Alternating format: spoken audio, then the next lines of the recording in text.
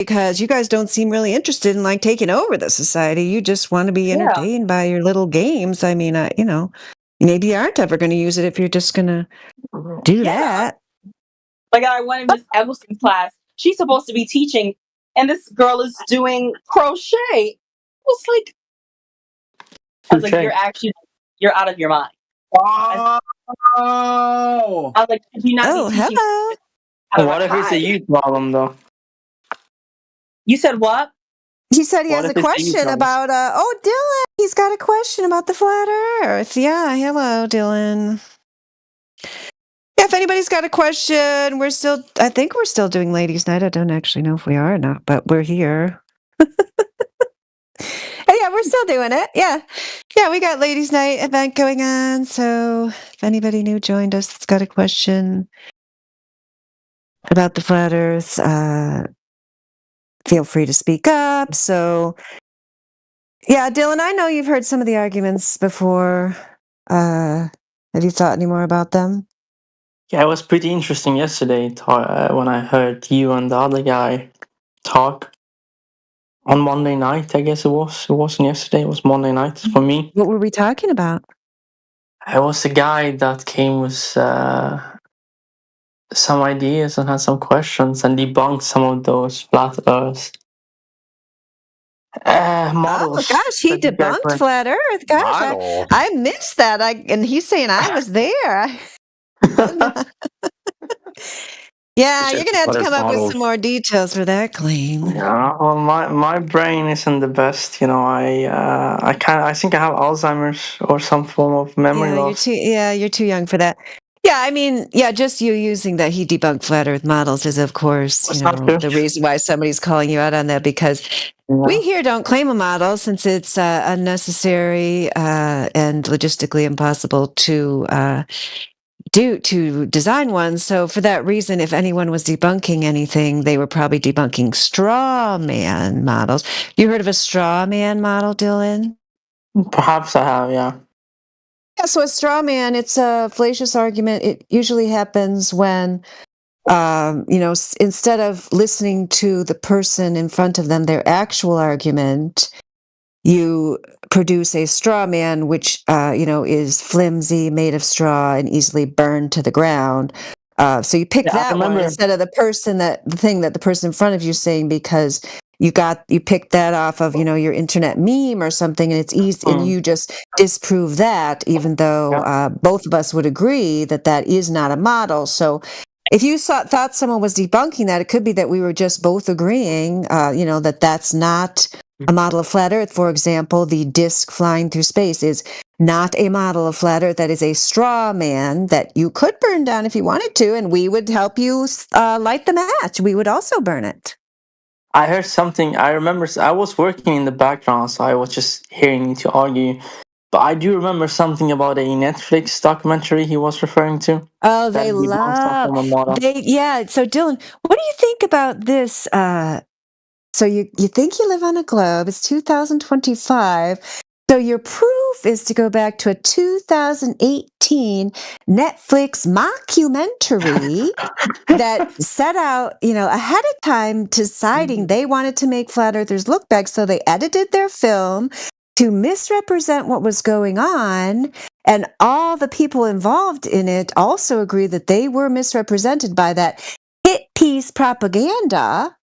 So if don't you think it's kind of weird that 7 years later, instead of having some conclusive proof of curvature of the globe, we're going back to watch a show on Netflix from 2018, clearly debunked many different ways, never a serious thing in the first place, not a documentary because it didn't give the people involved a chance to actually tell their story, which is what a documentary would do. It took their words, twisted them around, and then some of the participants themselves were questionable in their motives, since they were supposed to be using a laser, but the laser supposedly broke, so they ended up using a flashlight, not the original test they were going to set up. And then even the thing that they showed did not prove the curve. The flashlight thing didn't prove the curve because, it just didn't. The way that the light works, the individual holding the flashlight had to been 18 feet tall in order for it to make any claims about the globe model, which he indeed was not 18 feet tall. Therefore, no curve was demonstrated. So, yeah, he didn't debunk anything. He just brought up a propaganda piece from 2018. Next. There was some talk about some high school experiment as well. I recall. That hearing dude. in the Now I background. know exactly who you're talking about. That guy impressed you? Oh my gosh. Then he No. just ran away after we started calling him What are out. you doing? He ran away and you got pretty riled up. I've never seen you riled up like that. Oh yeah, I remember this now, Dylan. Yes, you were surprised that I was riled up. Yeah, it does happen on occasion. You've never done it, but other people do sometimes. That's true. Yeah, I never heard So you yeah, riled up like that. yeah, he was claiming, like, first he came in, I asked him for his proof of globe or curvature, and then he said, I'm going to go find some. I don't have any. Then 10 minutes later, he came back and claimed, yeah, that he did Jaren's fake demonstration in high school. Yeah, with the flashlight. Yeah.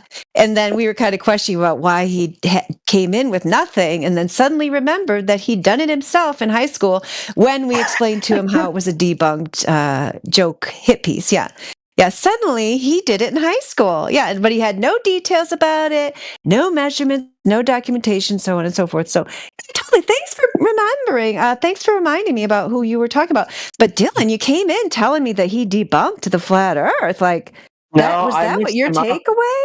No, I mixed him up with someone else because I was working in the background. I was pretty tired. I just wanted to get my editing done. So it was a good argument to have in the YouTube in the background. Or not argument. It was just a bit of drama. It just makes you work a bit faster when you're editing.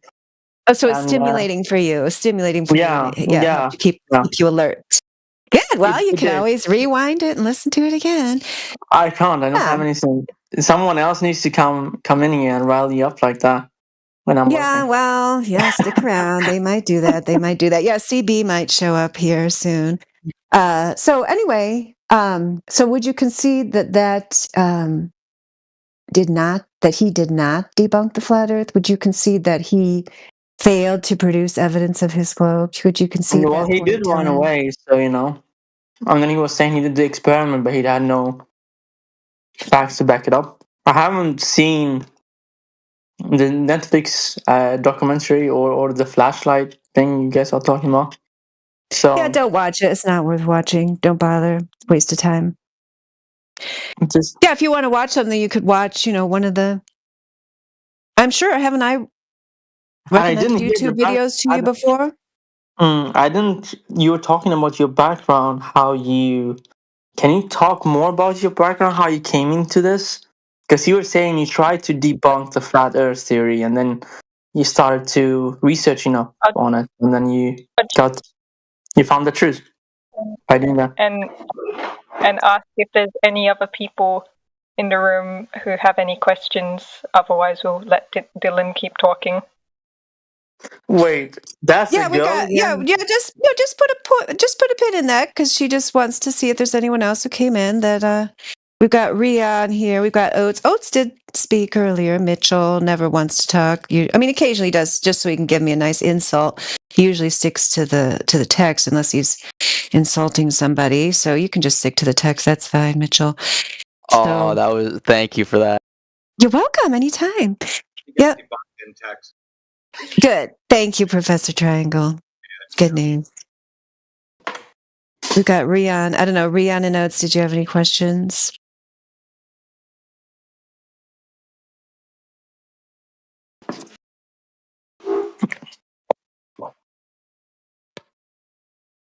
Just wanted to say that voice sounded very familiar of the other person. Mitchell, you like that voice? No, not Mitchell. Oh, you mean Stacy? Oh, yeah, you've talked to Stacy before. You've talked to her before. Yeah. Is that the girl that was talking like I said? He's talking like NPC. The NPC. Yeah. No offense, Stacy. Hope everything's well. No, I don't take offense. It's just like my brain can't picture you as a person. That's cool. Your brain probably can't picture the Earth as being flat either, but That was a good one. I give you that. That was a good one. Well, to be honest with you, Stacy, I'm just trying to enjoy life. I know that That's good. the older I get, the worse my body gets. I'm in a lot of pain. I try to manage the pain, but Speaking of it's bodies, what about the body of water? What are your thoughts on that? the body of water. Yeah, bodies of water. You were speaking What do you about mean? body, I'm segueing. Yeah, What do you does it mean with look flat? bodies of Does it water? look curved? Well, our bodies. Well, I've been told that I've A read that body our of bodies are water, like a 73. pond, sea, Yeah, ocean. When you yeah. look at a big You amount want of me to say it's water, flat? Yeah, it's flat. do you Is think that what you want it me to say? curves even if it appears flat? It appears flat. Yes. It appears flat, but do you believe it's flat, or do you believe it's curving, or do you even believe at all? If I believe if it's curving or not, well, a pawn is you have to scale it up, right? Because if you don't, if it's just a tiny pawn, you can't see any curvature. You have to scale it up. So if it's upon like 15 kilometers, that would be scaled enough for me to detect some curvature. 15? Yeah, but how high do you Yeah, have to 15. be though? I'd have to be pretty low to the surface, like within my 15? eyesight height, like No. Yeah. 1.6, 1.7. That would do it. Maybe even Yeah. a bit taller. But don't you think 15 is still too small? No, because you'd be able to detect some curvature drop. Mm. But you were I know the saying math. and that's good that you know the math. I don't doubt you on that. But you were saying you work with some aero thing But and you this ask is some pilots. irrelevant to my discussion. I But you work must have on the been Earth. in a plane. Haven't you been on a plane I've been with a on pilot? a plane of the Earth, yes. Yeah. Plane spelled Plain. Wait, no, Plane. Yeah, my spelling's right. Elane. I'm Yeah. speaking about the Earth. Stop. Stop trying to derail me. I'm not going to talk about the sky today. We're not talking about the sky and the birds. I can talk about birds and I can talk about clouds, but I'd rather focus on the Earth with you, Dylan, because you go in I circles. So I'm going to keep it very strict and based Casey, on when the I Earth was itself. I got you. I'm just gonna say this. I'm not trying to derail. When I was young, I thought you could jump on the clouds and land on them. Did you try? I couldn't try it. I couldn't go that high up. But I'm gonna do What about in fog? bodysuit jumping. When you have fog, you're basically in a low-lying cloud. Did you jump on the fog? I haven't went through a fog with my body. I have done it in a plane, but You not haven't? with my body. Have you never like walked around a valley? Sadly, no. Where I live is pretty plain. It's in Scandinavia. Plain, I'm no Italian curvature, just originally, plain. but huh? You said plain. I'm just Yeah, picking your yeah, words. yeah. The land I'm is pretty amusing plain, myself. meaning there's no high mountains where I live at the moment. But in Italy, you have the Alps, so yeah. But that was many years Have you ago. I was there. done any long distance observations with your mountains and Alps? Yeah, yeah. I'm planning to do not bungee jump. What's it called? A skydiving with a full bodysuit. So then I can maybe go on some clouds or through some clouds or fog and see if I can jump on them or if they can slow me down. Cool. Let us know how it goes. Yeah, I will see if I see some curvature. I don't think I will be able to. It's not Yeah, too you wouldn't far see it out. from that height. No, it's not so. It needs to be higher. Well, even Well, planetarium director Paul Larson says that if you're up at the height, the alleged height of the ISS, at 250 miles You in see constellation. altitude above the Earth, you have a range of about, he said, what, it was 1,400 miles or something like that. He said it would still look flat. So even Oh, at 250 miles above the mm. Earth, it still looks flat. Yeah. It does sound very interesting to go up there and see, not just curvature, but also to see if you can see all the stars that you see on the night sky, and different planet systems and stuff like that. Who said you couldn't see curvature from the Earth from the ISS? Of the Earth from the ISS? Jenna? Planetarium director Paul Larson. There's a video of it. Well, they're wrong. So you're gonna tell the planetarium director that he's wrong? Oh, I'd love to see that. Actually, Yeah. in real life, I would love for you to tell the planetarium director that he's wrong. That's hilarious. Yeah, I would. I'd tell it directly to his face. The ISS orbits at an altitude where curvature is readily visible. No, it's not. The ISS can only see about 3% of the Earth's surface. That's not true at all. Yeah, or something like that's just it is about 3% of the Earth's surface at a time. I promise you. I put that on my dead brother, bro. All right, put that on your dead brother. Do you have like something to back it up or something? If you put it on your dead brother or something, I need like something else but word of mouth, you know? Yeah, I'm sure she's got it. Yeah. Let me go get it, right? Planetarium director Paul Larson. I mean, you could be doing this as I'm giving you the information, but I guess that would just be too much work for you, huh? Yeah, and I'm a bit fuzzy, but I recalled the figures and I remember myself sort of like making a graphic to confirm the 3%, and it was like very similar to the 3%. So even I verified it, but I'd have to re-verify it because I'm fuzzy. Okay, so now we have a discussion going on here. So what does the sphere side, what do you guys say? Where's the data to back it up that you can see a curvature?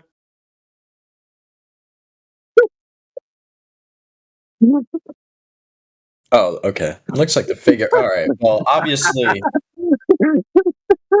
Who's the giggling goofball? Can you mute yourself? Nobody needs to hear Yeah, the you giggling. gigglers. Yeah, I don't know who it was. LLM got muted, but they weren't the giggler. LLM was trying to make a statement. I'll unmute them. Wait, why did I get muted just now? I think it was a mistake. I think they thought you were the giggler. You're not the giggler, right? No, I'm not giggling. Oh, I think Neil's the giggler. Oh yeah, I don't know if Neil knows he's hot miking, but yeah. Oh, what were you saying, LLM? Oh, nothing.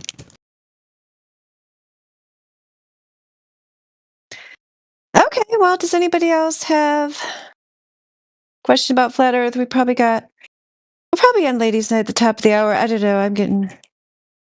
We've been here for almost 3 hours now. I'm getting kind of tired. What is ladies' night? That's what we're doing right now.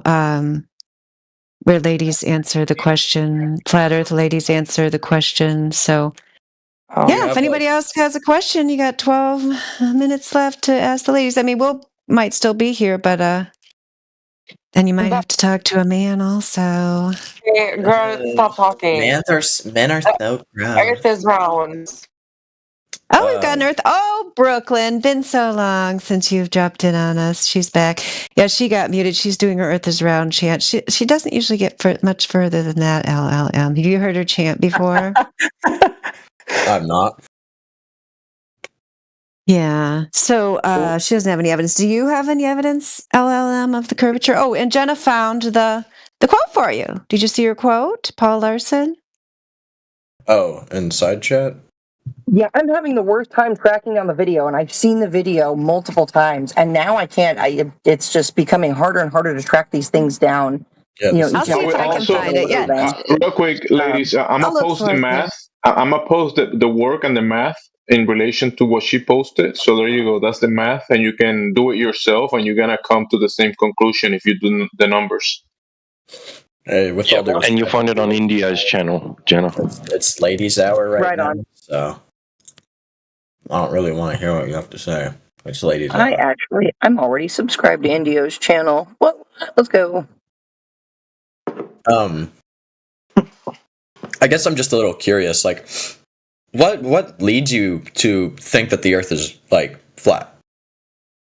I happen to know that large bodies of water rest flat and level on the surface, and that shit doesn't change over distance.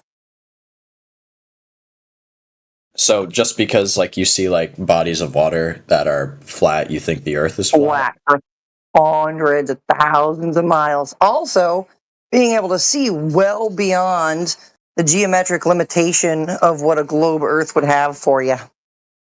Okay, so do you know? All right, so are you saying basically like your first point, like water finds its level? Of course. Like, okay, so do you know what the definition of level is? I'm not trying to get into semantics with you, but like whenever people say water finds its level, that is like a direct contradiction to the flat Earth. So yeah, no, it's not. Having no point higher than the other. On a globe, you'd have points of water that would be higher than the other. You'd have water hills. Okay, so level, that's not the definition of level. But level means a horizontal. Huh? Go look it up. There's definitely one of those definitions. Horizontal, the having force of no gravity. having no parts higher than another. Level. No, that's okay. That's not the definition of level. The definition. Okay, well, I don't know where you got your definition. You're wrong, but a horizontal plane or line. Okay, well, according to Oxford, the definition of level is a horizontal plane or line with respect to distance above or below a ground point, or equal distant from the center of gravity. So, like, so in other words, like so sea level, that would be the level below or above a given point. A line, a horizontal line, 90 degrees to vertical. Yeah, welcome to flat Earth. What? I think you're going on your own. Yeah, you're doing your own thing right now. Off on your own shit. I don't think you quite understand the language. I don't think you understand the language. Yeah, welcome around Earth. Yeah, a horizontal line. A horizontal line. Yeah, above or below a given point. Yeah, listen. Okay, I'm listening. What's the definition of horizontal? The definition of horizontal? Yep. Let me find it for you, don't worry. Okay, so it is parallel. I posted the definition for you. Go ahead and read it. And there's citation in it too. I don't see where you posted it. So horizontal means parallel to the plane of the horizon. I posted level for you. Yeah. Okay. Go ahead and read the level definition first. I don't think I'm talking to you, Professor, with all due respect, so you can go on and take your definitions elsewhere. But the definition of level in engineering, I'll read it since you don't want to do it in practical terms. Yeah, before you start, Jenna, just real quick. Yeah, you're not moderating here, so you don't get to decide like who says what and whatever. If we need a piece of information, someone's there giving it to us, we welcome that. So just keep the commentary to the side. Go ahead, Jenna. All right. Yeah. So, the definition of level in engineering and practical terms. Level refers to a surface or line that is perfectly horizontal, meaning it is perpendicular to the direction of pressure acting on a fluid at rest. Horizontal, right? That's flat, that's straight, that's 90 degrees to vertical. Such as air pressure. In practical use, a level surface is one where no point is higher or lower than another. Just like I told you, when measured along that surface. In tools and construction, a spirit level or laser level is used to determine or establish a true horizontal line or plane. Engineering definition: a level surface is one that is equidistant to all points from a reference point or line and lies perpendicular to the direction of pressure, commonly atmospheric pressure, at equilibrium. This is a horizontal equilibrium, flat. Scientific and practical citations. So you can go ahead and read the rest of that if you'd like. Do you know what that means? One sec. I also posted a screenshot from dictionary.com which just says exactly what you said first off. All right, cool. Jen, do you know what that means? Like, do you know what the words that you just read mean? Absolutely. That's what I'm asking you. Okay, why are you turning my question? What is that? Why are you turning my question to you onto me? So, like, what do you like? Okay, what does it mean? Explain it. Explain the definition you just read off. How does that support your argument? Are you shitting me right now? Horizontal? No, go ahead. Seriously. degrees? How does it support your argument? How does the Do definition you you not read know off the definition of? Okay, so now we need the definition of horizontal. Good lord. I'm not asking for more definitions. I'm asking how it supports your argument. Because you cannot have horizontals on a sphere, dude. That's why. Exactly. It supports my argument because you cannot have horizontal 90 degrees to vertical on a sphere. Good thing the Earth's not a sphere; it's an oblique spheroid. Oh yeah, sure. It doesn't matter. You still can't have 90 on it. Y'all don't know what y'all. Yeah, yeah. We already went through this earlier in the day. The difference between you might think that, but the difference between a perfect sphere and the WGS 84 model, the oblique sphere, it is a very, very tiny difference. So it's basically negligible in all of the situations that we're talking about.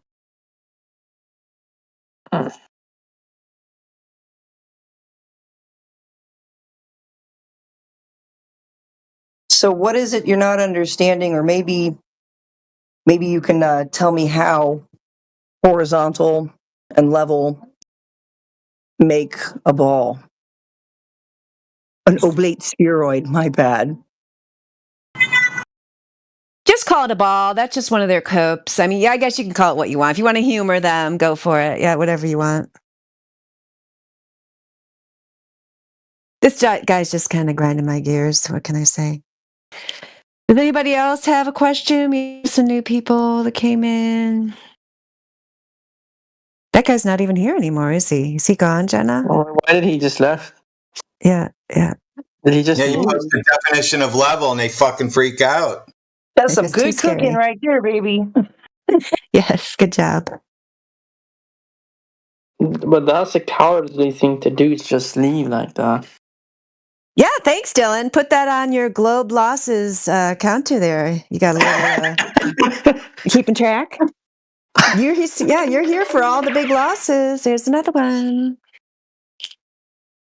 I see. Fuck. How's the weather over there? We have had no summers over here in Scandinavia. It's too cold. Dylan always wants to talk about everything but the globe and the lack of curvature. Do you notice that, ladies? Stacy knows. I don't know. Have you encountered Dylan before, Jenna? He's a special case. Wait, to be Jenna, fair, what is the name of the channel? Flat Earth 24/7. Oh, interesting. There's tons and tons of claims out there about Earth being a globe that goes around the sun, and yet none of them can be validated, verified, tested, demonstrated whatsoever. Yeah, but you don't hang out in the 24/7 Globe Earth channel. There's no curvature to measure. So what else would we name it? If it's not curving, then it's what? You'd name it the Not Globe channel. If it's not curving, then it's what? I can explain why it's named that. If we named it that, it would be boring. This way, it triggers you so much that you can't stay away from this room. Oh.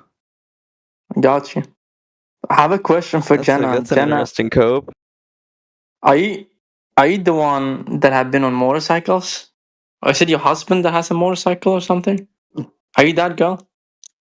I don't own a motorcycle, but I've been on many rides. I see. I think you posted some picture of a motorcycle or something, if I remember correctly. I don't think I did. You haven't? Then you're not someone else. I thought you are. So what is your what's the sticking points for you, Dylan? Even though you see these globe believers come in day after day, no real argument. You see us explain the measurements and so on. The flat Earth. Oh, you've got one? Oh, I'm sorry, Dylan. I mean, Dylan, you can answer my question, but somebody's got an argument. I can't wait to hear it. So just put a pin in that. I've given it many times. Oh, I don't think I ever heard it. Every time you get on the mic with me, you just start calling me weird names. Oh, no, I don't deal with. You got an I don't deal with arguing over voice. That's a waste of time. Well, Professor Triangle told me he already debunked your argument in text, but that's delusional thinking. Why don't you just put it in there again? Maybe I'll have time to look at it. But Okay. if you don't want to argue in the voice, I mean, it makes it difficult, especially when we're having a show with voice here. Like, it's hard for us to sit there and read your stuff. I don't think so. I don't think that happened. I don't recall it happening. What are you talking about, dude? All right. I have no idea. I have no idea what he's talking about. But yeah, there's a show going on. We are live and on the air. Welcome to 24/7 Flat Earth Live, the best place on Earth to talk about the Earth. Now, that doesn't mean talking about the sky. Yes, it's I mean, maybe that's what he didn't understand, that we're having an event here. Yeah, it's ladies' night. Maybe Mitchell didn't know that. I don't know. But anyway, Dylan, what's the sticking point for you keeping you on the globe? It is interesting to hear both sides of the argument. I think I have asked the thing before about the sun's position and the daytime, and also the seasons. So, like, I've seen Mitchell spam this argument before. It's so ridiculous. It has been debunked like so many times. Yeah, I want to hear it. No, yeah, it's absurd. Yeah, he doesn't want to read it. I'm not going to read it for him. Go read it in the chat there. You can read it for him if you want. I mean, you seem to be advocating for it. Go ahead and read it. It's a bunch of nonsense. So it's one of the straw man arguments about the flat Earth, where they have their imaginary idea of flat Earth. They assign it to us, and then say that we have to stick to their claims about the flat Earth in our explanations. And he's tried to say the sun would be above you all the time if the Earth was flat. It's absurd. That's an example of a straw man, like we were talking about earlier. None of us, that is not true. The sun can move and go outside of your range of vision just as it does on a flat Earth. That is not an argument. It's a very bad argument. He's spammed this a ton of times, and he's still spamming it. It's outrageous. I have a question. Yeah, go for it. So I always hear you guys say we like attribute a model to you guys, but like I've never seen you guys attribute a model to your like selves. Like, you guys never gave us a model, so we just have to kind of guess when you guys like mean by flat Earth. So like, we just kind of guess. I'll give you a rundown of flat Earth with an analogy. So we've been told that like this mystical idea of Santa exists, flying on his sleigh all around the world. You know, so then a person who debates the idea that Santa exists, then the people who love Santa and are like, no, I get presents from Santa, I love Santa, then they end up slapping the label onto these people who dispute Santa's existence as being anti-Santaers. And so I make the analogy of a flat earther as essentially being the same label as an anti-Santerer, because we're not upholding the claim that the Earth's a globe, we're not upholding the claim that Santa like flies on his sled. And so we end up getting a label just because we dispute the actual claim. So that's why we don't have a model, because we don't have our own anti-Santa model. So it's more, you guys just don't, you just refute that there's a globe, but you don't actually believe that the Earth is flat. No, that's demonstrable. Oates, there's really good reason for why we don't believe that Earth is a globe. You see, once upon a time, everybody in here believed that Earth is a globe until coming to know that it's not. But what happened?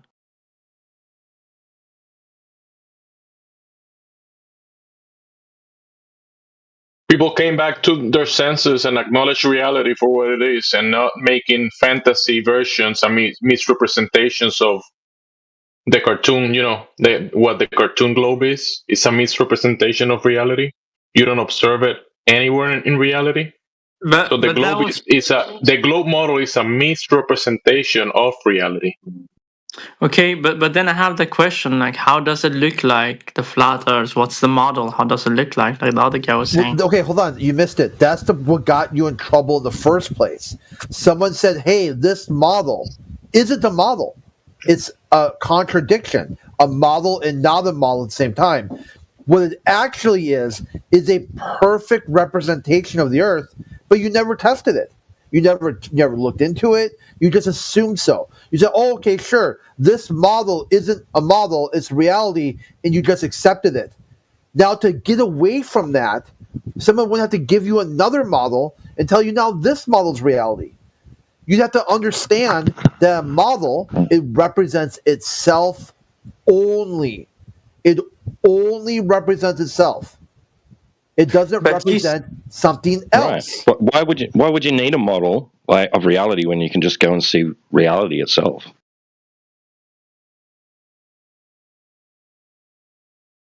Yep, that's a good way to put it. Yep. So, the flat earth is just the earth you actually experience when you go outside, walk around, get in a boat.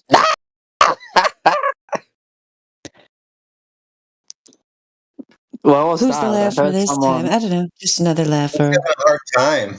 So you see the breaking news? Close to 2,000 senior NASA officials are preparing to resign. Nice. Sounds good to me.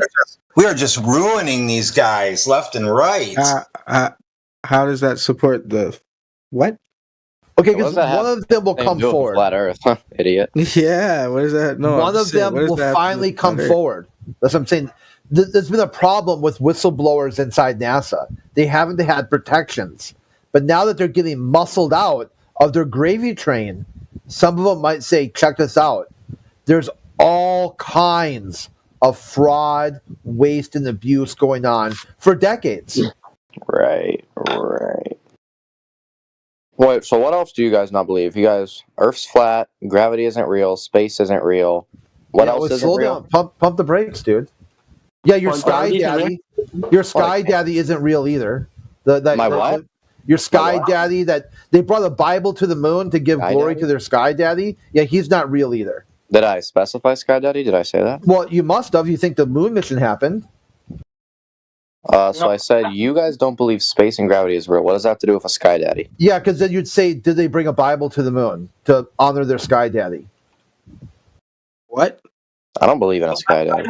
Okay, well, there we go. So now we agree. We found something we agree on. Their Sky Daddy doesn't exist. That is something you or you. What do you mean it doesn't exist? I have been skydiving, and why? If you don't believe in gravity, what's keeping me down? If I go up there, actually, I do have a question. Wait, if gravity isn't real, what is keeping us down? Your Sky Daddy. What's a Sky Daddy?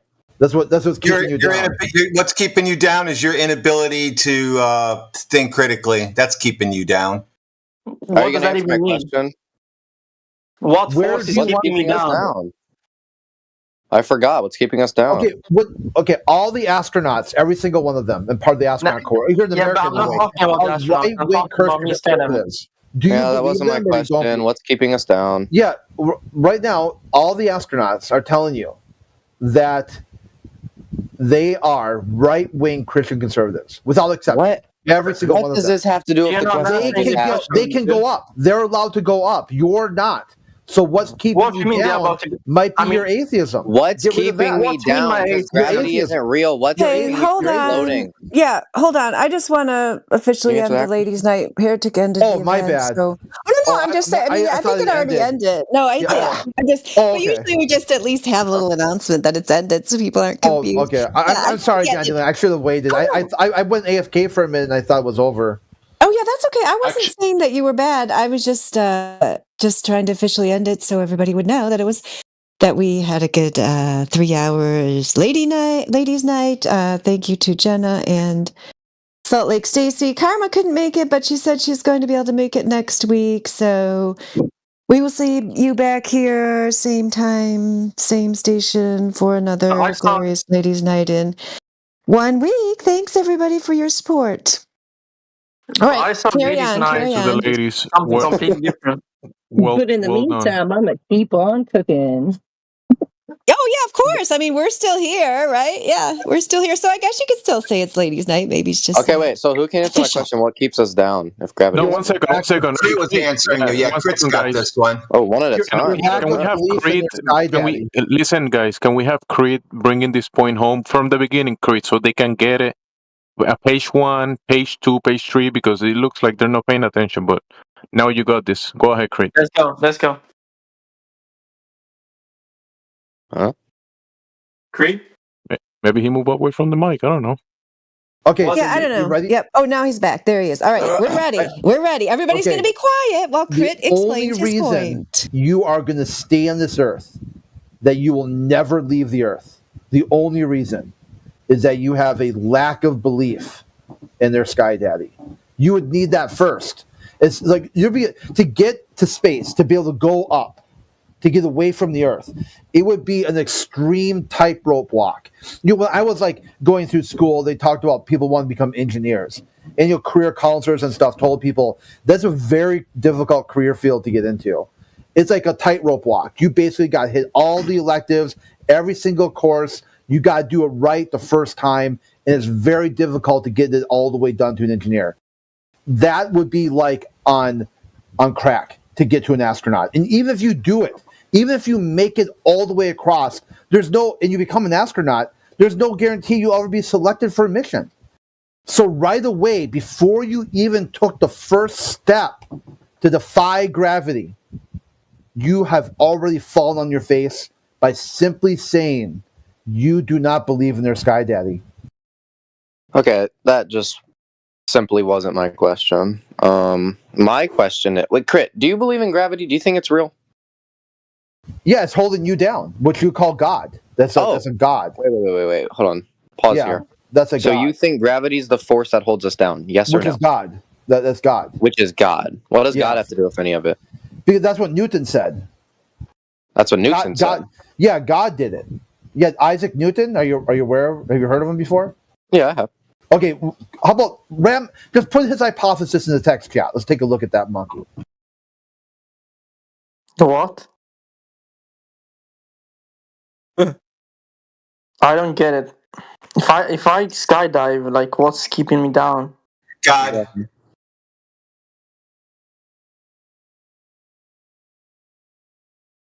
I don't know what God has to do someone with that. send the thing where Newton said God keeps us down, please. Yeah, that's what I'm trying to say. Like, what? I've never heard Newton say that. Yeah, I've never heard that. Yeah, go get his hypothesis. Send it in the chat. Send it in the chat. Yeah, you go get his hypothesis. But I have to go get it? No, you get it. You're the one that knows it correctly, so send it in the chat. You should have it, right? No, it's for you to do. This is for it's for me to do. Yeah, because your idea. Do you not have it or something, or no? The idea is that if you teach a man to fish, you feed him for a whole lifetime, his whole life. If I just go and get the hypothesis for you, you might just not even want to do anything with it. It might be a complete waste of my time. I want to. If you do it, it would only feed you for 2 days. I want to see where Newton said God keeps us down. Show me. Go ahead. Go look into it. Go look in. Where do I look? Where do I look? Look at his book. Where do I look? Got a book called the Principia, or however you pronounce it. Just go in there and just flip it open and read it and get the hypothesis. That's it. I have a quick question.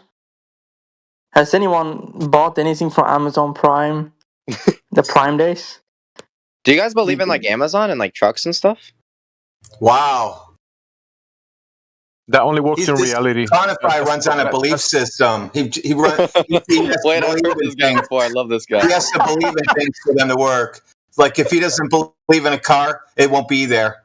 That's right. Don't you think Amazon is like Santa Claus? Newton believing that God is the cause of gravity. That makes zero sense. I've actually never heard that before. He just but he attributed. Confused with that. Most believe in gravity, so I'm wondering what holds it down, and then all of a sudden God does? That doesn't make any sense. We can't even prove if God's real, can we? No, we can't. Yeah, did you say that you believe in gravity? Did you say you did that? You believed in it? Yes, because what else would be holding us down? Because God does. So Isaac Newton said... Oh, God, here we go again. The ultimately, where gravity comes from is God. And comes from God of the Bible. Okay. And he show me where he says that. Go ahead. Show me the money. Show me where he says that. Because you guys are so good. You guys want proof all the time. Like, oh, where's the curve? Where's the curve? Where does Isaac Newton say that? Go ahead. I'll wait. Yeah, go ahead. You can wait. Oh, you're not All going we to show ever me? ask is Where's my proof proof? of the curve. Where's my All proof? we ever ask is proof of the curve, and you guys want proof of 7,000 different things. That has nothing to do No, with but the it. I just question want was proof about of one gravity. thing, not 7,000. You're a little off on that. Sorry. I was saying that I'm skydiving, and he was saying gravity doesn't exist, and I was saying like what keeps me down when I jump out of that plane. And then somehow it's God, but he doesn't have all you gotta do is put your Newton hat on, and they could say, "Hey, how does that work?" And he'd say, "God." Okay, so you say it's God. Okay, go ahead. Show me where he says that. I'm still waiting. Come on. What are you doing? Okay, here it is from his book. The most beautiful system of the sun, planets, and comets could only proceed with the counsel of a dominion of an intelligent and powerful being. And then later on identified it as God of the Bible. So there you go. So this is the gravity you're talking about that can only happen from God of the Bible. So if you lack belief, there's no way for you to defy the creation with your own hubris. You're done, son. Let me read this one. I'm reading.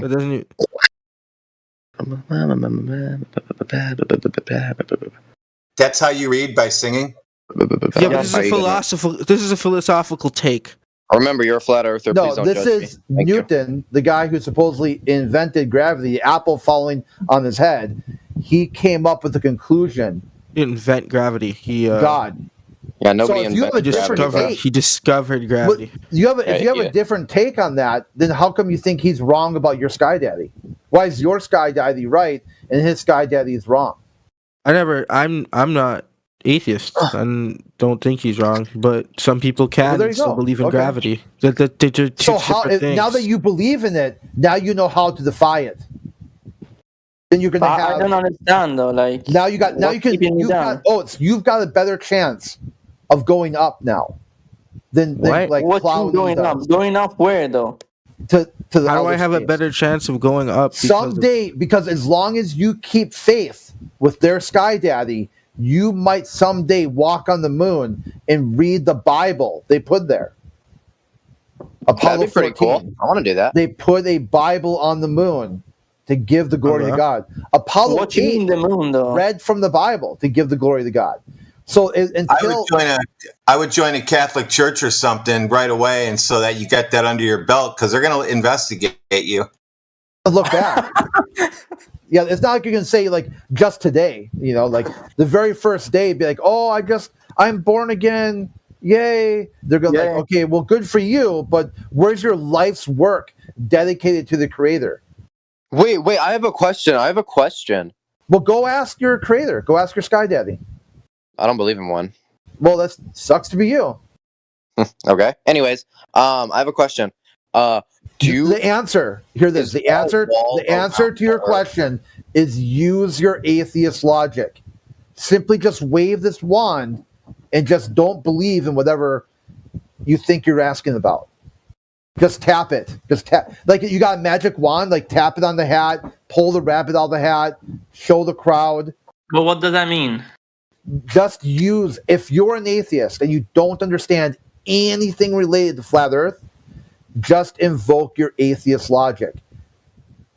What? A lack of belief in Sky Daddies, a lack of belief in models, a lack of belief in state-sponsored religion, a lack of belief in people who claim supernatural counsel, like the Apollo astronauts. Just invoke your lack of belief, as you said so earlier, right at the end of Ladies' Night. You say, hey, flat earthers, hey there, fellow flat earthers, what else do you lack belief in? You've got your answer. I think I laid there for a second. Okay, you've got your answer, and you've got your own framework to use, your own epistemology. You don't need anything from this channel now. You've got what you need to answer your own questions. You either slap a belief sticker on it, or you slap a disbelief sticker on it. That's all you need to do. You're like an orc in Warhammer 40k. That's it. That's the full story. And you don't need anything else from anyone here. If you want to know what people are coming from, how about that? How about try again and maybe ask some good faith questions? Like, how is the surface of the earth observably, measurably, and practically used as flat. Why are you a flat earther? How did you come to this conclusion? Instead of asking me about topics that you can't even define, you don't know what they are, and ultimately at the end of the day, you don't believe it anyway, there's really no point. So just take your epistemology and answer your own question with your own worldview. You don't need anything from me or anyone else here. Okay, I have a question. Okay. You ready? This is for Crit specifically. Same answer. I got the same answer. Exactly the same answer. I haven't even said the question yet. Yeah, I already know. I already know what you're going to ask. Yeah, something to do with belief. It's got something to do with belief, and just use whatever answer you need for what any purpose you need it for. That's wrong. I have a question. So since the Earth is flat, correct? Correct. So how about this? Let's break it down. Oh, here if Q or if P, then P or not P if P.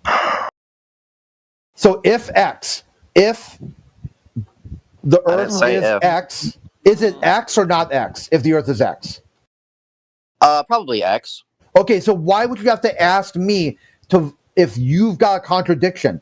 I already know. Same answer. I know you've got a contradiction. So when you tell me if the Earth is flat, I know right from the start you're going to contradict yourself. It's what you do. You are a walking, talking contradiction. Glory, just an absolute glory of the information age. Marked by complete and utter confusion, misinformation, disinformation. You can't even say if this is what it is, it's actually not what it is at the same time. Guys, I have a question. Once you've muted about your question, hey, I'm gonna reply to your question. I'm gonna we gotta clarify something in your question. When you ask and use the term "if the Earth is flat," when you say flat, what are you picturing that flat is? What are you picturing in your mind? What do you see when you say it's if flat? the Earth is Have you ever seen like a piece of paper? It's like flat, like a disc, maybe. Not sure. So you're asking us if the Earth is a piece of paper, then you're creating this thing. And does that make any sense to you in your worldview? Does that thing that you made in your head, does that make any sense? Okay, well here's the thing. I don't know if the Earth's flat, so I have to say if. Okay, so when you say if the Earth is flat, you're conjuring something in your imagination and asking us about whatever you have in your head. Is there an ice wall?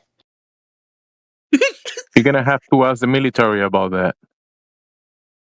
How so?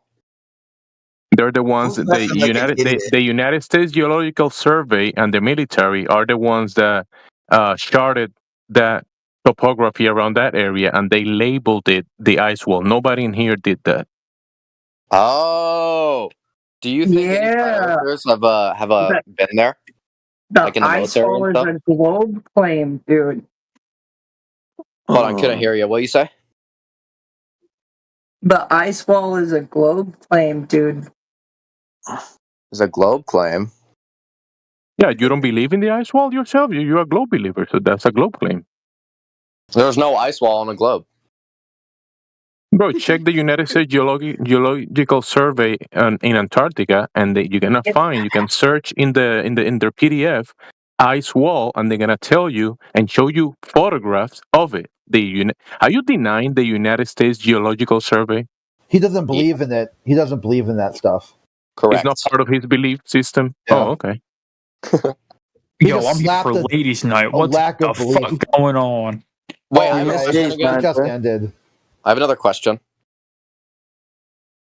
Let's see who answers this one. Is it in relation to the imaginary? Is it in relation to the imaginary thing that you have in your head, or is it in relation to reality? Reality.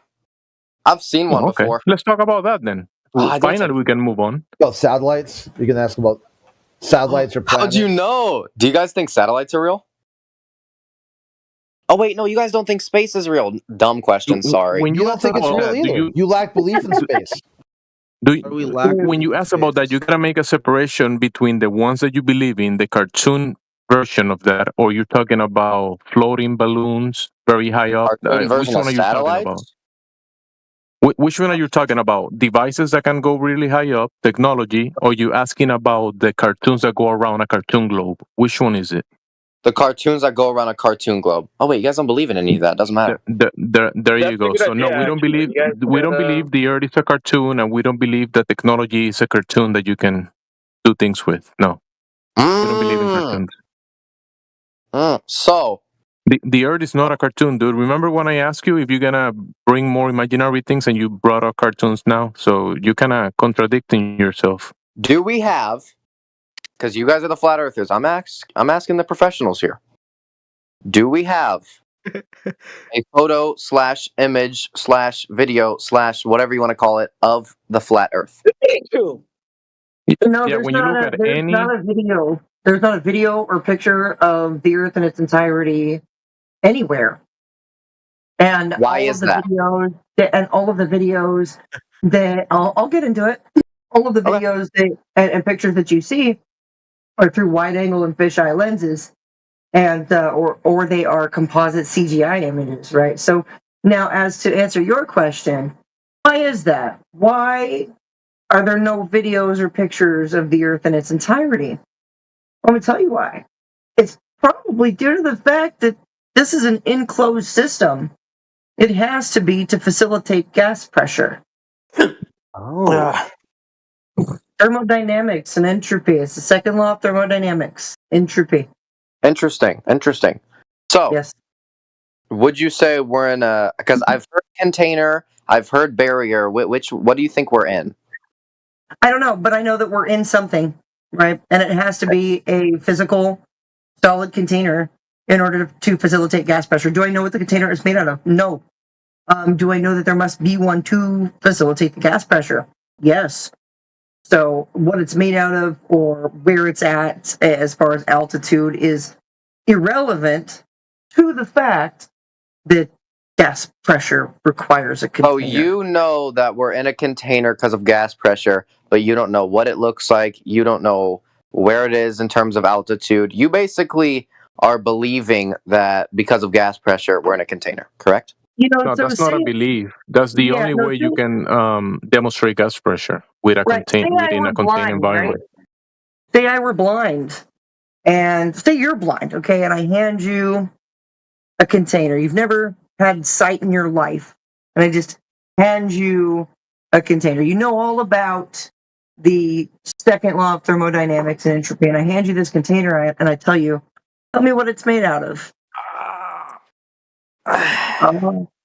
You're not going to be able to do it, right? Because you can't see it. You can't get to it. What if you're blind and I set a container in front of you? What if I just set you inside of something and I said, okay, tell me what it's made of? Wait, so you can't see it from the inside of Earth. Is that what you're saying? It's invisible to us. Is that what you're saying? I don't know what it is. You don't know what it is. Does anybody know? That's the point. I don't know what the container is, right? I know that there must be. I know there must be one. No, nobody knows. That's your answer. That's it. We don't have to go on for like 10 minutes telling you that we don't know. Nobody knows. Thank you. Really? Really? How do you know it's there? Let's get back to the ground. Gas pressure. Oh my gosh! Keep going in circles.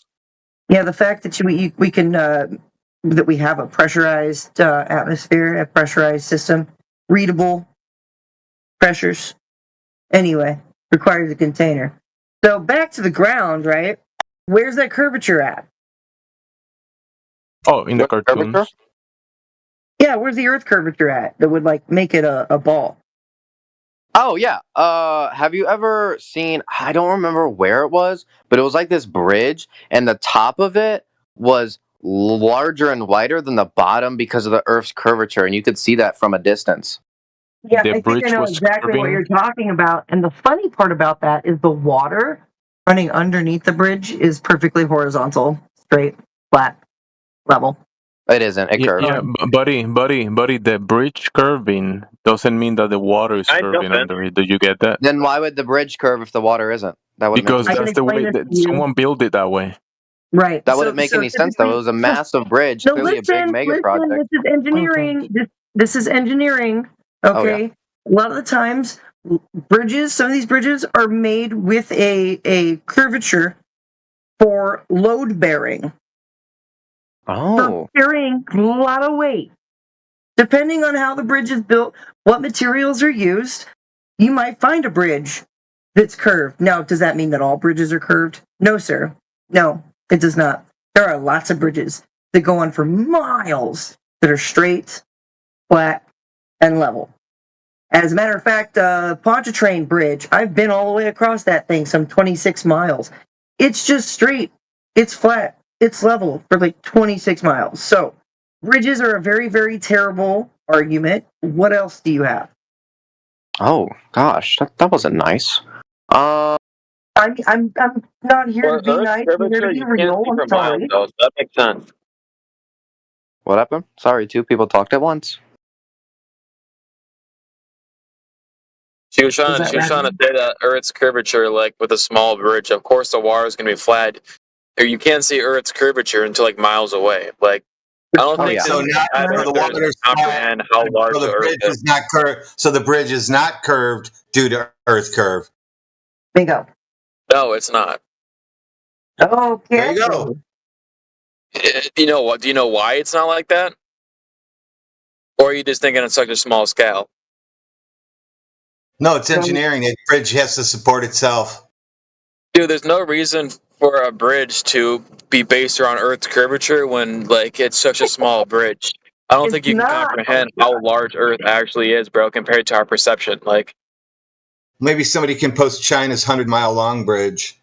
Oh, that one. Wait, he said you guys. Hey, listen. He said you guys don't comprehend how big the Earth is. Can you tell us how big it is? Go ahead.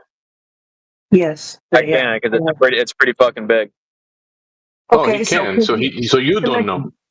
We can. Pretty fucking. You're telling me with your own eyes you can see majority of the Earth. Is that what you're trying to say? No, we're asking you how big the Earth is. Pretty fucking big. It's very vague. That sounds like a language barrier. That's the thing with you flat earthers. You think based on what you can see is what it is. Your perception, and even if you look out of the ocean, like you're seeing such a small spot of the Earth, you're not gonna see the Earth's curvature from just you're using your eyes and shit. Exactly, bro. So when do you see it? Yeah, that is your issue, dude. The issue is the contrary of that. You saying it's there because it's not. Listen, you're saying that it's curved. You listen to your hello. You're saying that it is curving because it's not curving. That's what you're saying. That's not at all what I said. No. Yeah, that's not. If you listen to what I'm saying and comprehend what I'm saying, you might be able to understand what I'm saying. I posted the 102-mile bridge with no Earth curve measured when they built it. Yeah, but look at that though. Like the photo you're sending is from a straight point of view. Like that is a terrible point of view to be looking from. Like what? That is such a small scale photo. Look at that, bro. Look. It's a straight point of view, bro. That means it's curved, bro. Come on, it's straight, but it's curved. You're not gonna see the Earth's curvature from that point of view. Like, bro, what are you talking about? Like, look at the photo you're just sent. Like, what? Yeah, you flat earthers need to have a curved. I'll give you guys a science experiment. You can prove that the Earth is flat based on your own experiment. Okay. Wrong.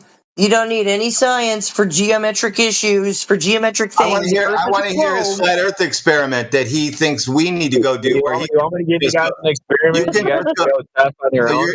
So you're going to let me finish, or you just talk right through me? Yeah, go ahead. So you're going to give us a flat Earth experiment that you want us to do that you can do also, right? Correct. Yeah. So go ahead and do that and give us the results. Well, no, because you guys wouldn't believe me if I did it. You guys got to go out and do it yourself to prove yourself wrong.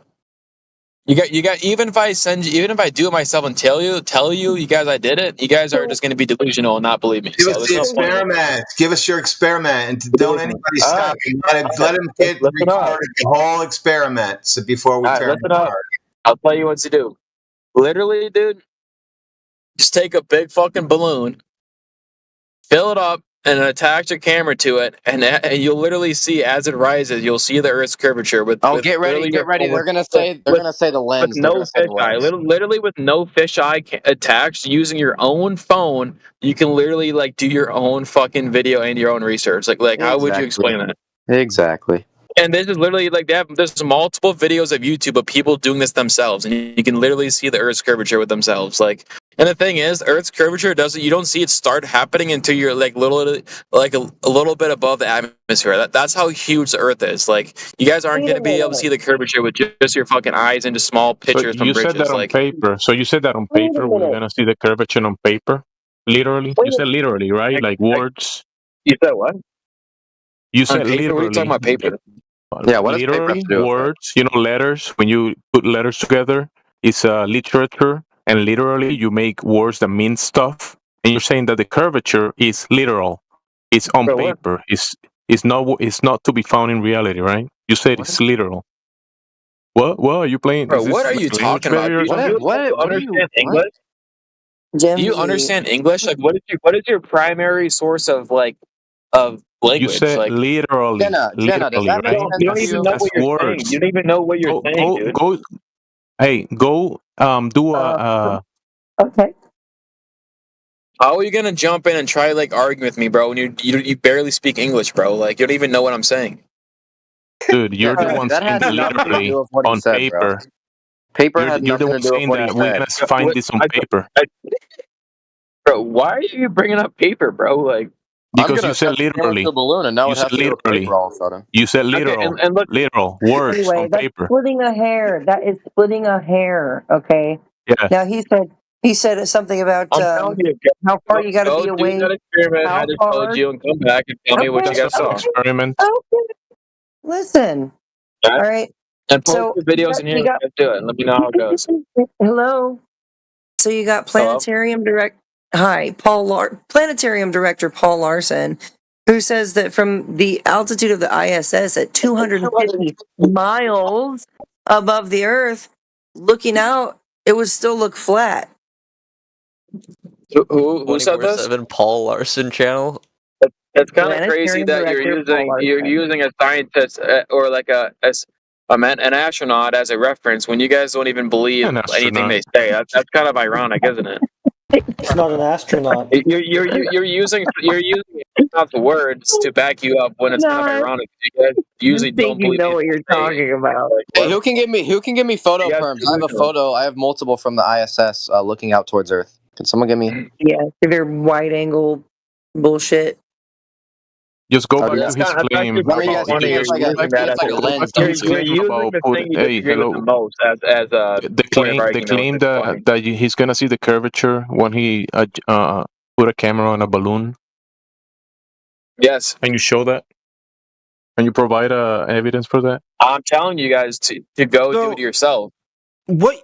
Well, that has been You guys, done, and it doesn't show asked for these curvature. experiments. If I show you my video on my phone, you're not going to believe it because you guys are delusional. You guys have to go do Because it yourself. you're not taking into account all the variables. You listen. You're not taking into account research, or you guys just make up the shit in your head. How many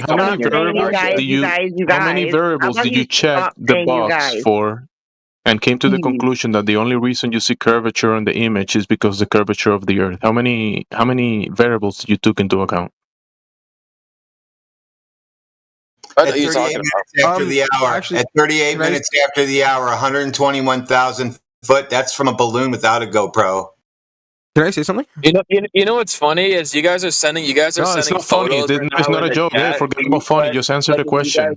Answer the question. How many variables did you took into account before coming to the conclusion that the reason you see the curvature on the image is because of curvature? Did you took any other variables into account? Any other? What are you talking about? Is this like a language barrier or something? Variables like literally don't mean shit, bro. When it's literally like video proof, like there's no you didn't took into account anything else, and you said that the only reason you see curvature is because the Earth is curving. That's the only reason. Wait, what? That's not what I said. Wait. The reason why there's Earth's curvature, bro, and the reason why Earth is round is because of gravity. Oh shit! In the image, in the high altitude balloon. How do you put photos in here? Yeah, no, but that video, that drone going up on that bridge, kind of proves that the Earth is like curved. I don't understand what you guys are showing there. Like, why? The higher it goes up, the farther you see of the bridge. Oh gosh. Why is that? What do you mean? Oh gosh. Have you ever heard of lens distortion?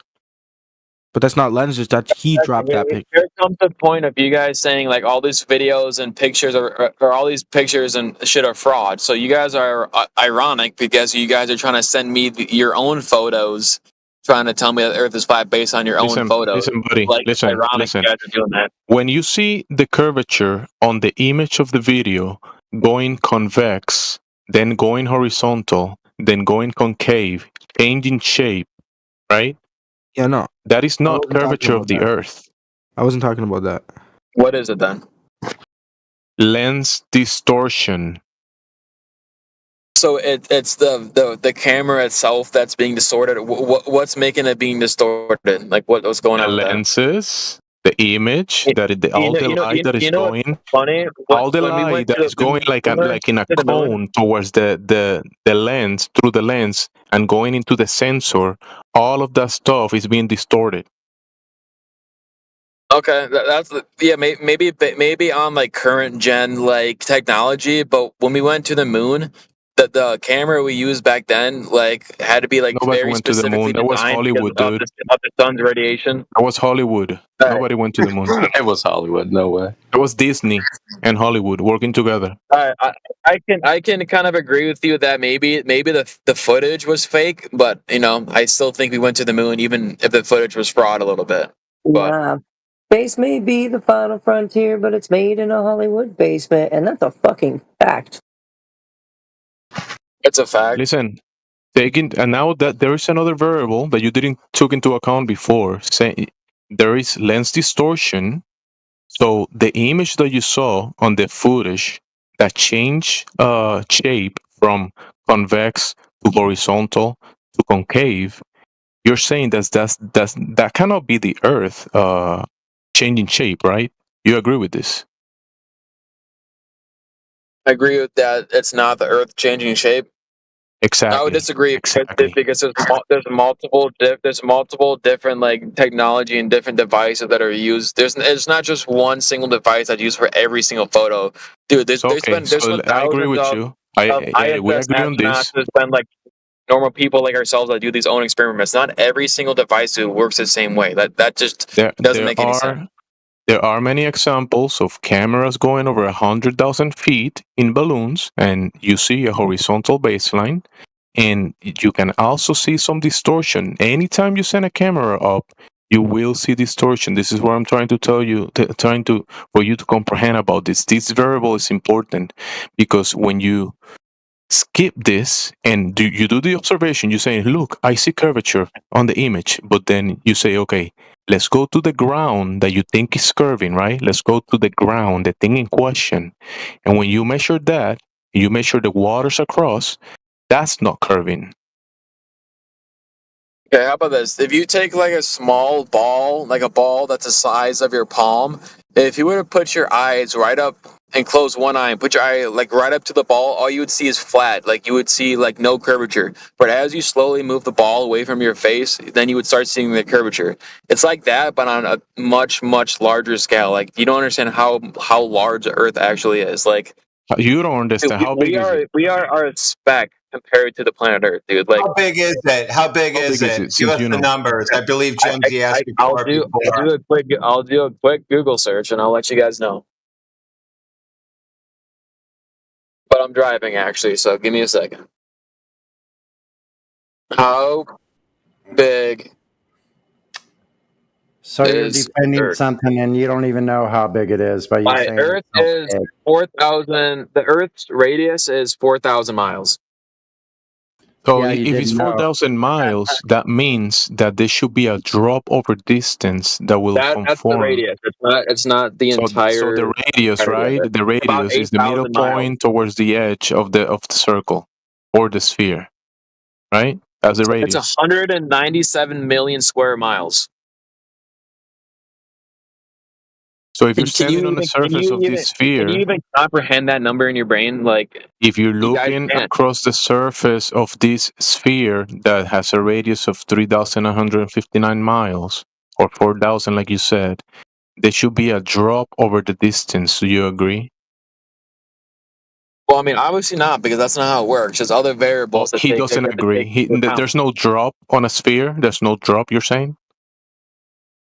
No, there is. There is curvature. That's why Earth is yeah. So if you do the math, it's not a drop. It's not a drop. It's curvature. Drop and curvature. Okay, there'll be a curve. There is a curve, right? Yeah. So that curve will be visible 8 inches per mile square. Visible is probably not to the naked eye. No. Okay, not to the naked eye. So at 10 miles, what is it? 66 feet to be dropping? Do you think people can measure 66 feet? I would maybe assume so. I don't know how that works. People can definitely measure 66 feet, right? Oh yeah, I guess so. Okay, so when it's not dropping 66 feet at 10 miles, if the drop is not there, if you continue to measure and observe, that you can see beyond that point that it should be dropping, comforting to the sphere. So the drop is not there. If the drop is not there, that means that the curvature is not there. You get it? I don't understand what you're saying here. So anybody else can try. The size of the whole Earth is 24,901 miles, or 40,000 kilometers. What are you talking about, dude? Dude, okay, so there's like a scale in he doesn't even understand what he's reading, Jenna. Oh my God. He doesn't even understand the numbers he's reading. How big is it? I don't think you understand what I just said. So how wide? The moon has a width to it. How big is Earth?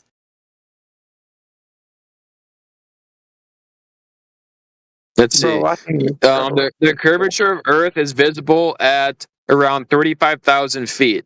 Nothing.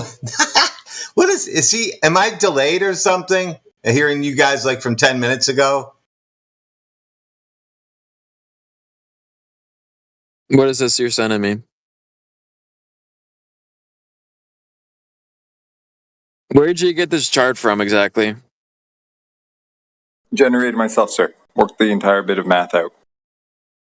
Have any? You did this yourself. Right. So if you have, so check this out, right? So if you have, I'm not a fucking scientist, bro. I can't read that shit. I'm retarded, right? Okay, so you are retarded. Okay, thank you. No, listen, he's thinking about it. He said he's driving. Can you try to put it in words so he can visualize it? Maybe? I just parked. Okay, so Mick is gonna help you to try to come to your senses about this, because this is just geometry and it should be pretty simple stuff. Hopefully you get it. I mean, I can read you this bit out. Lower altitudes from ground level, the Earth's curvature is subtle, but can be observed as ships appear to sink hull first over the horizon. And from high vantage points, like buildings or mountains, especially with binoculars. How would you guys explain that? So that's all great and fine, right? But try not to tangent off to the main point, right? So you say you didn't understand. What question do you have about what I posted?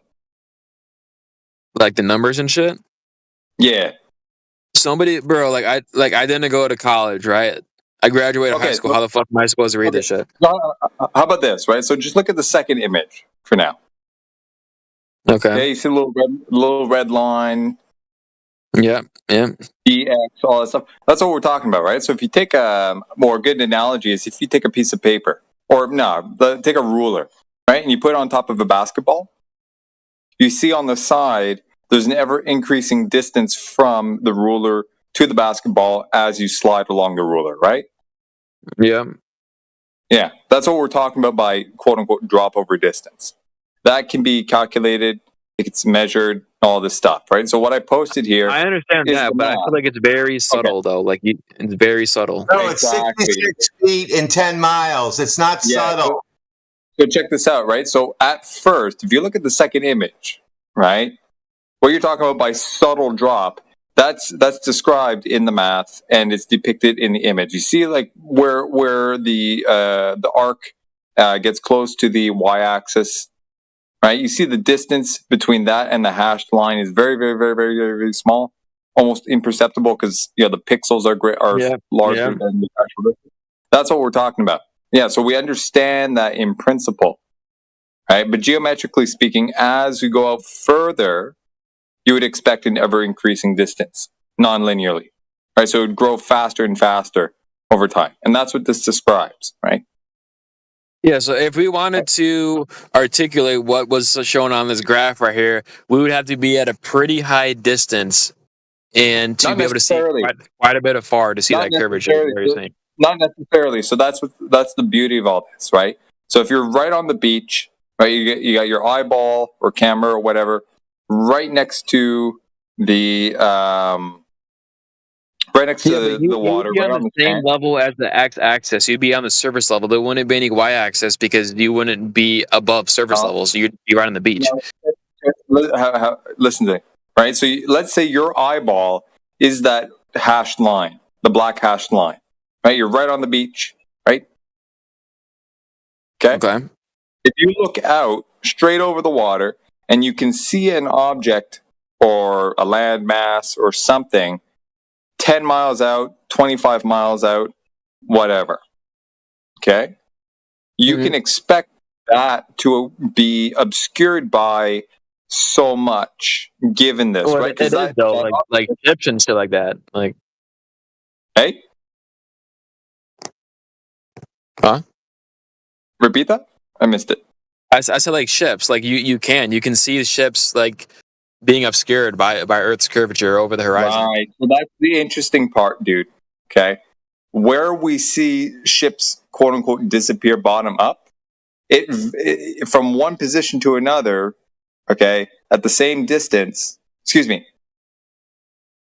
from the same ship at the same distance from the same position of the observer and all that stuff from day to day, what we see actually differs, indicating that it's not actually the physical obstruction. It may be something else. Do you think it's light doing some funky stuff because of the conditions of the weather, for example. But the whole only point reason why anything exists is because of light. Like without light, we wouldn't be able to see or observe anything. Thank you, Einstein. So the problem here is for you to assert that it is for sure the curvature of the Earth is actually a false statement because you can't actually conclude it from that. So what I provided here is basically a baseline to compare what you do see to, okay? And if it doesn't match up with it, then there must be some other explanation. But the whole point here is to really say that this is what we can expect. If we don't see it, it must be something else, okay? But people run around saying, oh, well, we see it, therefore it must be true because the ship, cut off from the bottom. But the problem is it cuts off from the bottom at differing amounts at the same distance, okay? And sometimes it actually reveals itself at a distance that we otherwise saw it, or that we saw it prior actually having been cut off. So it's not a valid argument. Okay. All I'm saying here, don't want to throw too much at you, but it's not. It's inconclusive. It's suggestive, right? And that's cool. You can continue with that, but the problem here is most of the time people stack on suggestive statements with other suggestive statements and misconstrue them as conclusive.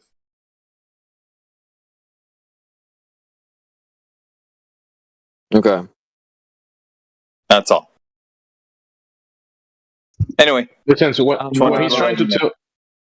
So what he's trying to tell you, remember, when you let's say you do the observation that you saw a boat going away from your view, and it looks like it's dropping from the bottom, and the water is covering from the bottom, right? The conclusion that it is the curvature of the Earth, that's not conclusive, because you haven't you didn't took other variables into account to be able to determine that the only reason you're doing this observation it's because of the curvature. Because like he said, some days you're gonna see the boat going beyond your view at a certain distance. Another day it's a different distance. Another day is beyond that distance. And the globe will be a geometrical shape that it will have to be happening at a specific distance. Let me ask the guy. The guy that sent me the first chart is that chart based off of like measurements off the Earth? No, current. No. So this takes the stated radius. Okay, so basically, in a nutshell, this is from a paper I'm throwing together where I'm deriving all this stuff that we talk about, from base principles. You made those numbers yourself. I didn't. I made the chart, yeah, but it all stems from the stated radius. Yeah, but what you did the calculations of Earth's curvature, and that's what you came up with? Yeah. So basically, this paper is taking the Earth's radius, stated radius of 3,959, and I derived the parabolic approximation from that using some calculus and shit like that.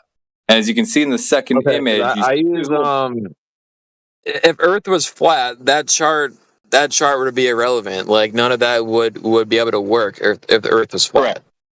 Correct. So this is my argument in favor of the Earth being level and flat and shit like that, because real world observations do not adhere to what we would expect if it were curved, and these are basically mapping out of what we would expect if it was curved. So you're saying, yeah, that chart is based off of if the Earth is round, but you're saying those numbers don't equate to actual experiments, therefore the Earth is not round, is what you're saying. Correct.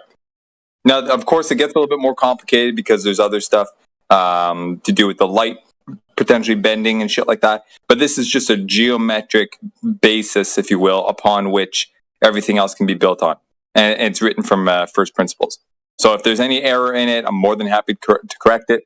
Still a work in progress. Well, I plugged it into ChatGPT and I'm seeing what it's saying.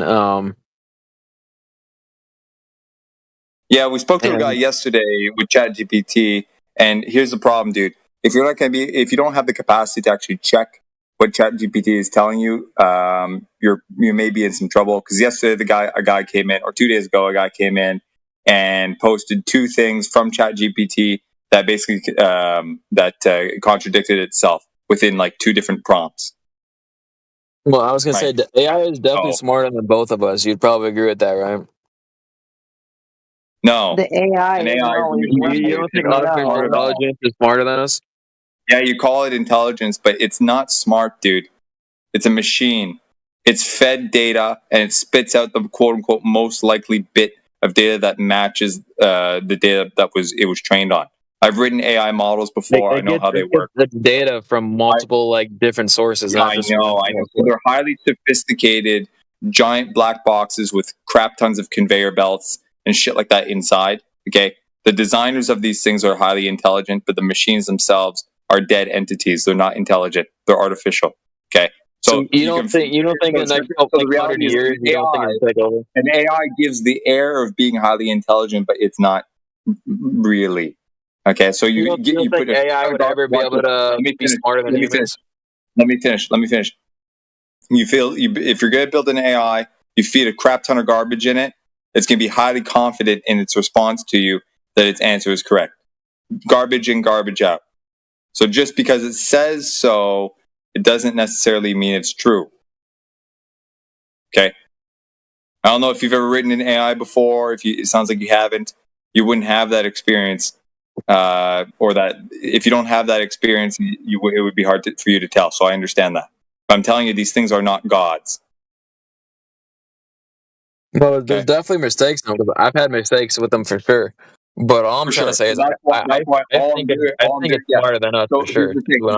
Here's the thing. By all means, prompt it, see what it gives you, and we can talk about it. But if you're so highly confident in its results without having actually checked it yourself, well, it will be checked amongst others who are willing to. So be prepared for that. That's all I'm saying. I'll do some research. I just got home from work, so I'll do some research, and I'll swing back in there and I'll prove you guys wrong. How about that? Come back anytime, man. Good luck. Yeah, I'll be back.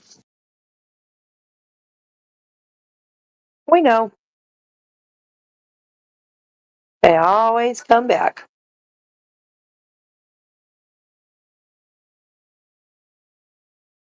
Hello?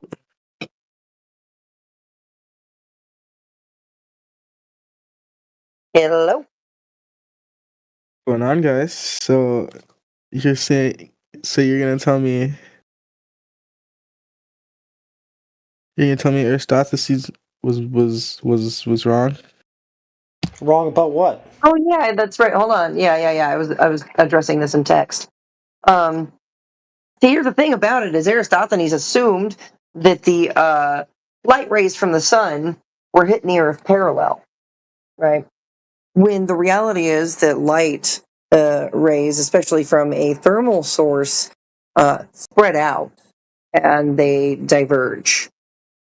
So the only way his whole sticks and shadows would work, given the fact that light spreads out, would be if the Earth were flat. So there were two assumptions made. Assumption one, that the sun's rays come in parallel. Assumption two, that the Earth must be a globe in order for the shadow lengths to be so different. I was going to say, it also doesn't help that they were measuring, or he was measuring flat baselines with those sticks and shadows. Correct. Yep.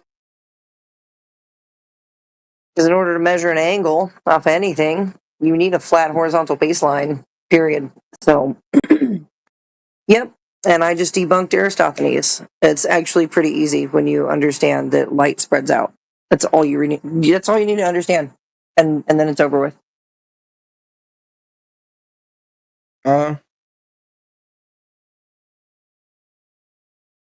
Did you just say, huh? Yeah, because yeah, no, that I don't understand, because you're saying he assumed that light, but I don't think he assumed light hit it at a parallel. Like, what do you mean? Like, you're saying he hit it? Like, you're saying he didn't assume that? Yeah, he did. I'm gonna drop it in text. I'm a little depiction of why he thought that Earth was a ball. How he could see sticks and shadows because he assumed that the rays from the sun are parallel. And, yeah, but they are practically they are practically parallel. Yep. No, they're not. They are not. not. At Earth, when reaching the distance of Earth, yes. No, they're not. Light rays spread out. You can look this up. It's very, very simple. Yeah, no. So here it is, and there you go. Description. Okay, go ahead.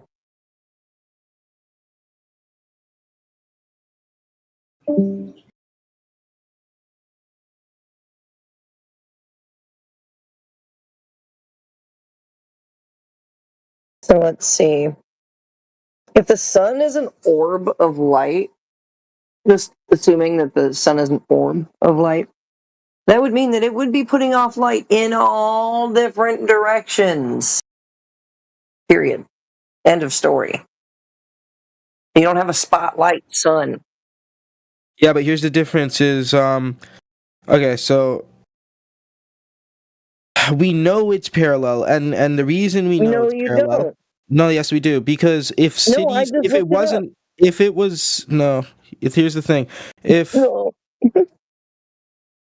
what? Go ahead.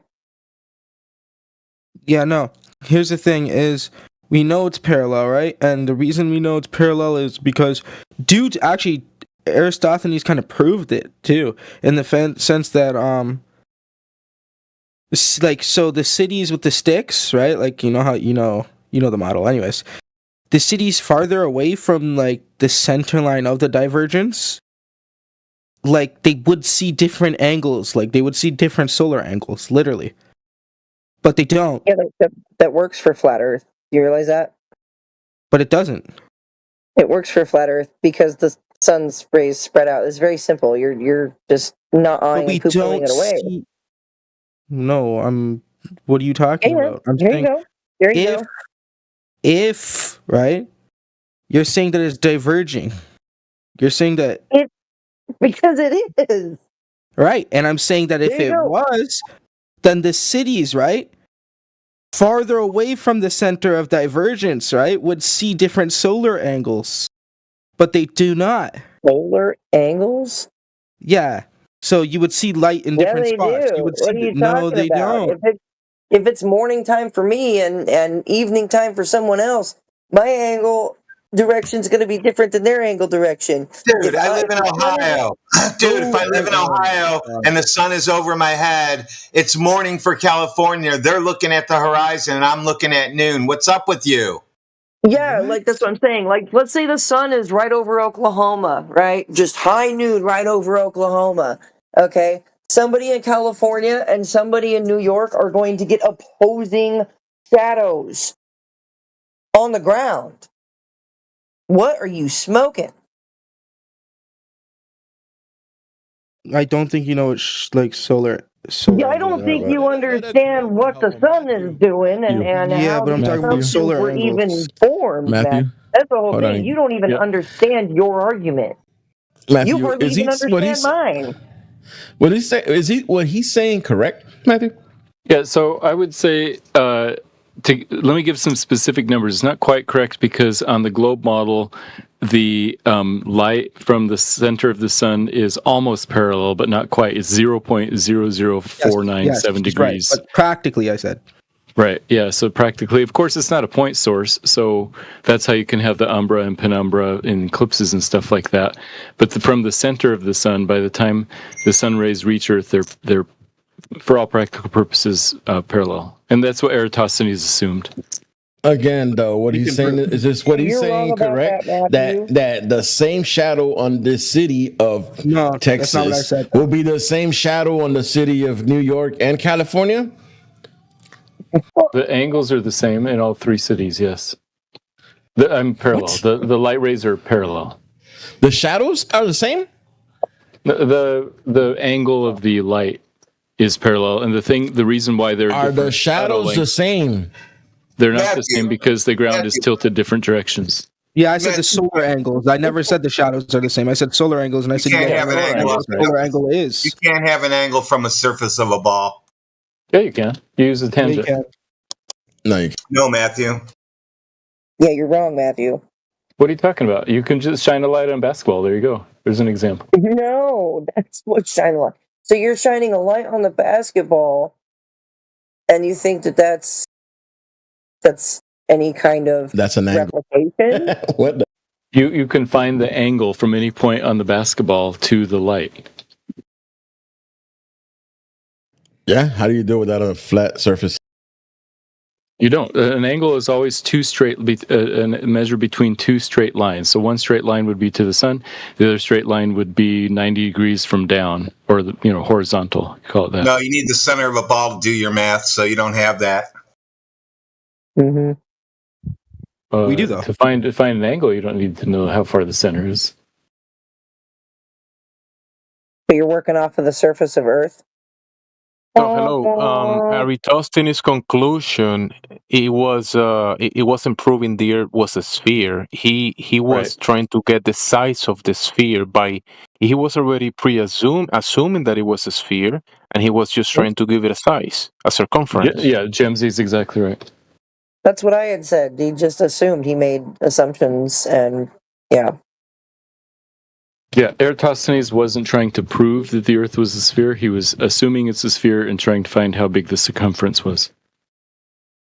Yeah, he assumed it's a sphere along with assuming parallel light rays, which both are wrong empirically. How are they empirically wrong? Like, prove that. Like, prove it.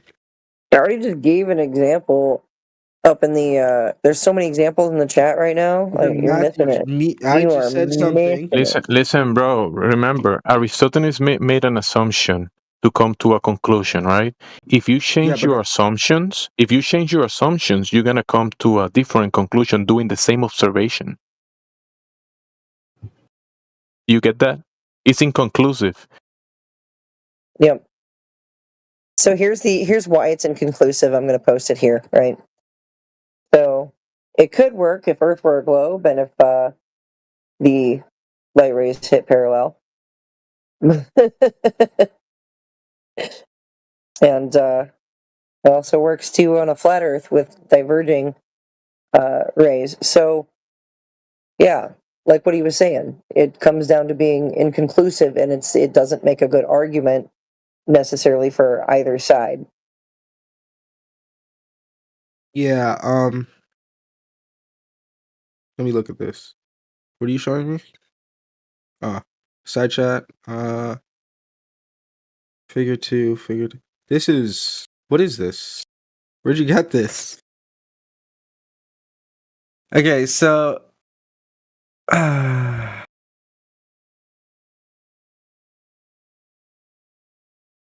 Listen, I posted the Chinese Aristophanes. You can check that out. They came to a different conclusion. So I posted as a PDF file. So you can take a look and see that changing your assumptions come to a different conclusion.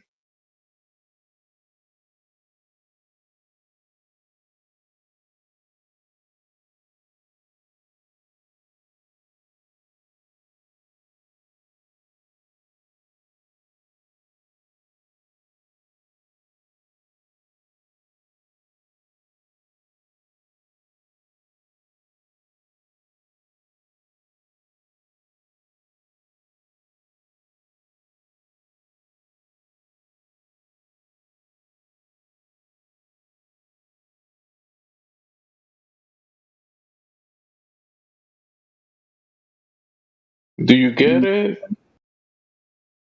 Oh yeah, so Jenna posted the calculation that we did at a Flat Earth meetup, where we calculated the height of the sun to be 3441, assuming the Earth is flat. What would make you think it's not flat? What would make you assume that it's not? It's not a good explanation for the observations that we see. Hey Matthew, I got a question for you, if I may. All right, go for it. Would you say, like, would say, you know, you got one of those things where agree, strongly agree, neither agree nor disagree, and strongly disagree? Like, use that kind of framework, if you would. And what do you think of this statement? Isaac Newton believed the cosmos was a product of a divine intelligence, and science was a gateway to the creator's mind. I strongly agree. He wrote about it, didn't he? Yeah, he did. All right, I'm just curious because we had some very young, impressionable men, boys, I guess, you know, college age, high school age, who straight up denied that, you know, Newton said anything involving a supernatural being. That he was an atheist. That he was a closeted atheist. Right, because they watched the cartoons, literal cartoons in Neil deGrasse Tyson's remake of Cosmos. You know, Carl Sagan did the original, but Neil deGrasse Tyson did another version like 10 years ago. And he misrepresented the history of science blatantly and left out the fact that it's a known fact that the history of science would not have been possible without the acknowledgement of a creator who is orderly and makes orderly rules. So, Newton, Galileo, Copernicus, all these guys believed in a creator. I like having you around because you're honest. A lot of these globalists will. Creator, though. Oh yeah, Oates. Yeah, Oates is one of them. Oh no, you weren't. You're on. Never mind. I bear false witness. He was one of the guys trying to talk sanity to these dudes. He's like, "Hey, what the hell are you guys talking about? There's a Sky Daddy," and they were just not having it. So, what do you think, Oates? You think the next time they come in here, do you think they'll be able to? I just think that Isaac Newton definitely did believe in God, and I think a lot of the people revolving around classical physics and the discoveries they made attributed them to God due to the fact. Well, I wouldn't even say just due to the fact that they believed in them. They could attribute them to God, but they were still just naturally observed phenomena in my they you could argue that it's about it's attributed to God. You can argue that it's not attributed to God, but I feel like that's a different argument than does it exist.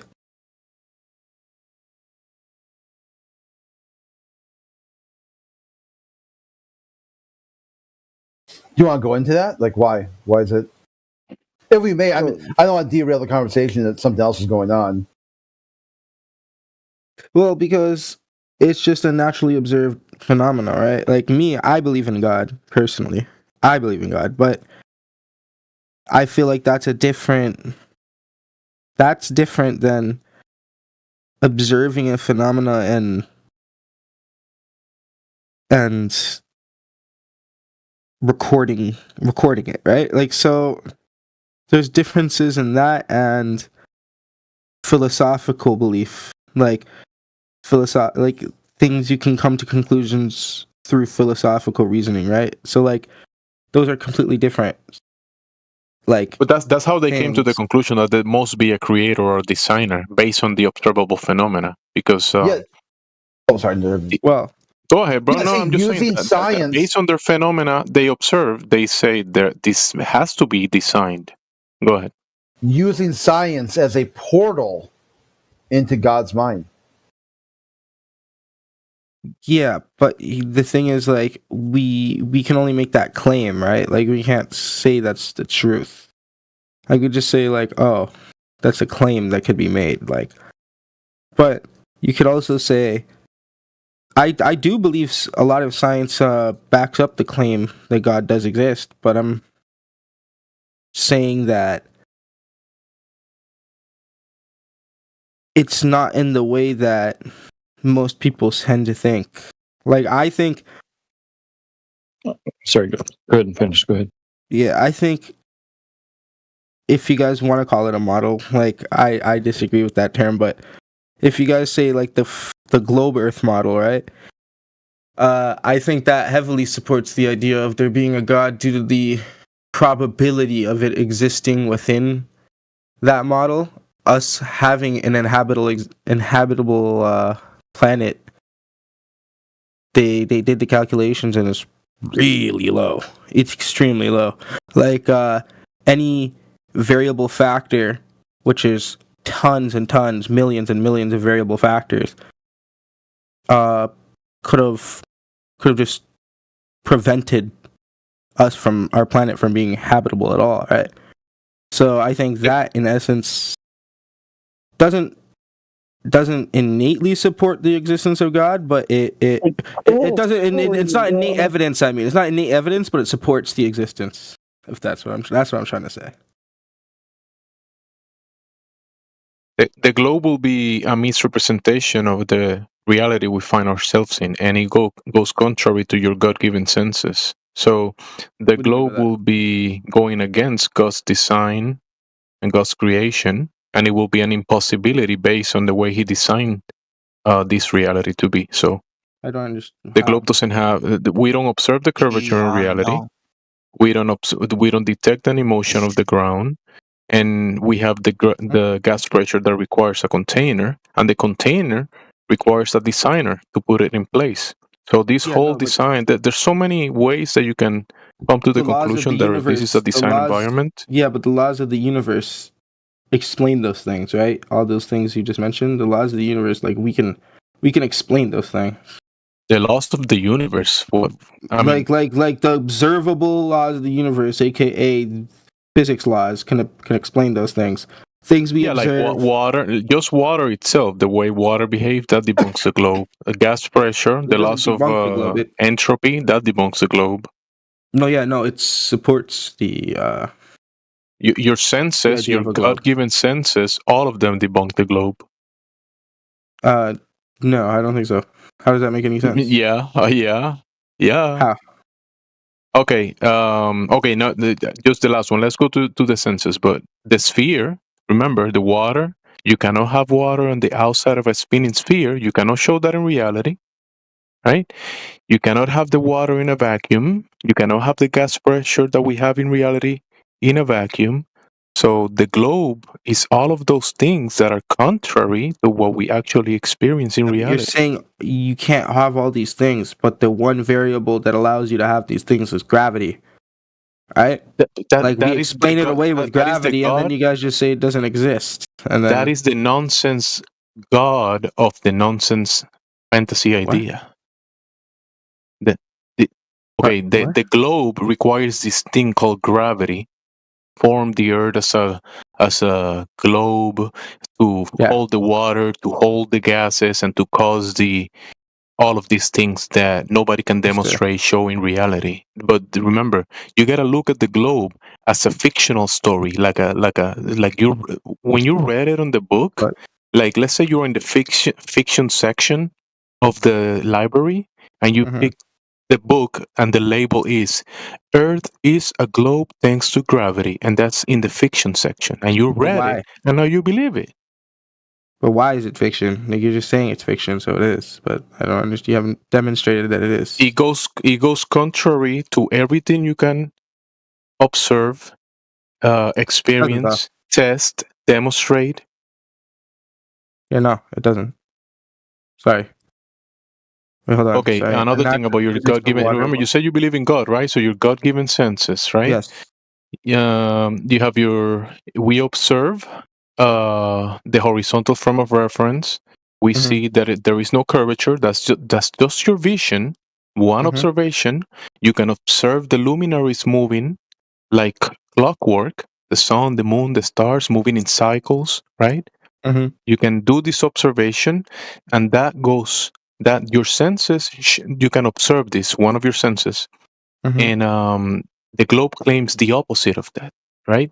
The globe claims that the ground below your feet is spinning and is curving, even though you don't observe any of that, or you don't feel any motion, even though you have your vestibular system that is you have liquid in your inner canals, which is almost like a triangle in your two ears. You have three angles, and you have this liquid that when you tilt your head, or if you were spinning in an axis, that liquid will move off the horizontal, and you will be able to tell that you're off the horizontal, right? You know this, right? Okay, so that water level goes with the level of the world, with the horizontal frame of reference. And you know when you're off that level. You know this. And if the ground under your feet starts moving, you will feel it. But when it's motionless, you don't feel it. But the globe claims the opposite of what your senses are indicating. And not just what your senses are indicating, right? Your senses are pointing out. Your senses are pointing out that the ground is motionless, and you cannot demonstrate that it is in motion with any instrument. You cannot demonstrate that the ground is in motion with any instrument. You cannot debunk your observation that you live in a horizontal frame of reference. No, laser tests, long distance observations, infrared, radar. Listen, all of the instruments that we can devise debunk the globe claim. But they don't. That's what I'm trying to say. All the observations, the long distance observations, the They all test, debunk the everything. globe. They don't debunk the globe. They support the globe. Oh gosh, Like that's complete nonsense. You're saying that the globe nonsense makes sense. Rasengan. But I'm just the law. Yeah, I'm just saying that. Wait, what did this guy say? I don't know. He said, "How can curved surface be flat?" No, not him. The other guy that just joined. Yeah. Well, which no, observation? How about which observation are we talking about? I could bring up multiple observations. Well, the pick observation one. Let's that. do one. Okay, so the observation that when you're on the northern side of, when you're on the northern part, aka one region of the world. Let's just say one region of the world. So you walk on north one and region. stop. You're one. Okay. Yeah. Okay. You are in the northern region of the world. You can look up into the sky and see that the stars turn counterclockwise. If you're in the that debunks southern the globe. If you're in the southern region, right, of the it doesn't debunk the globe. It debunks the flat Earth. No, that's a hard counter because now you're going to say the Earth spins two separate directions. Meanwhile, on the flat Earth, everything moves east to west. Yeah. So what? No. If it's spinning one way, right, and you're on the top of the sphere, right, and you're looking up, east to west. Okay, so and you're looking up. No, east to you're west. on the top. Yeah, but it's east to west still, right? Or wrong? Everything rotates east to west. Okay. Everything. Lottie-dottie, everything in the sky moves across the sky from the east going west. Yeah, sure. Okay. So if you call that direction, let's say we say that is clockwise or that is counterclockwise. Okay. No problem. Okay, I'm good with that. Okay. Then all of a sudden you say, well, check that out. If I go someplace else, the sky reverses direction and now goes counterclockwise or clockwise. That's a huge problem for your observation. Yeah, your model is not matching your observation. But it is, because it doesn't. If you stand at the top of the sphere, right? The sky had always moved one direction the whole time. Yeah, it never changed. We never said the sky changed directions or the space changed directions. Okay, so we're saying the turning changed directions. It's spinning in a different direction, right? So you're standing on the northern side of the world. No, the sky moves in one direction, and the Earth is still. Everywhere you go, it doesn't matter where you are on Earth. That's not true, though. The sky doesn't move in one direction. The sky moves. It spins north. No, it spins clockwise when you're in the northern sphere. East to west. East to west. It go anywhere you are. It doesn't matter where you are. South, north, east, west, anywhere on Earth. No.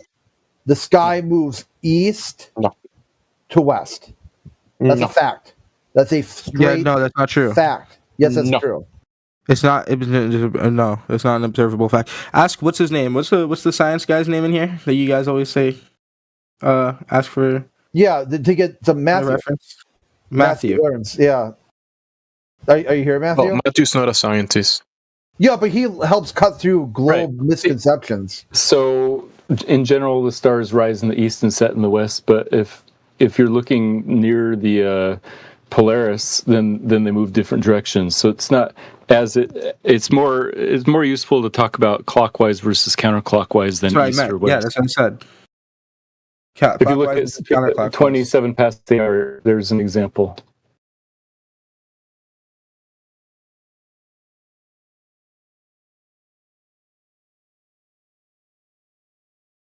Looking north, some of the stars move east to west, some of the stars move west to east.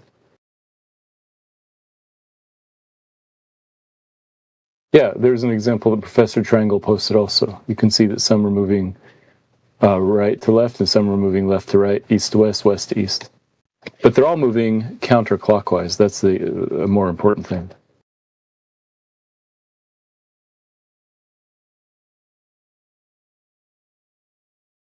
Yeah. The movement of the luminaries and the rotation of the celestial north or celestial south doesn't give the ground below your feet any shape whatsoever. That's true. However, the globe model explains those well, and flat Earth does not. Well, it doesn't explain why Matthew, the Earth is flat, though, Matthew. It doesn't explain why there's no curve. Yeah, it does. Sometimes refraction happens. It's a pretty simple explanation, but. So Matthew, if I have two fans in my ceiling, my flat ceiling, and I put one fan and I put it to, fans have this switch that you can put into spin clockwise, and then you click the switch and then they go counterclockwise. Have you seen that? Yes. So if I have a fan and I look up, one is going clockwise, and I look at the other one's going counterclockwise. Does that mean that my floor is a sphere?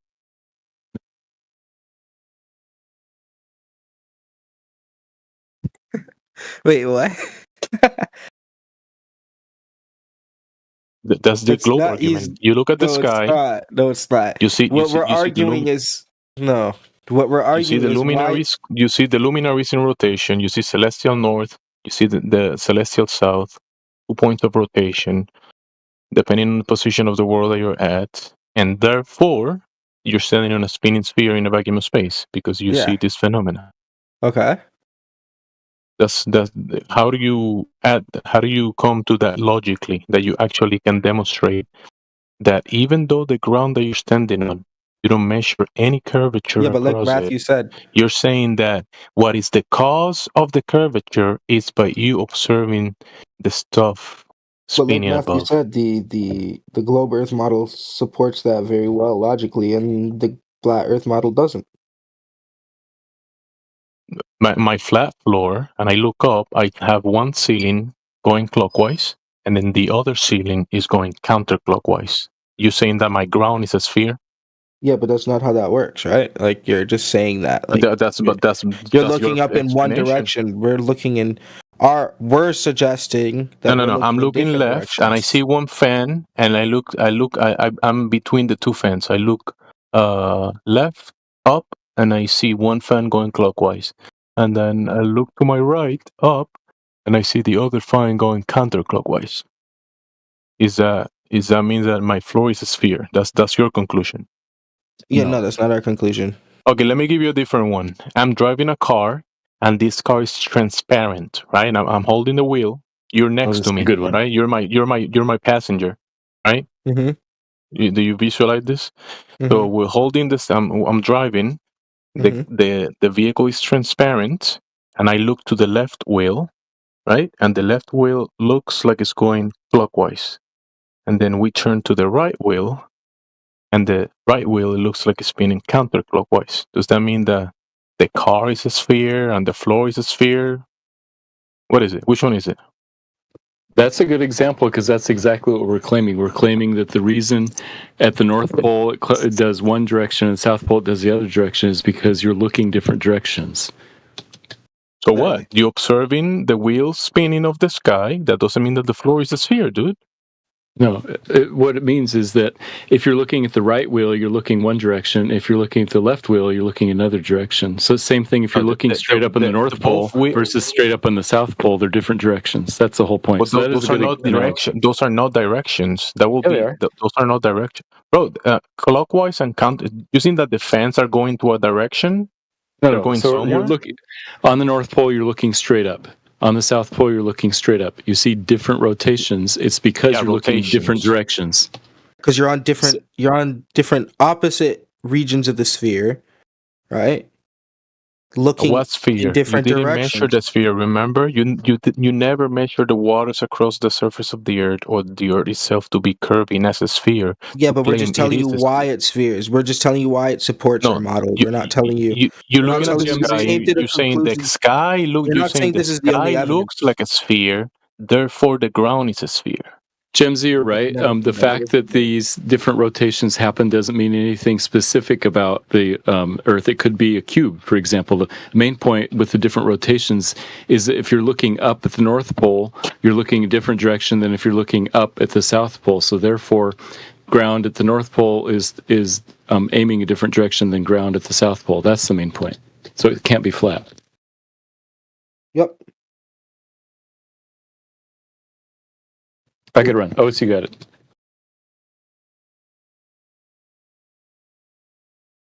Yeah, but basically, yeah, that was how I was trying to say it. That's what you were trying to say? Yeah, if you're looking up, that right? The sky is in motion and doing what it does. No. Therefore, you can attribute a shape to the Earth that is not measuring as such. No, that's not what I'm saying. I'm saying so that when you're saying something that is nonsensical. Then no, I'm not. I'm saying that when you look up, I'm saying when you look up in the north, right, in the northern side of the world, when you look up, right, when you go to the North Pole and you look up, and then you go to the South Pole, right, and then you look up. The stars spin counterclockwise in the North Pole. Does that mean that clockwise in the North Pole? When you were standing in one position and then you went to the other position, did you walk on the surface of a ball, of a sphere? What do you mean walk? No, you fly there. But what? Okay, also flight. That also debunks the globe. How? Anyways, no, but we're on this point. The airplane is designed to. Remember, the airplane engineer designed the aircraft to fly on a motionless. But I don't want to get off on this point. I don't want to get off on this point because it okay. So you said because your premise is flawed because you said if I'm on the top of the ball in this side, the hemisphere, and then I go to the other hemisphere, you're doing Aristotle. That's not even.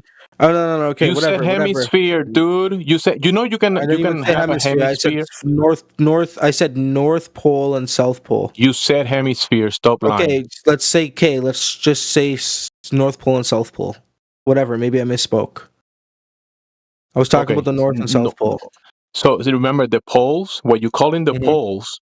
You're saying that you're looking at the sky and you look at celestial north, which is the center of the sky, celestial north.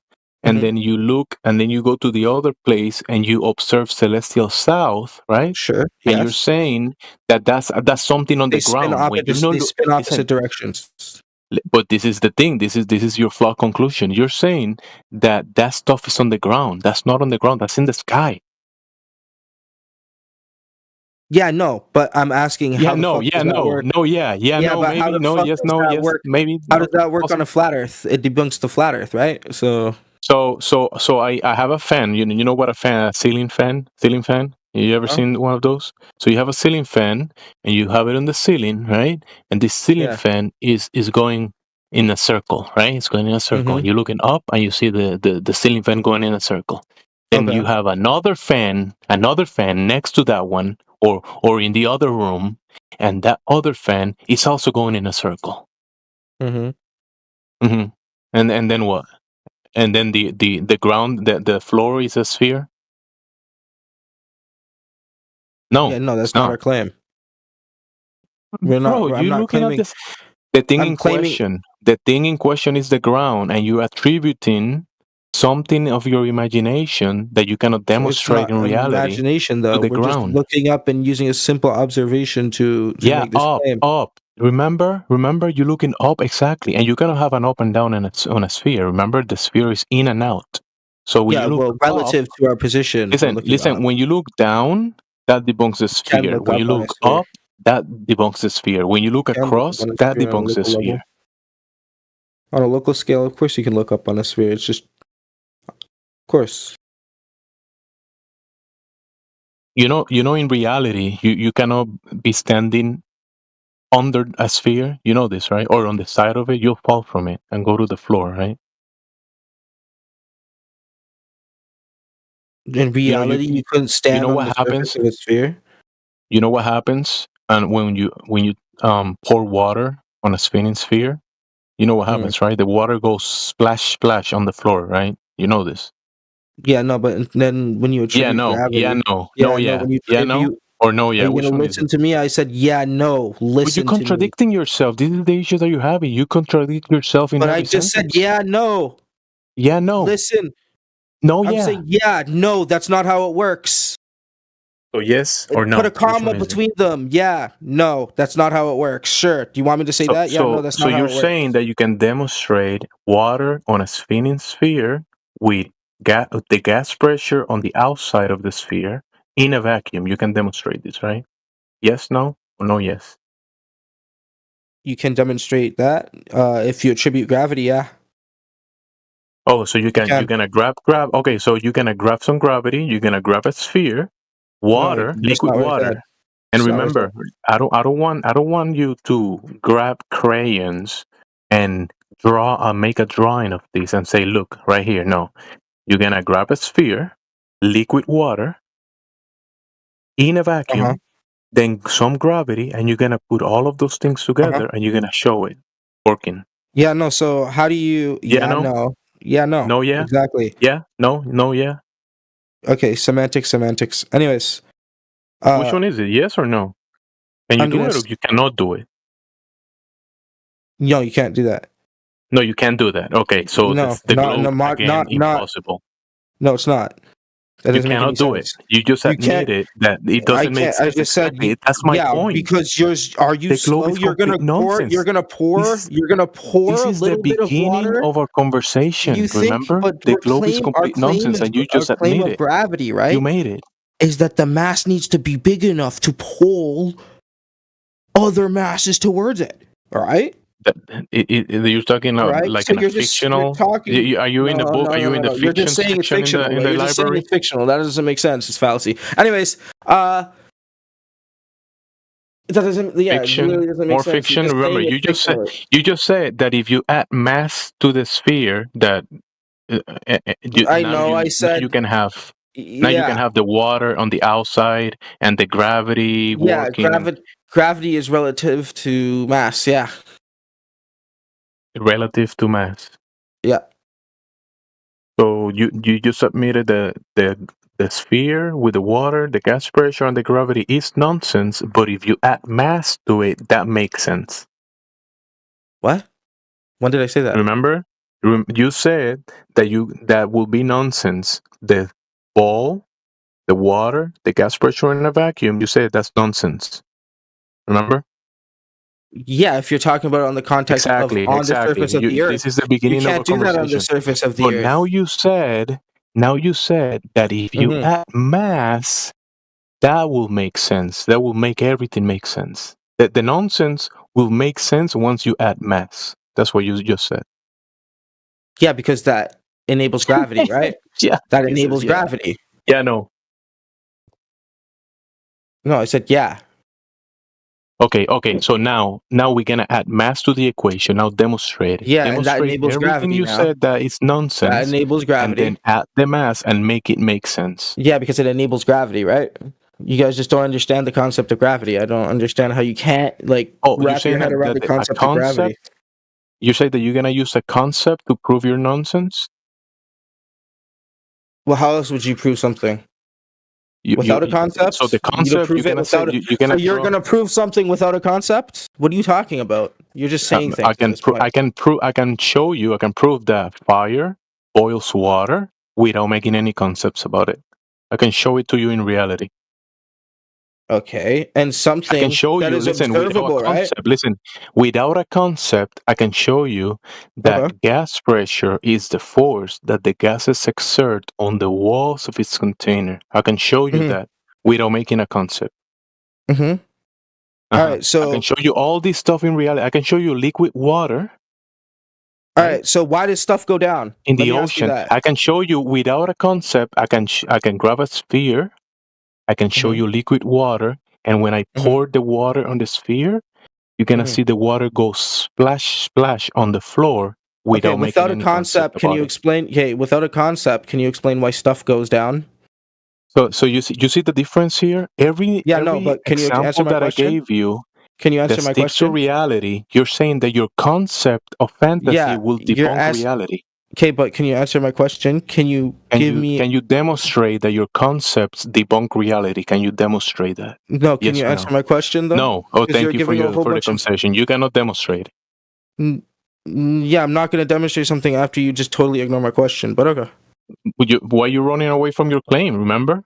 Because I'm asking questions. Because I'm asking a question, you just didn't want to answer. Don't run away from your claims. Yeah, you so said just that don't ask questions that you can't. Okay, if you can ask. What is your concept again? What is your concept again? Which one is it? What? Your concept. You said that your concept is gonna show us something.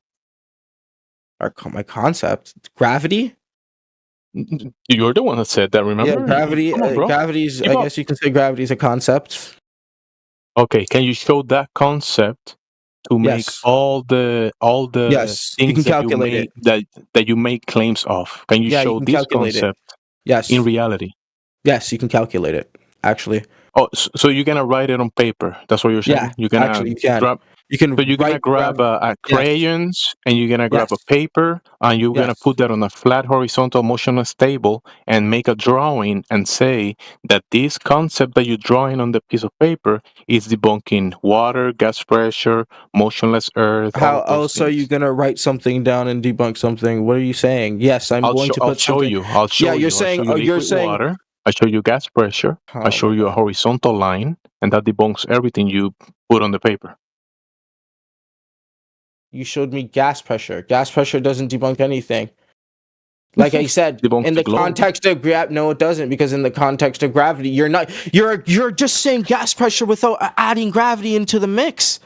Now add gravity into the mix, and we have a globe. Where is gravity in the Gauss laws? Where is gravity?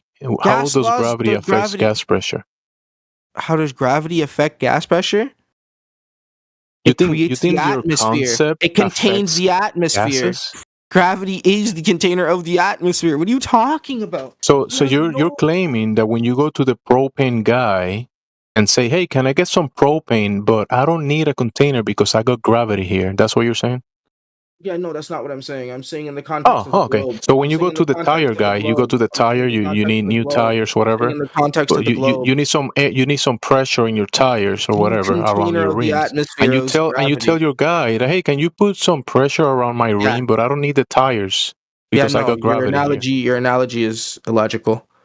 So your nonsense, you still have not demonstrated it. You're just saying things. Like, what are you talking Remember, about? you said that your concept I said in on the the context of the globe, you, right, are saying there has to be a container. I am saying the container is gravity. It's holding the gases within the atmosphere. Can you show it? Instead of saying it or making a drawing or a cartoon of it, can you show it?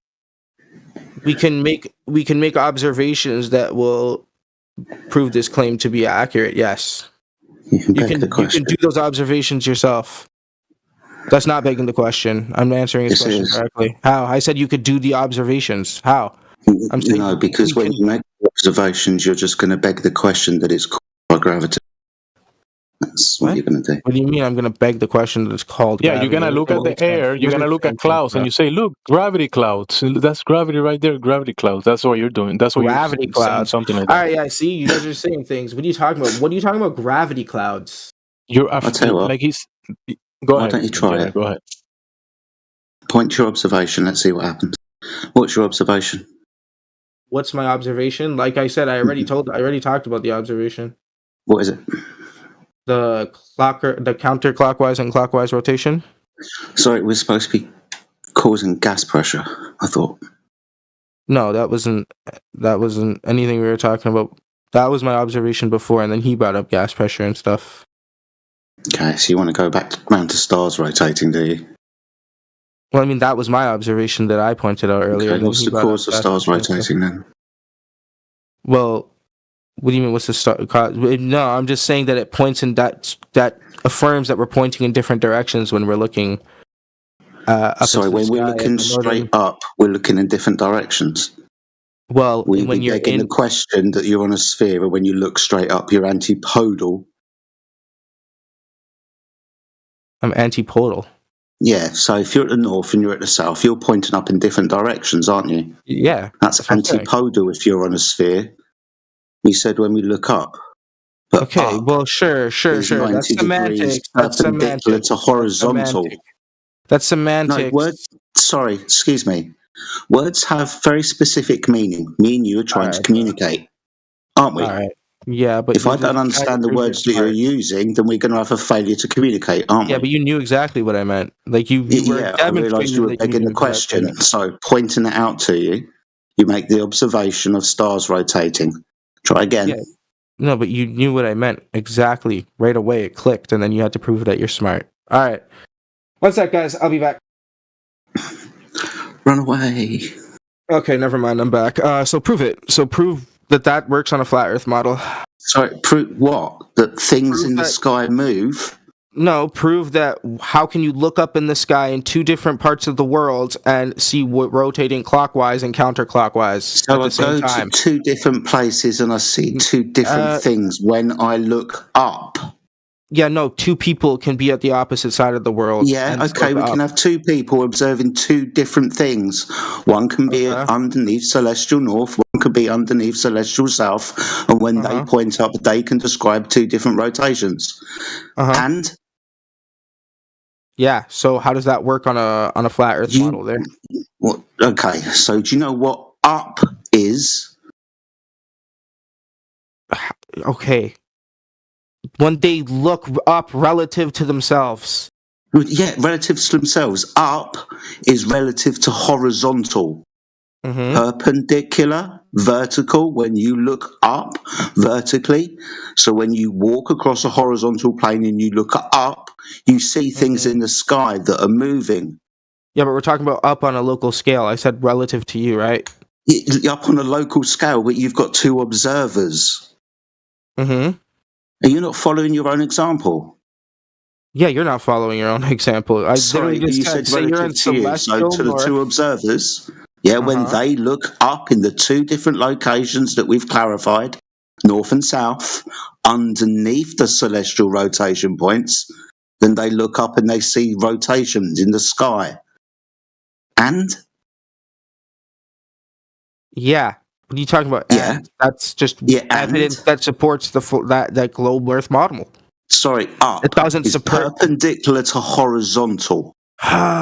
Semantics, bro. Like I said. Yeah, words mean things. You're trying to say that you can only make an antipodal assumption where you walk from one location to another and think you've walked around a curved surface. Why are you talking through me? I'm pointing out your fallacious logic. You're making an assumption that you're on a sphere when you go to locations and all of a sudden you're upside down. Why would you make that assumption? Well, you're not upside down. What's up then? What are you talking about? I've told you 3 times and you told me it was semantics. There's no I'll tell you again, just to clarify. Perpendicular to horizontal. Yeah, and on a globe Earth model, there is no such thing as up. Do you understand? I know, yeah. So where did the globe Earth model come from? I know you've got a story, but why are you begging the question that the Earth is a sphere? I'm not begging the question that you. What? Oh, okay. So your antipodal assumption. All I said when you look was up. all I said was that's a piece of evidence that. No, it's not. Actually, well, it is, right? No, it isn't. Well, it's an observation. Let's not say it's a piece of evidence. What? It's an observation. The Earth is a sphere. No, it's an observation, right? Can we not? Okay, listen. Just listen. Can we not agree that it's an observation? Yes. Okay. Yes. And then you're going to beg the question that the Earth is a sphere to explain the observation. No, all I was saying was that it supports our model better than it supports yours. Exactly. That's what I'm just saying. If you'd let me fucking say it. Yeah, I mean, but I was saying... It supports your antipodal globe Earth assumption. Yes, you are begging the question. Said it about 6 times now. You just admitted that it supports it. You just admitted that it supports it. Yes, it supports your fallacious logic. Begging the question. It supports my fallacious logic, but it doesn't... Yes, when you beg the question and the Earth is a sphere to make an explanation of what's happening. Do you follow? Now, where's the proof that this is what is actually reality without you begging the question? There's other observations, but... Okay, or some other observations. Let's go.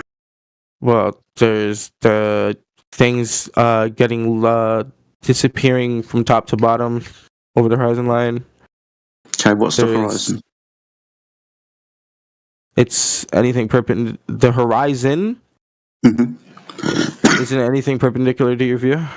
I mean perpendicular. Is it horizontal to your view? Anything horizontal. That's what I meant. Okay, Horizontal so it's to your horizontal. View. Yeah, perpendicular to your view. Well, do you understand the words? And the horizon line. The horizon line. Yeah, it's horizontal. Okay.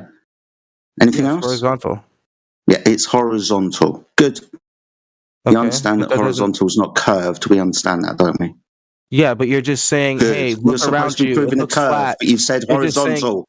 But you're just saying, hey, look around you. It looks flat, therefore it's flat. No, you're saying it's horizontal. Yeah. Okay. You're supposed to be proving curve, but you said relative to our scale. Excuse me. You're supposed to be proving curve, but you've said horizontal. Mm-hmm. Okay, you understand that horizontal and curved are two completely different things. Are you aware of the slope-intercept formula? Y equals mx plus b. Yeah, that's... You understand that horizontal has 0 rate of change of slope, where a curve has a rate of change of slope. Of course. Doesn't it? Of course. Good. So horizontal and curve can't be the same thing. You said horizontal, but you're supposed to be proving curve. Do you understand the predicament you're in? Yeah, but we just call it horizontal for practical purposes. Try again. We call it the horizon line for practical purposes. You can argue. You can argue the purpose. You can argue. Excuse me. Would you like me to explain the practical purposes? No. But I was going to finish because that would also be I was going to finish, and then you cut me off, and then because you explained the practical purposes. Yeah, the practical but I wasn't purposes finished. of leveling yourself with the world around you. Yeah, but I wasn't finished. You said, is to be parallel with the plane of the horizon. So to be level with the world. You understand what level means, don't you? Yeah, no, bro, I'm not going to argue because you cut me off. There's no point arguing. You kind of shoot yourself in the foot. No, because when I cut you guys off, I get muted, but when I get cut off... Well, yeah, but you say silly things. Yeah, no, it doesn't matter. You're supposed to be proving curve. I say retarded things too, and you guys sound fucking like moronic. And then I get mute, and I point it out. And I point it out, right? No. I point it out, and then you guys mute me. Yeah, right? You guys add harm against the men now. You're really full of fallacious logic, aren't you? Yet you. Listen, he's been speaking for the last, I think, 40 plus minutes. It hasn't been muted. Maybe soon he will. I got muted. What, like 6 times today? 10 times today? He's hoping he'll get muted, so it'll save him. I got muted almost 10 times. Get him out of the hot seat. You can check. I know you guys stream. I feel you, bro. I got banned for arguing. Here. He wants to get muted. Yeah, don't they ban you and argue? He's asking for it. Yeah, that'll save him. He's like, please mute me so I don't have to deal with defending my stupid claims anymore. They beg for people to argue with them, and then they mute you when they. You're still talking. You're not muted. I was trying to talk to you, but you're intolerable. All right, guys. Weird. Supposed to be proving curve, but you said horizontal. Do you not understand the problem that you put yourself in? You can't wrap your head around my concept that I'm trying to explain to you. And concept? Yeah. Well, sorry, let's replace the word concept with bullshit. Okay, buddy. I don't understand your bullshit. I say it's wrong, so it's wrong. Sorry, horizontal is not curved. So do you think horizontal is curved? I'm going to mute. I'm not dealing with somebody that lives in an ivory tower. I will try to correct that bullshit is more real than his fantasy, because we can find bullshit in nature, so that will be real stuff. He's speaking about fantasy, which you cannot find in nature, and he said himself that the sphere with water, gas pressure, and gravity in a vacuum, that's complete nonsense. But then he said that his concept of gravity and mass will prove it. Like you just pointed out that his concept, he's trying to show his mental concept, but you call it bullshit, but it's actually fantasy. Go ahead, Jedi. Bullshit. Honey Cheese was white knighting for him. Honey Cheese, you got some globe evidence, bro?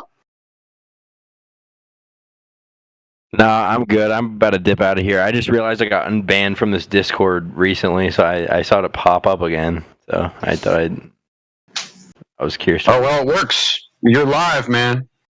Nah, I'm good.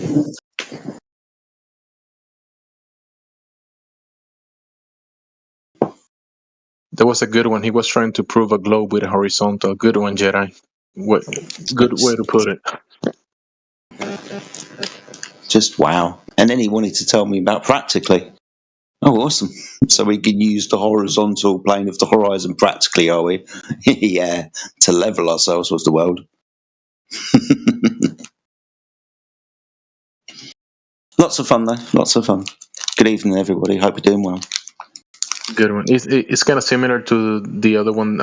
He was claiming that when we look at the sky, we see the rotations, blah blah. That's the globe model. The globe model explains it. Whatever. It's similar to what Matthew was saying, and then we kind of got up in a tangent, and then we spoke. I was asking him to prove all the nonsense of the globe, and I said, "Can you grab the sphere, put the water, and the gas pressure?" Add gravity to it and do all of those things in a vacuum. Can you demonstrate that? And he said, no, that's nonsense.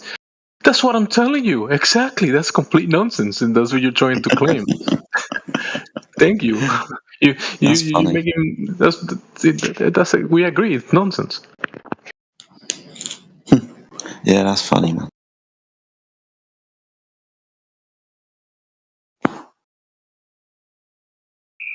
You have Top Cat. Top Cat. Did you not find an opportunity to throw yourself into the gears tonight, man?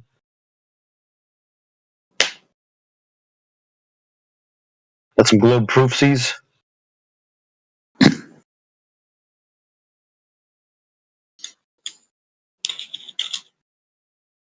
Okay. No. I could do with some globe proofsies just about now.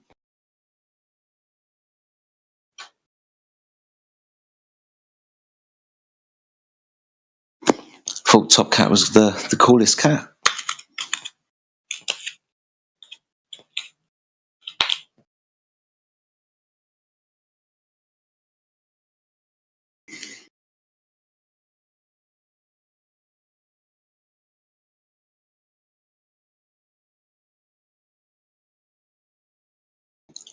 Sorry, guys. Have I run off all the fun times now?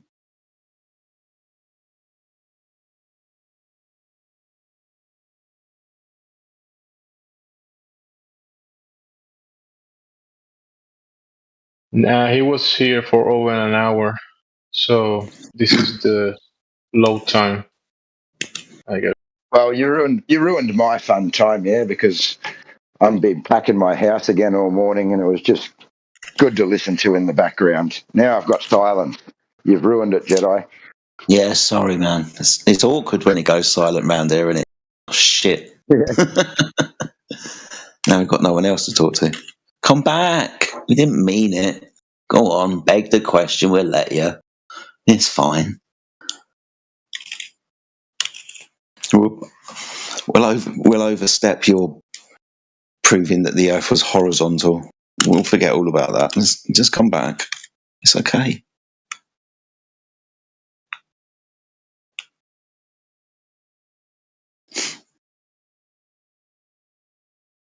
Jedi, today some people said clockwise and counterclockwise directions. Are those directions? If you're trying to explain rotation like a clock and hands going around in rotation, then yeah, there's two ways to describe it, clockwise and counterclockwise. Can either go one way or the other. If we're talking about rotation, it's like a wheel. Either spins this way or that way. When people say they go, the movement of the sky goes east to west. Is when you're standing under celestial north. That's a circle that's going east to west around that whatever celestial north. Below you, let's say geographical north on the floor. And then when you go to the south and 90 degrees above you is celestial south, is that rotation also east to west? It's described as east to west.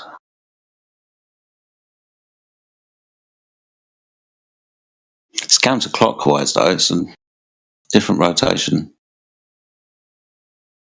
I like to think that for some reason, I don't know why, the stars converge in the east and separate in the west. So they come from east to west. East is kind of... Right, so we get lost in defining things and language and all of these types of things, right? So we understand that east and west are circles around poles, right? It's quite good to understand. It's really easy. But east and west aren't actual locations, are they? They are circles. You can go east and end up back where you started. But kind of colloquially, you've got lands in the east. Japan, land of the rising sun, for example, right? East Asia, right? And then we've got the lands in the west, the Western Hemisphere, right? That's like Europe and you guys in America and South America. So we've got places in the east and places in the west, although east and west aren't actual locations. Actual locations dictated by celestial north and south. North and south are actual locations. So east and west are circles. But colloquially, like I said, we kind of use it interchangeably. So the stars, they appear to come from the east and go to the west when you're not standing in these northern and southern Arctic and Antarctic, standing underneath the celestial stars. When you're closer to the equator and further away from here, it's easier to explain that they come from the east. They all do, right? They all come from the east and go to the west. But when you look at them individually, north and south, east and west are different directions, clockwise or counterclockwise, depending on which pole you're at. I think I'll end it there. Hope that helps. Yeah.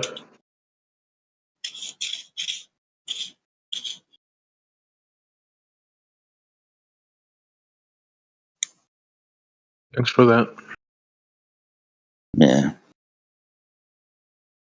No worries, man. I'm not saying I know. This is as I'm figuring stuff out as we go, mate.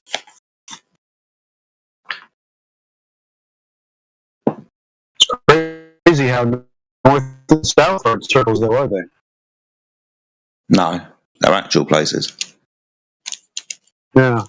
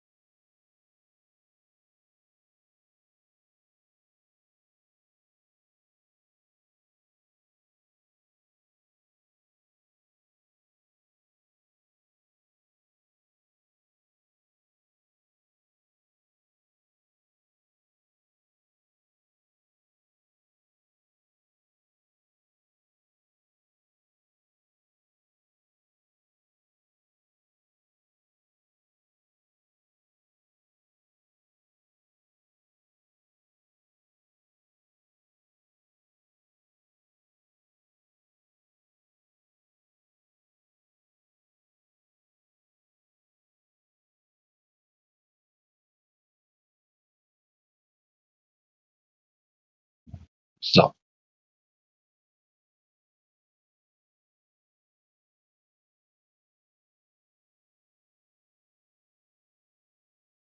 What's up? Someone said what's up? Yeah. That was you. It was me.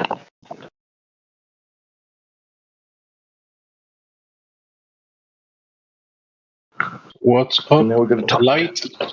Light is up. Go ahead, Light. You're up.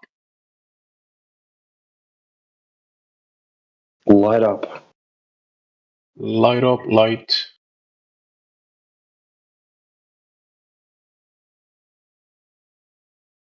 Haven't seen Light before in here.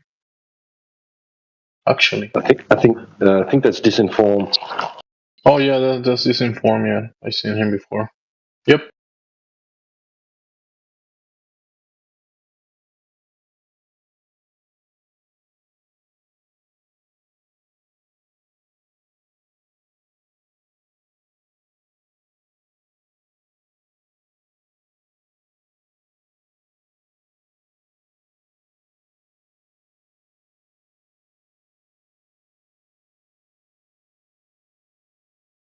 We're talking to Oates, but he left without proving the globe dart. Hopefully he comes back with the evidence. He wanted to prove the globe with horizontal. He observed the horizontal, look across the horizontal, trying to prove the globe. That will be impossible.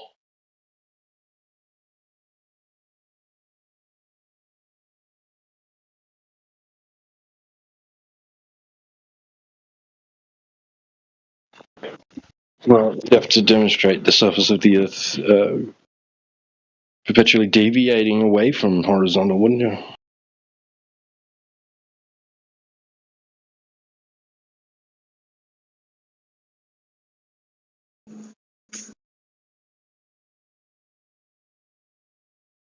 Well, he was almost arguing like, you're looking across the horizontal, therefore globe, but that's a horizontal, bro.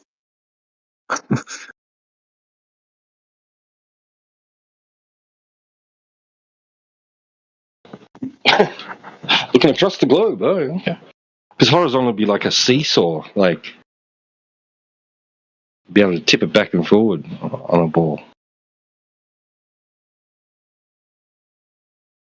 Like You guys are lying. I never said that. You guys are lying. I'll be back. What do you say about the horizontal? He's gone. He's gone. He jumped out. Well, it'd be like sitting a big long plank on a yoga ball, right?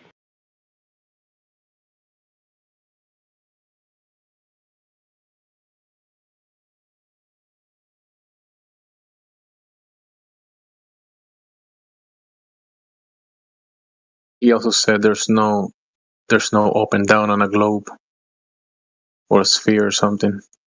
I mean, I said it before, then he said it to Jedi. And I said, bro, you were just speaking about looking up and looking down, and then said there's no up and down on a globe. But in reality, you look up and down. So you're not on a globe because there is an up and down in reality. Just up and down and horizontal.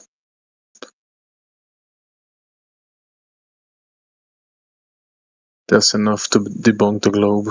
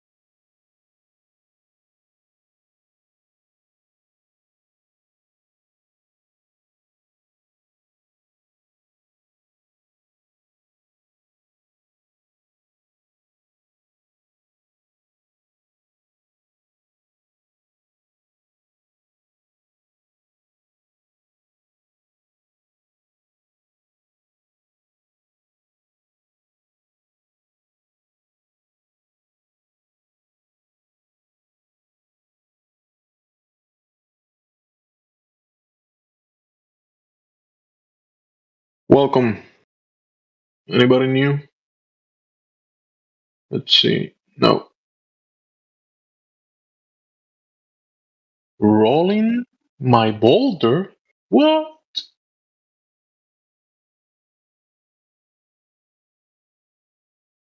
Is that the real rolling? I don't think so. It's gotta be an impostor.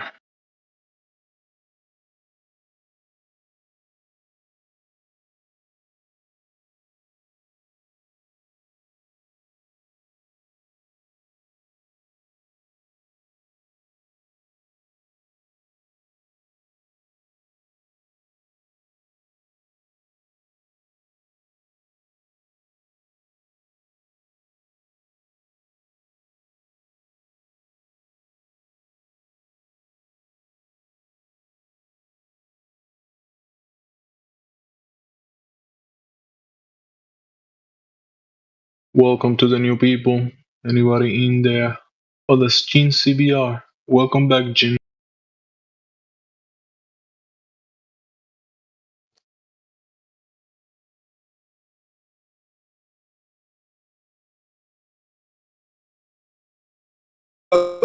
Can you hear me, guys?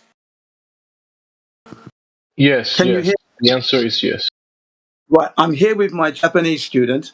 Her name is Hiromi, and I was just teaching Discord to her for the first time. Okay, she's a flat earther. Okay, so she knows that the injections are no good, and she is definitely a flat earther. But if you have any questions, can you ask her, please? She's listening for the first time. Discord 24/7 flat earth, first time. Yeah. Welcome to the Discord and glad to have you. Thank you. How's the English classes going with Jin CBR? How are the English classes with Jin CBR? How? Yeah. Do desu ka? Eigo no lesson wa do desu ka? It's very fun. There you go. Very fun. Interesting. Yeah. もうちょっと大きな声でね。どうぞ。It's very fun and interesting and fantastic. There you are. Did you hear that? That's awesome. Yeah, I hear it clear and loud. I hear it. Thank you. Thank you. Learning the language, learning a second language is always good. I speak Spanish and English myself. Hopefully, I can learn Japanese from you guys. Oh. Who wants to learn Japanese from us? That's good. Yeah. Japanese. Got any other questions? Come on. Keep them rolling. It's keeping it cool. I mean, how is the weather over there in Japan? How's the weather? It's sunny and hot in summertime. Yeah. Summertime. Awesome. Yeah. Anything flat Earth related, it'd be okay, I think, maybe. Yeah, the weather. You need a contained design environment to have the weather by the creator. So that's creator. Yeah, creator wa kami-sama. He created the Earth with a dome. Creator. Okay, now with the dome, it means you can have the weather. Yes. Without the dome, right, like this ball in space, the air would go to space, and then we would be no weather. Yeah, there would be no Look, weather. you're just wasting your time. These are bottom of the barrel pseudoscience retards. Okay, just like it's a waste of time. I'm telling you. Just change, do something else, bro. Yeah, you're smarter than these guys. So he's saying that we are not clever in the head. We are using pseudoscience. Thank you. Okay, but he's not good. He's not clever at all. He doesn't understand. You see, because he hasn't checked anything.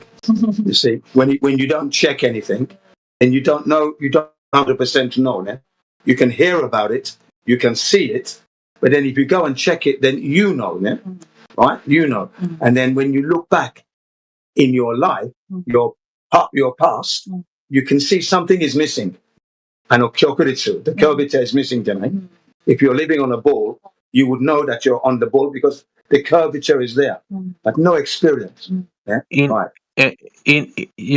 In one of the islands, Japan is a big island and has many other islands. But in the island that I came from is called Puerto Rico. It's in the Caribbean Sea. Puerto Rico no Chima. Sea. Yeah. Okay. Yeah. Puerto Rico wa Jamaica no group no tachi there. So Puerto Rico is in the Caribbean, okay, and Puerto Rico is quite a big island. So it's not San Paulo, is it? Do you have a San Paulo? San Juan is the capital. San Juan. Yeah, San Juan. That's it. San Paulo is Brazil. San Juan, capital, Chutoga. Yeah, I know the island. It's quite a big island. It's split into two, isn't it? Isn't it not? No, Puerto Rico, no. That's the Dominican Republic. That's the Dominican Republic next to Puerto Rico. Dominican Republic is split into two. That's it. That one is Haiti, Haiti and Dominican Republic. That's in the Caribbean as well, next to Puerto Rico. Not far from San Paulo. So San Juan, sorry. In one of the highest peaks in the island, in the middle of the island, you can be on top of the mountain and you can look to the north and you see the Atlantic Ocean, and then you look to the south and you see the Caribbean Sea from that point. Yeah. So from the island, you get to the top, you can see the Atlantic Ocean. So they were Taiseiyo. Yeah, Taiseiyo. So you've got Taiseiyo, which is Atlantic, and then Taiseiyo, Pacific. Right. So they're very close in the not the Pacific. No, not the Pacific. No. We know it's Atlantic. Okay. We got it. My bad. I'm just trying to tell you that in Japanese, Atlantic and Pacific sound very similar. It's easy to get them mixed up. Yeah. And then if you look to did you say if you look to the south, you can see the Caribbean Sea. Yeah, exactly. Yeah. Yeah. So that's quite interesting, isn't it? From the high point. When I saw that, I was a child. I was like 11 years old when I saw that with my own eyes. Jewish side document. Yeah, he was 11 years old when he saw that. Okay. Come on, give us some more questions. Come on, How can you see from sea to sea on a curving sphere? Right. You see, because it's a ball shape, how can you see both? Nature puts in curve kara, jama suru kara, dochimo miru koto dekinai. So you can't see both if you're on a curved ball. So it's quite interesting, isn't it? Yeah. So clearly it has to be flat. So when it's flat, then you can see more. If it's curving, then less. You can only see a small amount. Do you understand? Yeah. So when you bend, some of it is down. You're here, right? I'm curving a book. I'm curving the exercise book to give it the idea, right? You can see now you're here. So you can't see this, but it's behind the curve. But when it's flat, you can see everything. That's what he's just saying to you. So that's a proof right there. Okay, yeah. So what I did was I curved the book and put my finger up, and then as the book's curved, obviously I'm limited in what I can see from that point. Perfect example. That was a good one. Yeah. That's a good one. Yeah. She's, I would say Hiromi's been a flat earther now. How many years?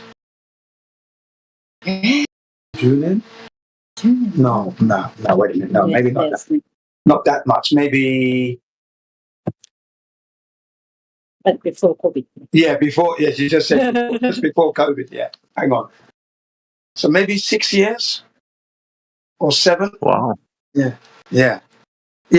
I didn't want to, maybe even 8 years actually. Yeah. I didn't want to tell my students about these flat earth and the needles, but I thought I had to because you know the truth. You know the truth, and you're a teacher. You've got to teach the truth. You cannot let the textbook teach the wrong thing. So that's why I introduced all my students to flat earth, all of them. Great teacher Onizuka. Sorry? A great teacher Onizuka. Onizuka. GTO, GTO, yeah. Yeah. Sensei GTO. Yeah, I remember him. He rode the same motorcycle as mine, or I rode the same as his. Only mine was a 400, and Sensei GTO wa Nanako Goju 750. Okay, but everybody used to say GTO in the Tokyo area, because that's where I used to live. Yeah. And I used to come to your house to teach you English. Moichido, say that again. I thought that was a really good program. Sensei GTO, good. Ibangumi da tatomota. Yeah, nice program, that one. Because he was very good with the students. Very good, isn't it? Yeah, and he rode a motorbike. That was what's cool. He rode a Honda. Yeah, Honda. Yeah, Honda 750. Honda's most famous bike, that one, in the 70s. Okay, it was very popular. Very popular in America and very popular in Britain, but America, very popular. 750, yeah, because it was the first super bike. Okay, and 4-cylinder, 750, 4 exhaust pipes at the back, very fast, good handling, yeah. When I came to Japan in 1999, I bought the 400cc version, first bike I bought in Japan. Isn't that amazing, isn't it? Isn't it, ne? I'm buying like similar to GTO, ne? 400cc. Yeah. So I really enjoyed that bike. I had it for like 16 years. Jurokunenkan. Yeah, and then I got the CBR 1000 after that. Come on, any other questions? A bit slow, you guys. Are you tired? Ask any question. Akumu, no. I'm not a devil, no. Come on, anybody. I said Buraku. Sorry? I said Jin Buraku GTO. Oh, Jin Black GTO. Black, Sensei, Black. What do you think I said? Moichiro, say that again? I said, what did you think I said? I couldn't get it because it wasn't coming out clear from your mic, you know. It's like you're shy to speak into your mic. Your mic's shy all of a sudden. I said, you're the Black GTO, man. Yeah, Black GTO. Yeah, we got it in the end. Yeah, but you didn't say it properly because you weren't speaking into your mic properly. But anyway, look, you've got an opportunity to talk to a Japanese student. You're squandering it, wasting here. Come on. Come on, guys. Letting me down here. Come on. Any question you like, quick. Anyone. Wow, listen to this one. Very, very quiet. So I asked them to ask you a question, but they're not. Come on, what's the matter, guys? Haven't you got a question for Hiromi? Come on, anything. Says I don't talk to. Yeah, you can't because you're Muslim. Islam jin dakara. Joshi to hanashi wa dame. So he can't talk to you because he's a man, and in Islam, men don't talk to women they don't know. So it's their mother, their sister, their cousin. That's fine, family. Maybe in business, maybe. No, it's actually off the table. But wives. Yeah, well, of course, wives, of course. But can you talk to? Can we talk to other women that's not your wife? You can't, can you? No, not at all. Right. See. Yeah, so you can't talk to women that are not your wife. Your wife's mother is also, you can, like, she's mahram, you're mahram to her, I should. Yeah, mother-in-law is fine. So shutome. So mother-in-law is also fine to talk to me. Yeah, but he can't talk to you because he doesn't know you see. And you're not related in any way. So Islam no shoku no rule. Okay. Yeah, so anybody else got a question? Jamesy, anybody else? One more for the road. One more for the road. Come on. Be up. Oh. Anybody? Okay. Looks like they're quiet. What a letdown. What a letdown, these guys. Don't know why they come on. 私はGQ、ローな Why do you come on? Why do they come on the server? This is the. I've often said it. Why do you come on the server and not speak? Strange. Very odd indeed, guys.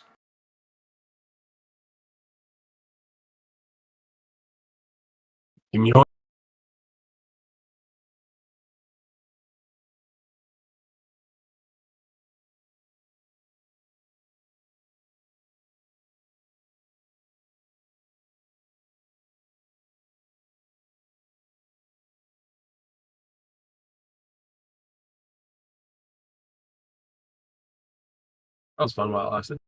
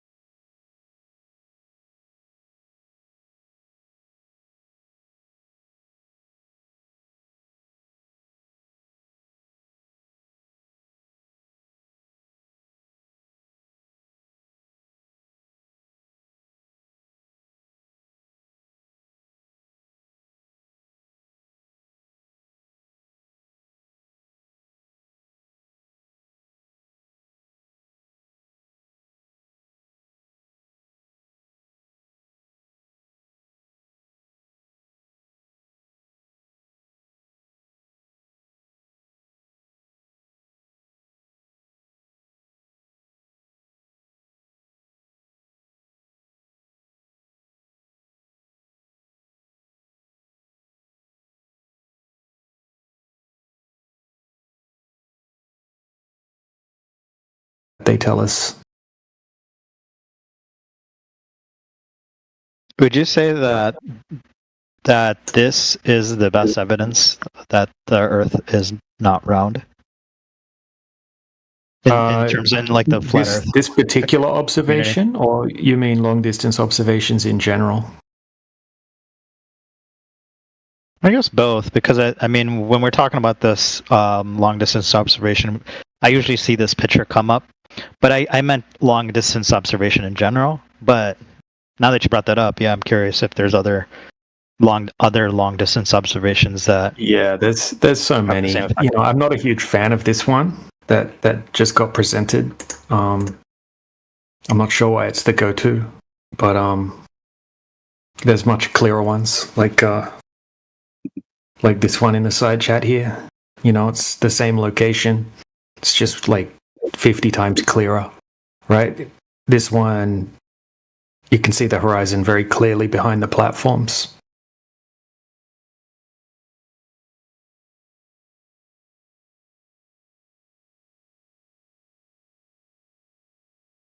But yeah, there's tons, man. There's like hundreds and hundreds, like pretty much like every observation, every single one.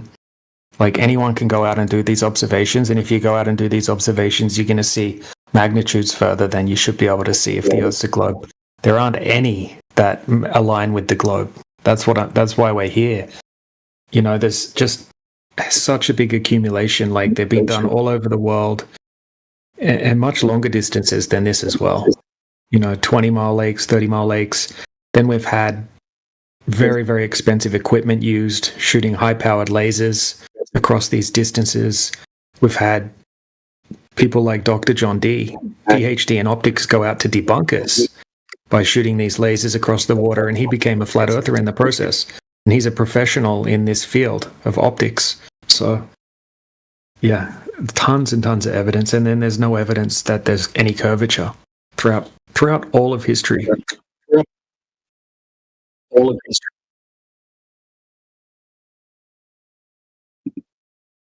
And that probably sounds like a crazy claim when you first hear it, but yeah, look into it, man. Yeah.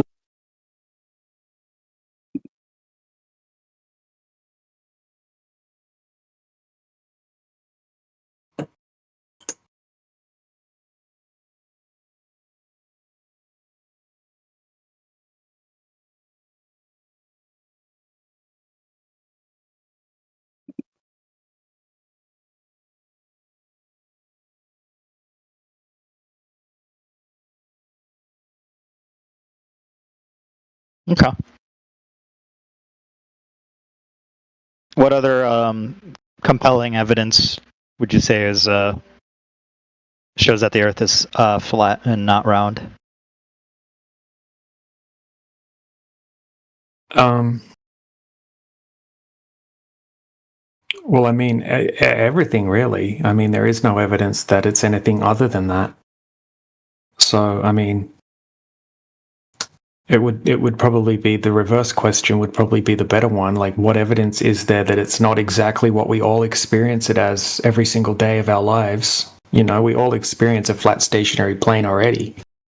Now, that's not proof that it is that, but when you go out and test for it, you know, it checks out. We can't find any curvature.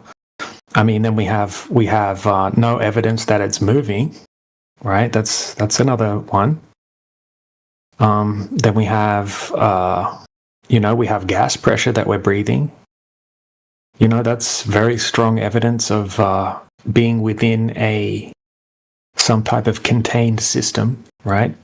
Being the necessary antecedent to having gas pressure, a contained environment. So, I mean, the list just goes on and on. I mean, like start looking into airplanes. How do they design airplanes and jets and things like that? And you start looking at the engineering manuals and talking to aerospace engineers, and yeah, they'll tell you that, you know, they say it's for simplification purposes, but they also treat the Earth as flat and stationary in all of their calculations when they're doing the design of the aircraft.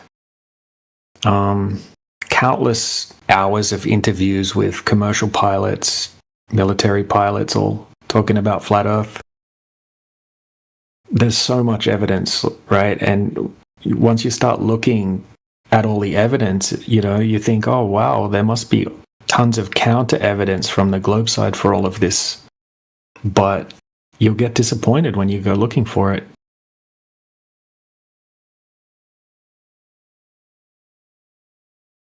But the long distance observations are good because these characteristics of a globe have to be there. Like, there has to be a horizon at a certain distance. There has to be 270 foot of curvature over 20 miles. It has to be there. You can't have a body of water that's 20 miles long and not have 270 foot of curvature if the Earth is a globe. But when we go out to a 20-mile lake, we can shoot a camera or a laser or a mirror flash or a radio wave, microwave, whatever, from point A to point B across the lake and hit the target, right? Or zoom in and see the shoreline on the other side, 20 miles away. So that's what we're talking about when we're talking about flat Earth. We're not claiming crazy things. We're not claiming that the Earth is like a flat pizza disc floating around in space. We're not claiming to know the shape of the Earth. We're just able to find flat surfaces when it comes to vast distances of water. And that's what flat Earth means, just this. It's just the description of a surface without any curvature.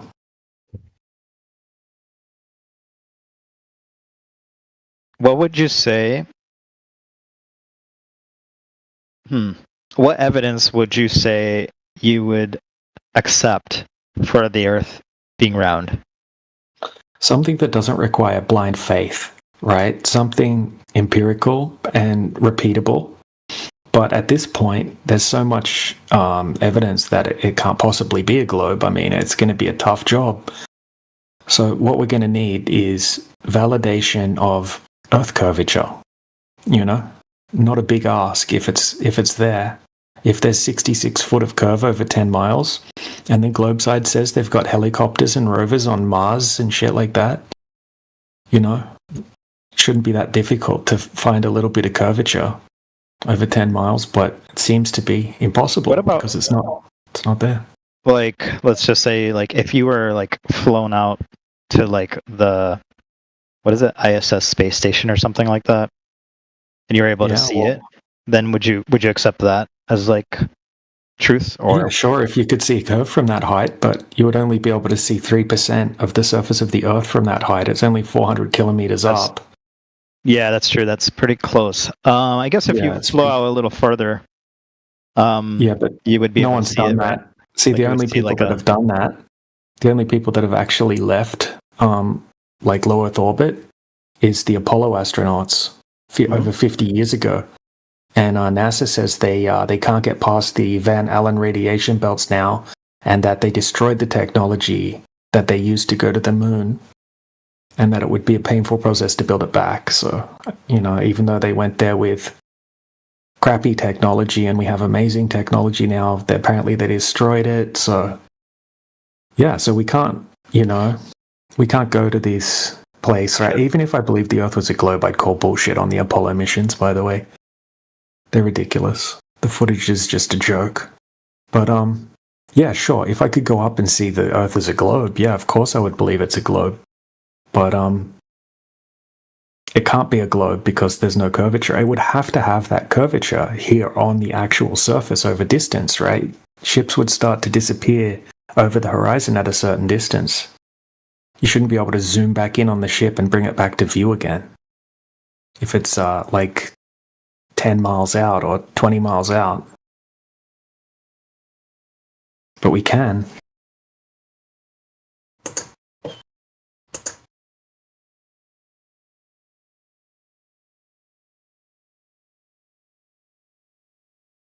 All right. I'm getting pinged. I gotta go. I might come back later. Yeah, all right. Oh, good chat. All right. Me too. See ya. See ya.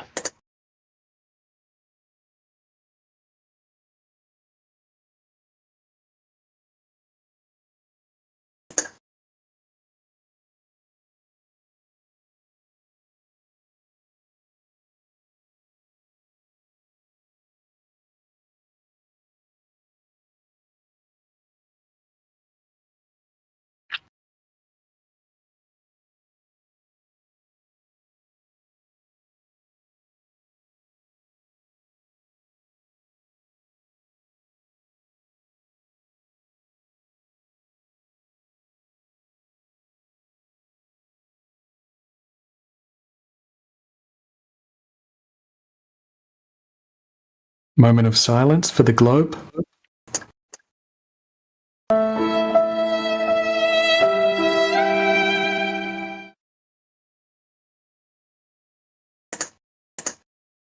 Hey DJ, let's take turns giving our best globe proof. I'll go first. I got nothing. Next. Yeah, I'll go second.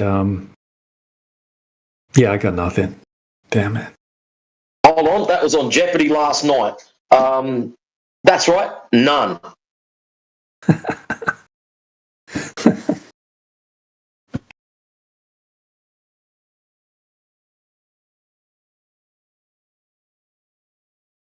It's just crazy how every single person we talk to has the same script, but they don't even know, they don't mean to have the script, but they all ask the exact same 10 questions.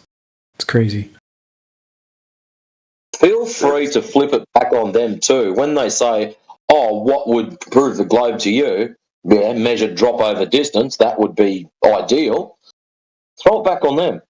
What can we show you or do for you that would prove that it's flat?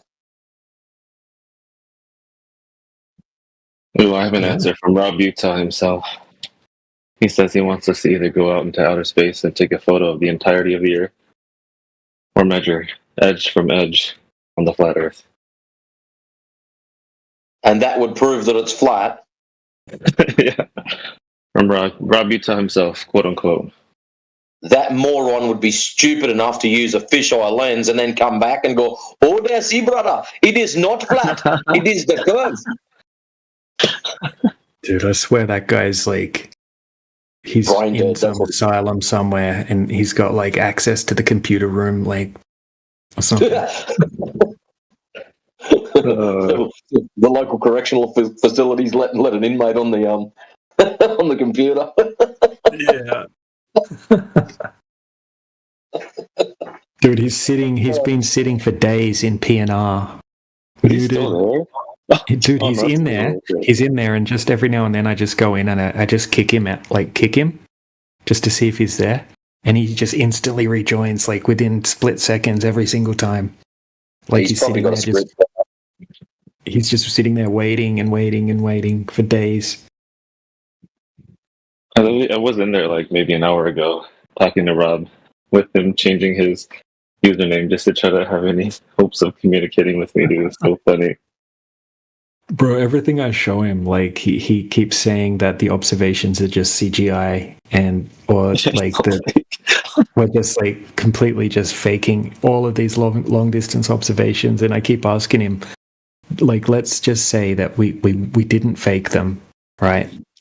Would that be a problem for the globe? And he can't say that it would be. He's no, it still wouldn't be a problem.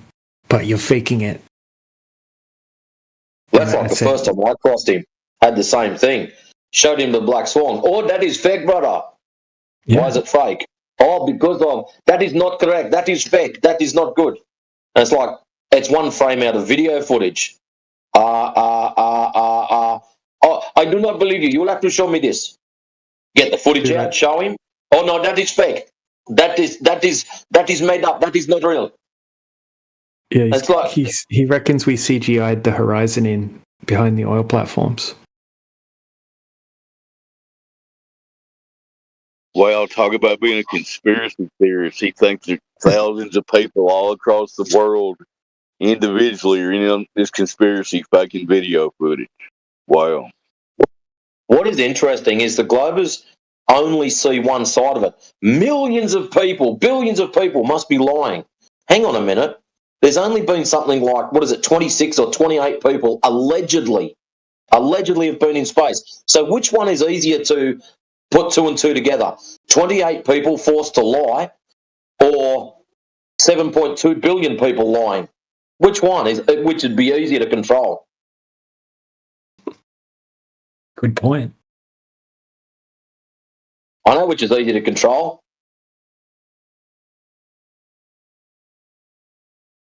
If you don't believe me how easy it is to control people, go and have a look how a jail works. 10 officers control 100 inmates, if not more.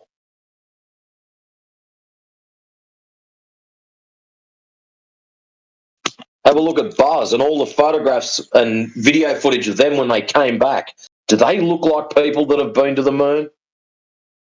They probably had their families threatened or they were paid out. I don't know what excuses you want to put down that they were forced to lie, but I can tell you now by their body positions, body language, they are not people telling the truth. And I can assure you now, I don't care if you're a flat earther, a glober, or the King of England himself. If you've just been on a trip to the moon, you would not be sitting there quiet. You would be telling everyone about it, jumping around like a jack in the box for the next 6 months straight. You would not be sitting there like as if you'd just lost a family member.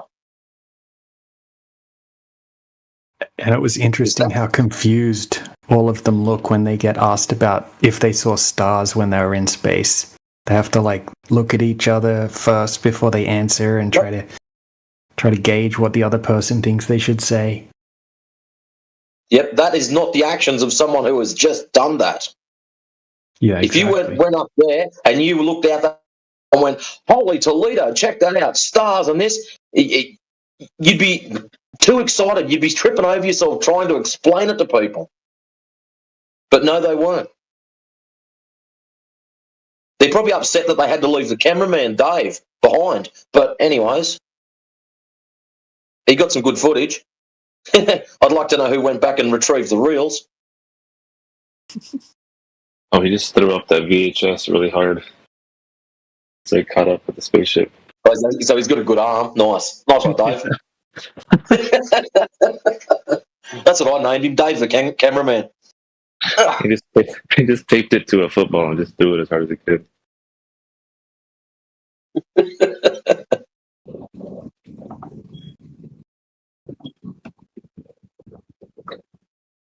You know what I've been hearing a lot too this week? Lunar eclipses. I feel like everybody has been asking about lunar eclipses this week. I don't know if that's the same for you guys or not. Yeah, I've noticed a few of them. Yeah. Seems every week there's one thing that they all seem to drive home. Or try to. No, I'm not getting them.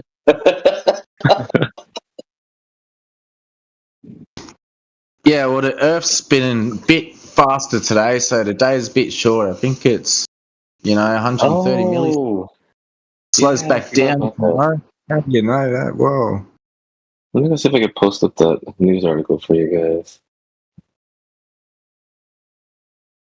So with this time speeding up and slowing down, how come we don't have to adjust our clocks? That's true. Well, maybe they just do them automatically. Because I know the one in my car's not automatic. I've got to do that bastard every time daylight savings comes around. And a lot of the times I've just left it alone and not even worried about it, just to test and see what happens after a couple of years of it going through. And it still tells the same time. It's amazing, that. So all these speeding up and slowing downs, and it just still ticks away. Oh, yeah, I posted it up in the side chat if anybody wants to give it a read. Yeah, I missed the days of having an excuse for being an hour late once a year.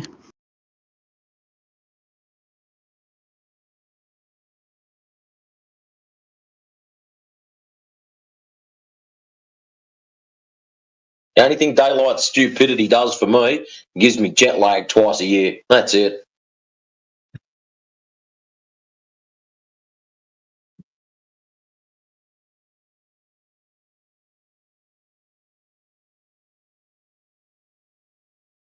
I didn't realize the amount they said it was going to be. It's 1.3 to 1.5 milliseconds shorter.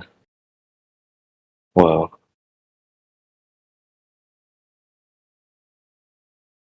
So it's an amount that nobody notices. Nice.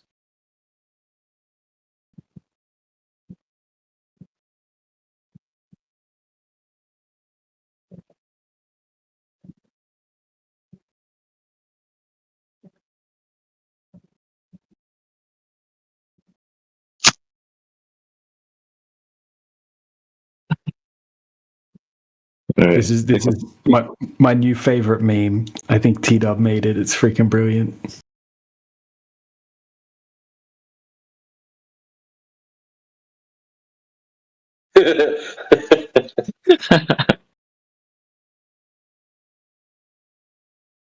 There you go.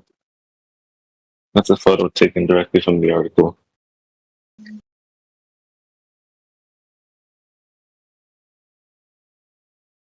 The other little GIF that T-Dub put up the other day, where it was, oh, I've got proof of, can I have some proof of Earth curvature? And the little like dude just sort of goes finger up, and then walks off. I cracked up when I saw that. Oh, I need that one. That sounds great.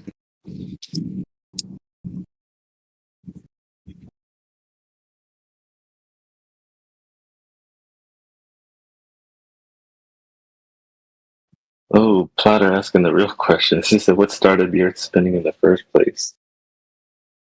You know, they probably have an answer for that somewhere. They have an answer for everything. Unicorns.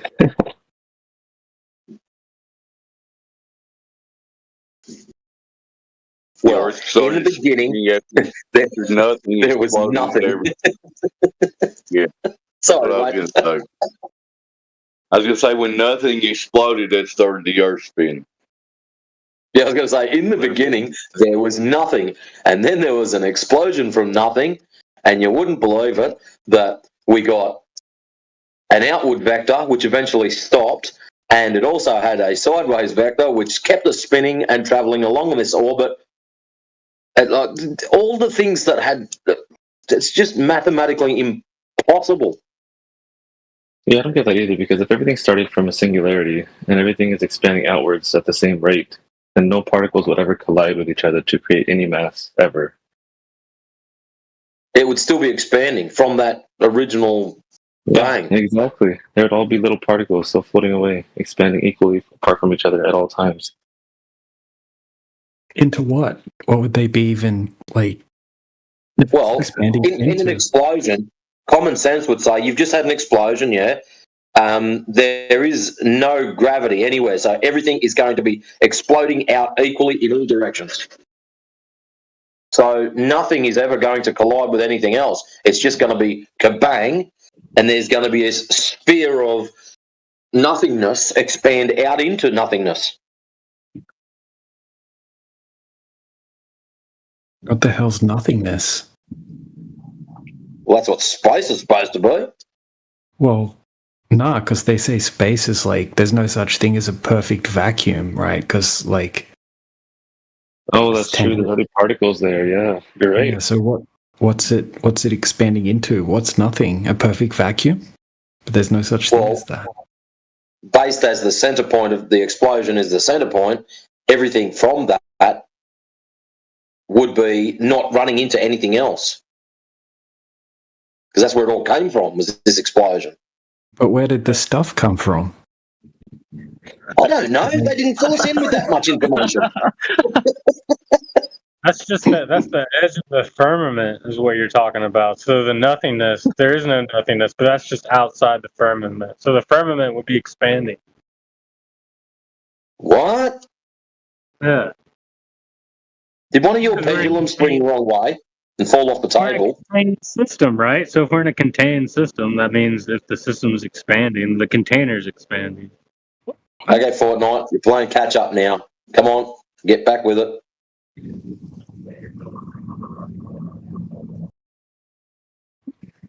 Nice try, Mushkin.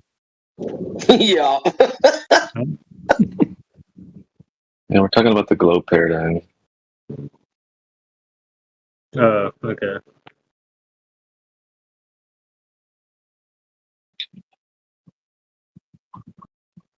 Well, I mean, the globe paradigm could have a container too, because if there's an edge of space, then there must be something holding it together, right? Oh, wait, what is it made of? We don't know. We don't know what the container's made of.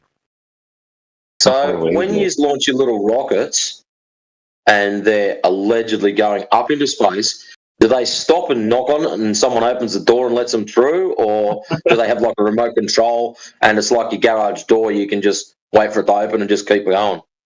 No, it should never reach it. It's just too far away. The container's too far. You can't even get to it.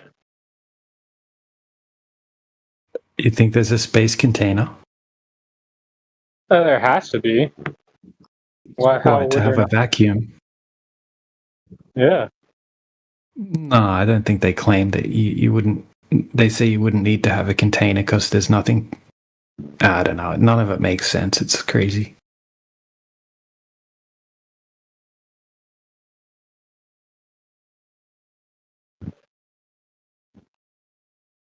Well, in the globe paradigm, all containers are semi-permeable, so it could be a container, but not a solid physical container. It could be more of a energy containment. I think he was put up a picture in the side chat for you. I think he's talking about the container that's supposed to contain the gas on Earth. Yeah, and that graphic's misleading though. Also, because it doesn't show the gradient. What do you think the gradient was adjacent to a vacuum? It looks like pressure and then no pressure, and that's not the case. Well, it kind of is the case that they claim. Well, it's not, because you can go on the top of a mountain and the air is thinner, and it just keeps getting thinner and thinner and thinner, and there is no perfect vacuum, so it just continues to get thinner. No, it doesn't. No. They say that deep space is a 10 to the negative 17 torr vacuum, and on a universal scale, that's not far away where that starts. So it's kind of like you've got this little gas pressure gradient on this little tiniest little speck ever inside this giant 10 to the negative 17 torr space vacuum. Well, yeah, there's a very, very thin atmosphere around the Earth, and it thins out, and then it gets very thin. But if you were to visualize, like this infographic in the side chat, it's just not very representative, because if you were really zoomed out from the Earth that far, then that non-vacuum area would be like a sliver, like just a hair around the world, like a little. And what do you think would happen to the air that's allegedly there, Moshkane, with what you know of gas laws? Well, it eventually fucks off. It eventually fucks off. It would be explosive in doing so. All right, here we go, Mushkane. Here's your globy diagram. Where's that? There. Oh, okay. Is that better? What's this little light shaded area? Get it?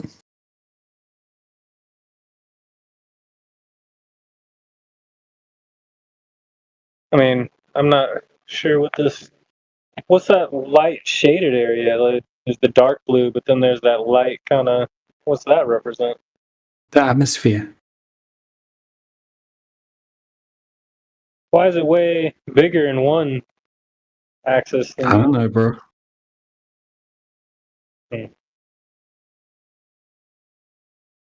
Geocorona.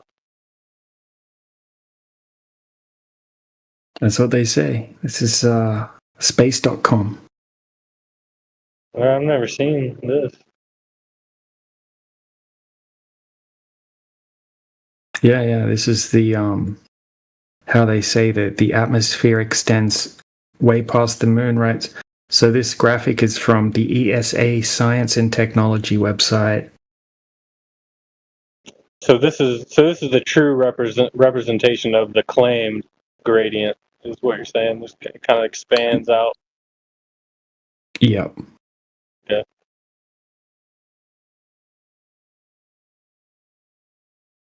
Yeah, I wasn't aware of that. I thought it would be way smaller.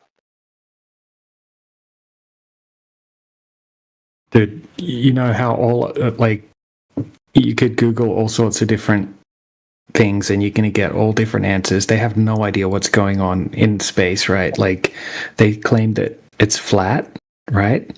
On some websites. Like NASA says it's like flat like a sheet of paper. And then other ones say, well, actually it might be a donut shaped. And then other ones are like, oh, it could be spherical. And then other ones are like, well, it could be like a cone shape. Like they have no freaking idea. Oh man, this picture Tristan just posted is really cool. I don't know if that's CGI or what, but it looks awesome. Did you see the one I posted? Which one? 19 minutes after the hour. Yeah. Islands in Indonesia. Oh no, this one. Yeah, I don't like. That's just a dot. Yeah, that'll be Earth next to vacuum. Well, the one under that looks way cooler. Let me see what he got. What did he post? Whoa. Yeah, Star Wars stuff. That's dope. Not your worldview? Yeah, that's cool, man. The picture I posted is also your worldview. You got Earth next to a vacuum. Funny how the curve is like super inconsistent when you see these images. What kind of camera is this? As you can zoom out like crazy, and the sun is just a little speck. Yeah, and the sun would still be gas adjacent to a vacuum. Crazy, huh? It doesn't look much higher than a plane if it wasn't for the like the fisheye effect.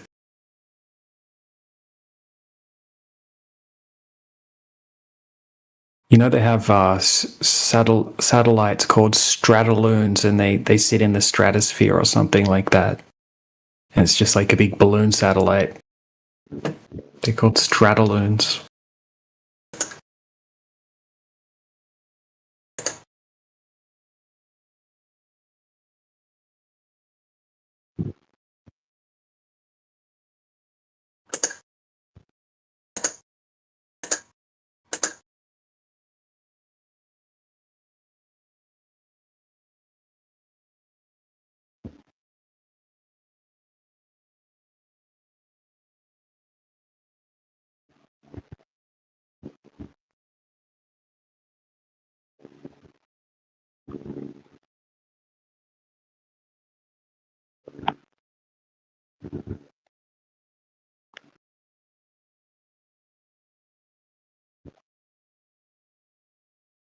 Matrix, you there?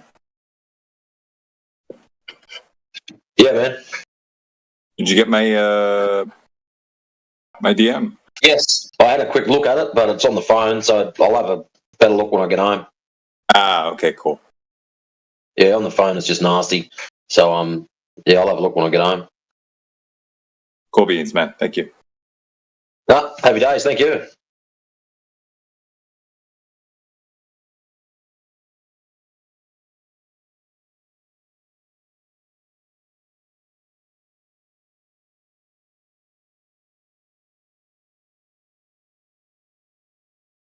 But from the itty bitty little look that I did just have, I'd be thinking to set that up on a spreadsheet.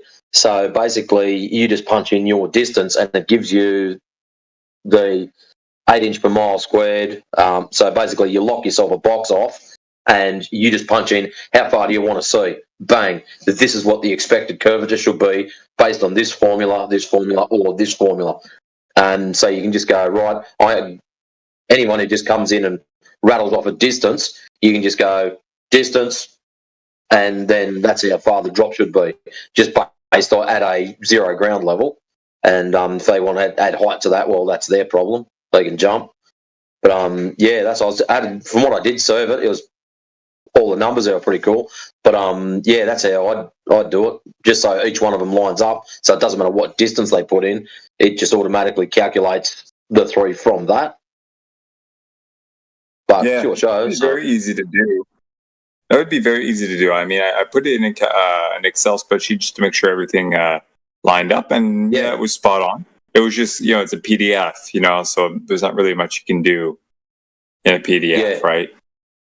Well, that's what I was thinking on a spreadsheet, so you can just only have to put in the one number, and all the calculations are done in the background. And yeah, so if you lock a box off, enter your distance here, they enter a number, and it just automatically calculates out from that number, drop over distance. using the different formulas. So it's Formula A, Formula B, Formula C, and it gives them a printout so they can just go, oh yeah. That can be very easily done on the website. Little Earth curve, our own little Earth curve calculator, you know? Yeah, cool. Yes. And because it'd only be one page with very minimal, you're only talking probably a couple of K at best.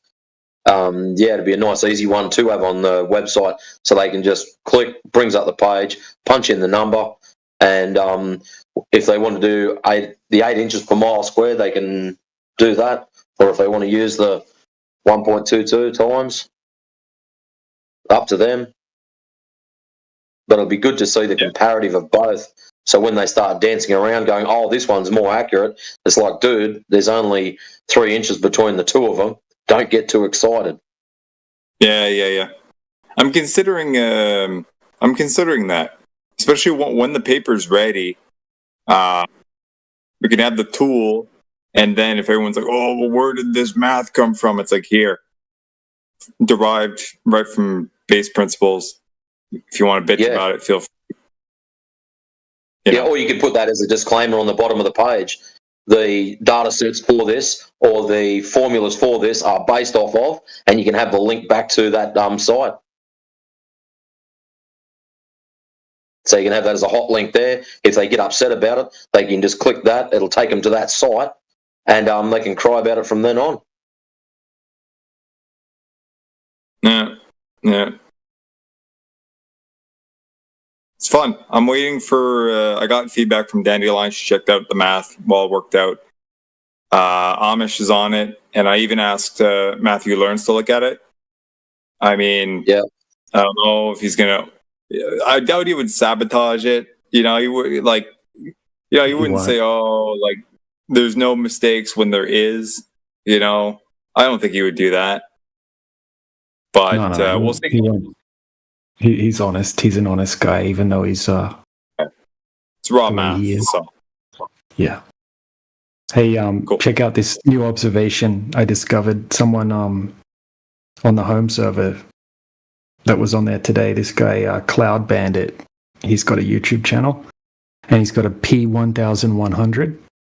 And this is a hilarious observation because can you see the logo on the buildings in the background, right? This is an observation that just completely shreds the globe, and it's zooming in on NASA buildings. So this is 26 miles, and just from 5-foot observation height. Great observation. And NASA buildings is the target. That's nasty. Yeah.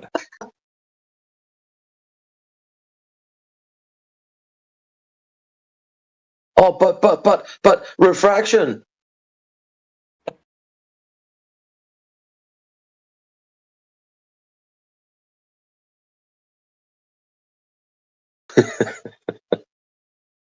Anyways, guys, time for me to bail out.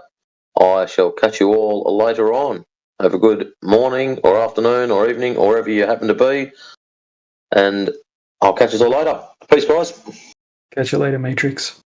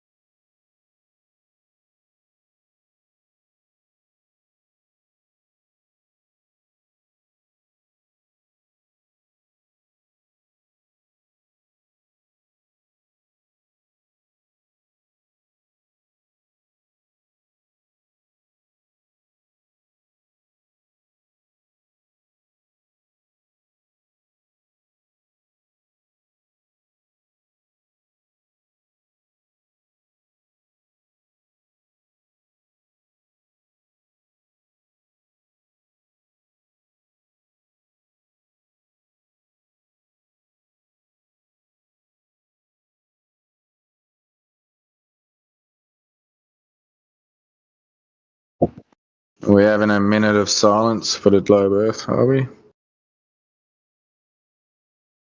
That's where it stands right now.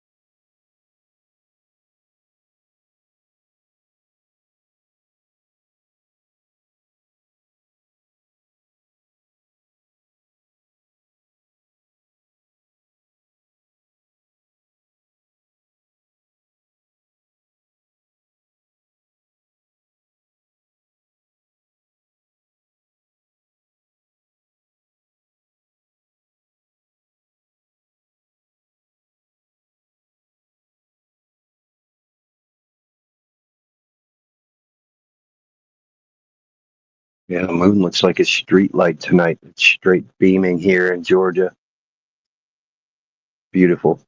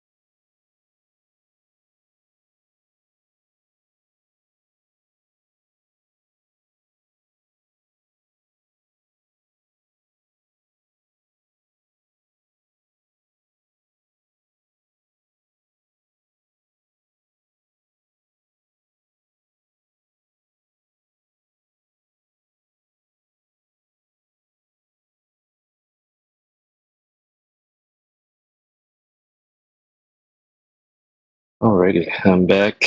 Damn,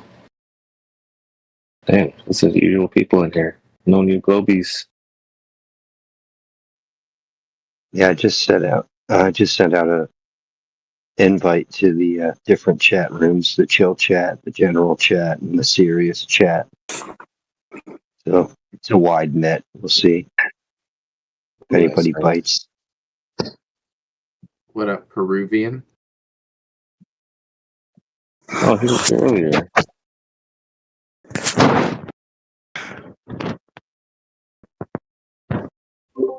How are you doing, Mr. Windy Mike? He muted last time he was in here, so let's see if he. Okay, never mind. We got Douglas who just joined. What up, Douglas?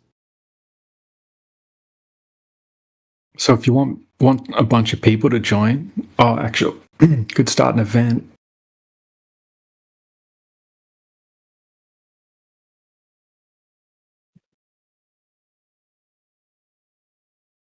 There's another event starting soon. Never mind.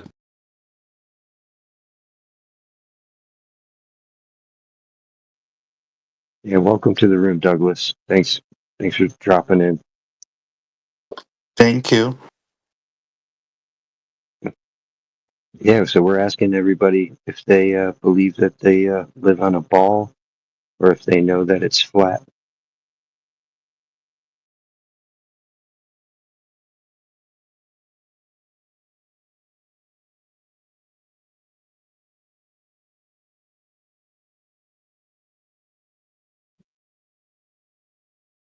Yeah, if you don't feel comfortable talking, you could always just type your responses in the text chat. So no pressure to VC if you don't feel comfortable.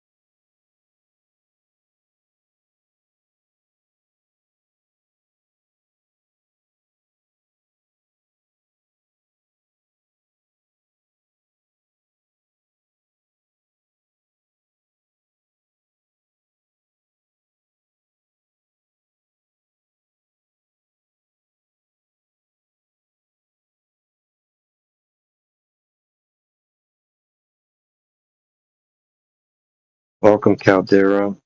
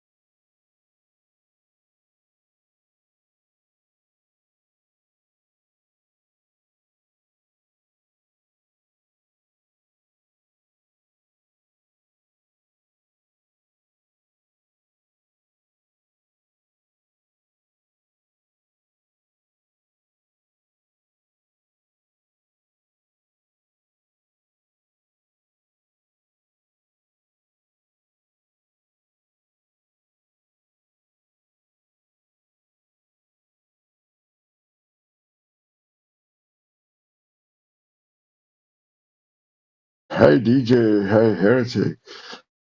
Any mods here? Nick?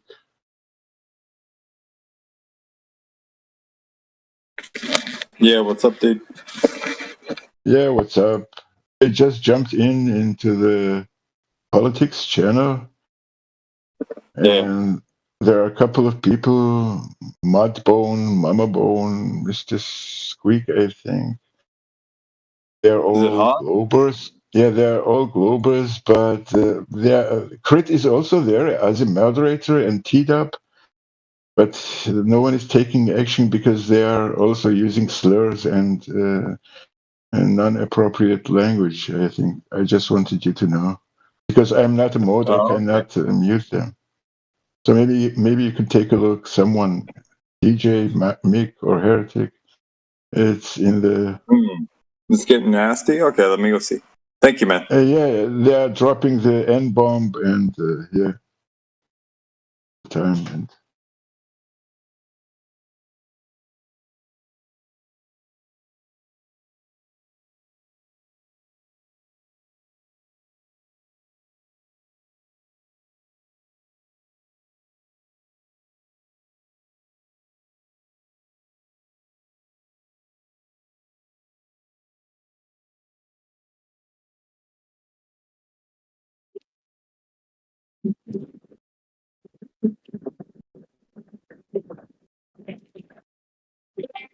Why no one's speaking here?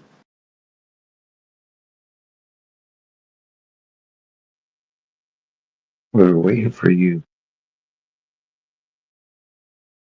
Oh, you guys waiting for me? Well, that's pretty interesting.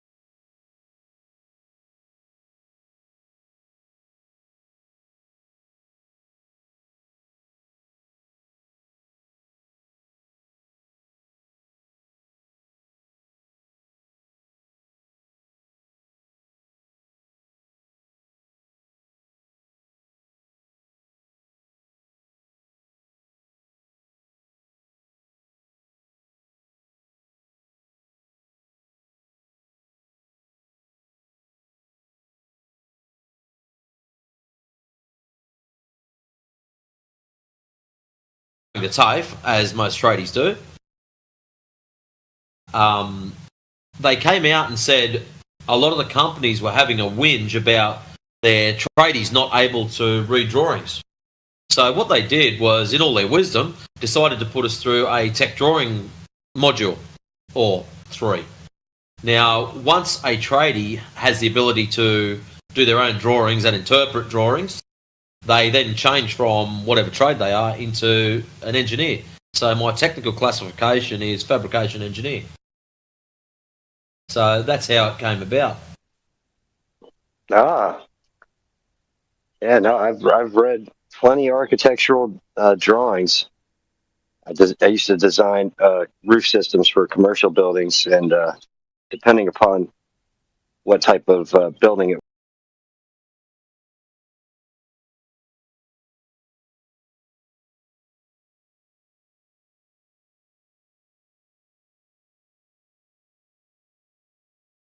Just squeak. That's enough. Get back on topic. Go ahead. Call me the N-word, dude. I'm going to mute his ass because he's being inappropriate. Anyway, carry on, everybody else.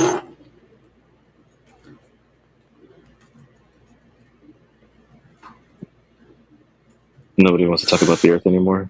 You guys are good? What is the shape of the sun? Talking about the Earth, not the sun. Do with horizontal No, I want to know the shape of the sun. Has nothing to do with the ground, dude. What the fuck? I want to know the shape of the sun. Then go I want to know the shape of the sun. talk in the 24 sun room. We're talking about the Well, Earth. if you can't trust science, then tell me, what is the shape of the sun? Sun is a circle. The Earth What is is the shape of Saturn? Right now. All right. Anybody else have anything else? Yes. No. Questions about the Earth? Mudbone, I hope you realize flat's not a shape. I feel like I can't talk because I will have my rights revoked. So I will stay quiet. No, your question's actually been all right. They're trolling, though. Oh, my questions are okay? Thus far. Okay, so if the Earth is really flat, can you explain this?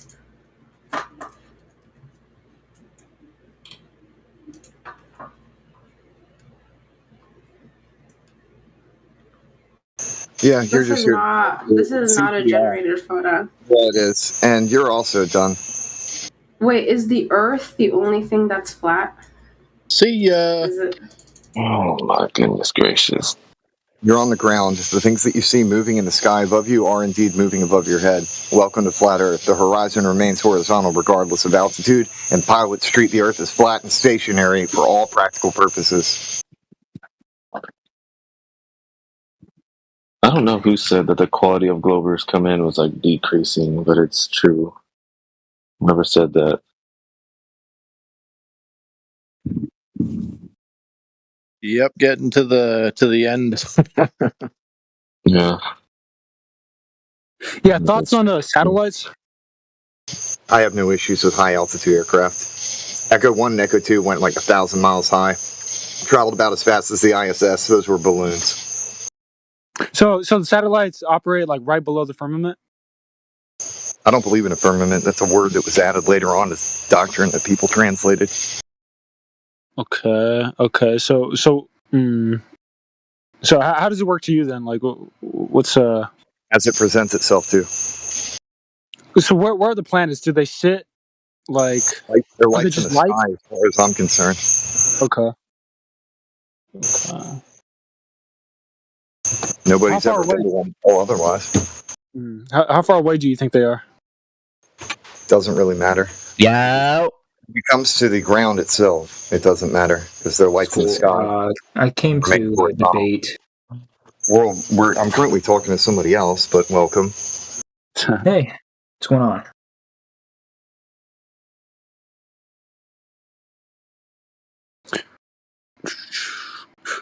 AG, are you religious?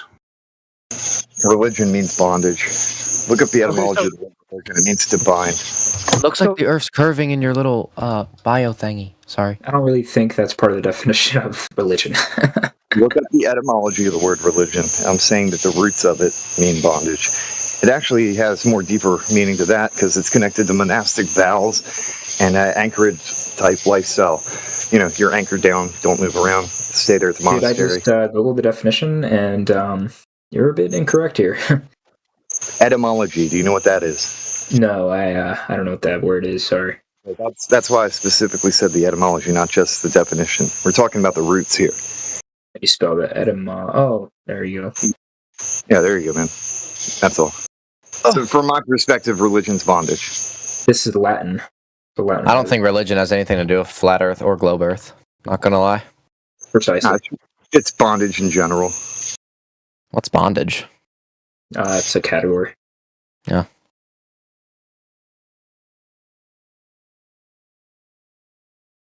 There was like 5 people in here now. There's so many. I don't know why. Why is everyone muted too? You don't want to face this. Sorry, what'd you say? Most are muted on their own accord, and the others that I muted were only here to troll, so they would have been wasting your time anyway. You're right. So AG, follow up to my last question. Like, so what do you think is the point of the flat Earth? Like, why do you think, like, the purpose of life? Why do you think we're here? What you got to say? I honestly don't care. I see. Let's see. The meaning of life, apparently, according to all observations, would be for life to continue itself. Whatever. But I mean, it would have to be something a lot more philosophical, right? If the Earth is flat, since the Earth is flat. I'm sure it means a lot of things to a lot of people. For me, the horizon remains horizontal and pilots treated as flat and stationary for practical purposes. Therefore, the Earth is flat. Boom! It measures to be so as well, but that's beside the point. It presents itself to be this way.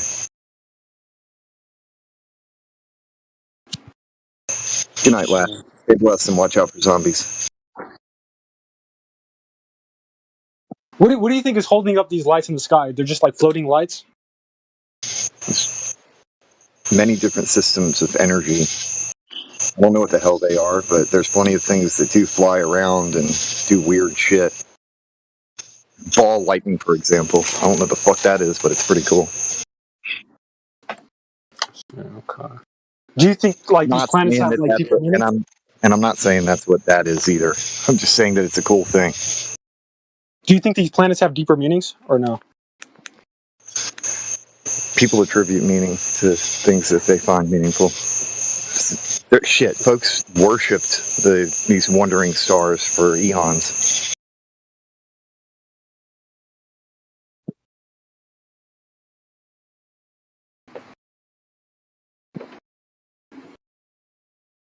Yeah. So the moon is a luminary too, right?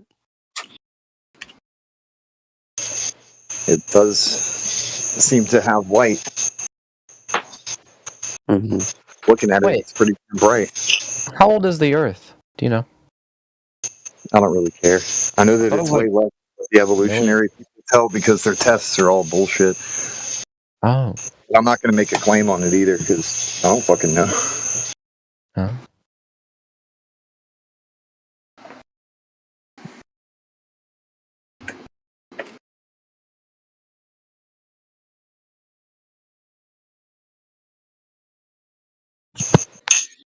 Probably not going to hang out here too much longer because for me it's like 12:30. I should probably get to bed at least the next hour. Yeah, right, for sure. But so, real quick, so you have like pretty much no interest in like discovering what the planets actually mean or like why things the way they are. You're just set in it. It doesn't interest you. Like it's not something that I can tangibly go reach out and grab right now and get a sample of and then discuss with you. So therefore, it's not really important to me, especially when this room, the purpose of this room, has to do with the ground. It's not really it has to do with like the sky. So. Mm-hmm.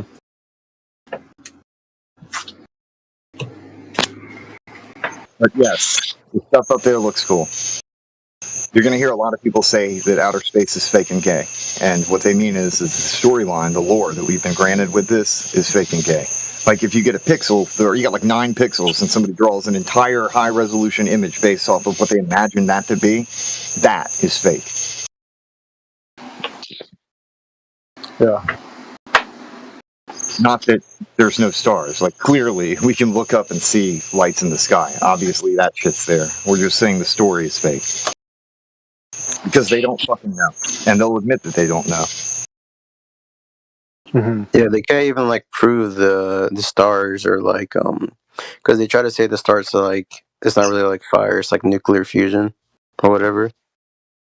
Yeah, what do you think about that? It's like is the actual star like the sun? You can see through it, or no, like the other planets?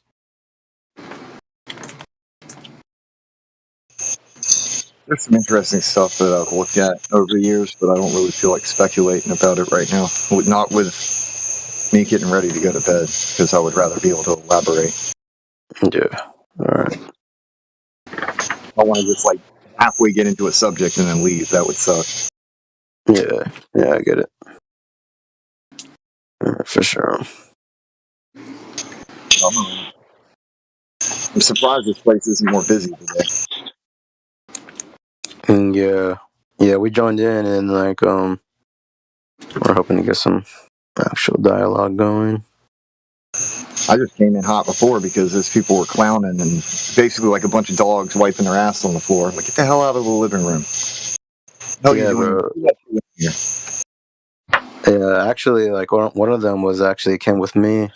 That Squeak guy. He was just. He's kind of triggered, so I kind of put him on the shelf because I didn't want him to get himself in any more trouble. Yeah. Do you think you can like add him back soon? I can meet him, but it's more about this. If I see somebody do anything that's Discord TOS or against the server rules here, I'm going to put them on mute.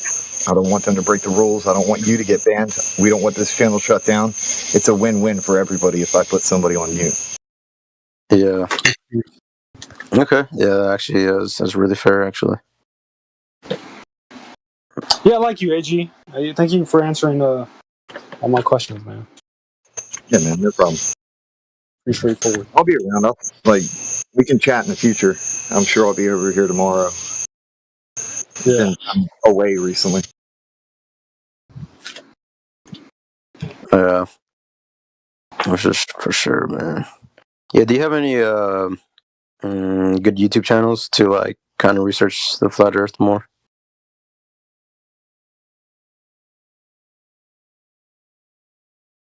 If you check on my profile, there's a link to the Flat Earth Discord server. You can check out what's there. There's a whole bunch of different information on that. And you might be able to just use the search thing. You could find videos and stuff. It's easier for me to just point you to that and all the wealth of information that's already there than to try and just hand you certain specific things. Yeah, for sure. But yeah, that's the server that we all came from. So, why did you guys all migrate? You just wanted like different heads? We're nomadic. We travel around to different places now, I guess. I don't know. I see. Different places have different kinds of conversations, though, so it all depends on where we end up, what type of conversation we'll end up having. Yeah, it makes sense. Get more pushback on the server.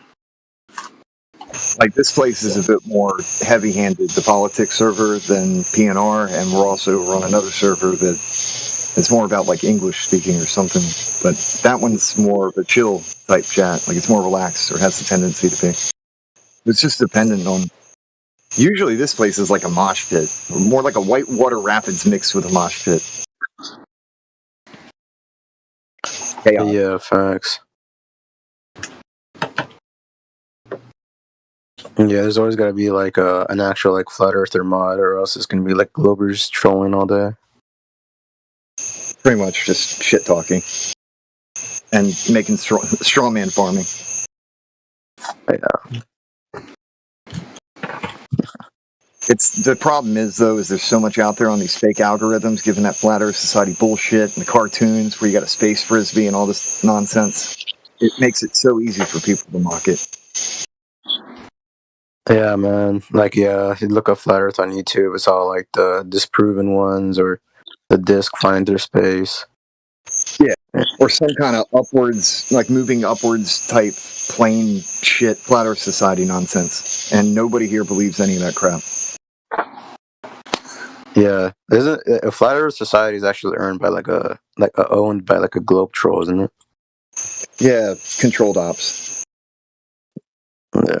You can go there, they have forums and stuff, but if you try and say anything outside of what they're pushing, you're likely to end up getting censored. Let's see. I don't think they want anybody turning over their boat that they got over there, or whatever. But it sounds pretty, like I've glanced at their forums and it's dumb. Right. Yeah, I don't really buy anything about that. Yeah, so if you know, that story where there was like a expedition of like these people on ships that went around the whole Earth. They only saw the ice wall, right? I think that's the ice wall thing is funny to me because that's technically a globe claim, Admiral Byrd era globe claim. So there are references to things like that from earlier times. It's funny to me that it comes from the globe, and yet folks will try and push that on flat Earth because so many flat earthers have talked about it, but it doesn't actually come from flat Earth to begin with. Really? So yeah, actually confused it to me because so ice wall isn't is it like flat Earth confirmed or is it in your model? No. The way I see it, Admiral Byrd found a continent that has a relatively high altitude to it, and from his perspective, it looked like walls of ice. So he wrote down that as much. It was descriptives for what he was seeing. Really? That doesn't mean that there's a wall of ice like completely around everything either. I'm not making that kind of claim. So you think there's like openings between like the whole flat Earth? There's like openings? I don't know what's out there, man. Oh. I do know that there's, even now today, there's like new land being discovered or realized, I guess, including islands and shit. Right. The map are not yet quite filled in completely, even though they seem to be. They're not actually. I wish I had the citation for that one about the islands. That was actually cool.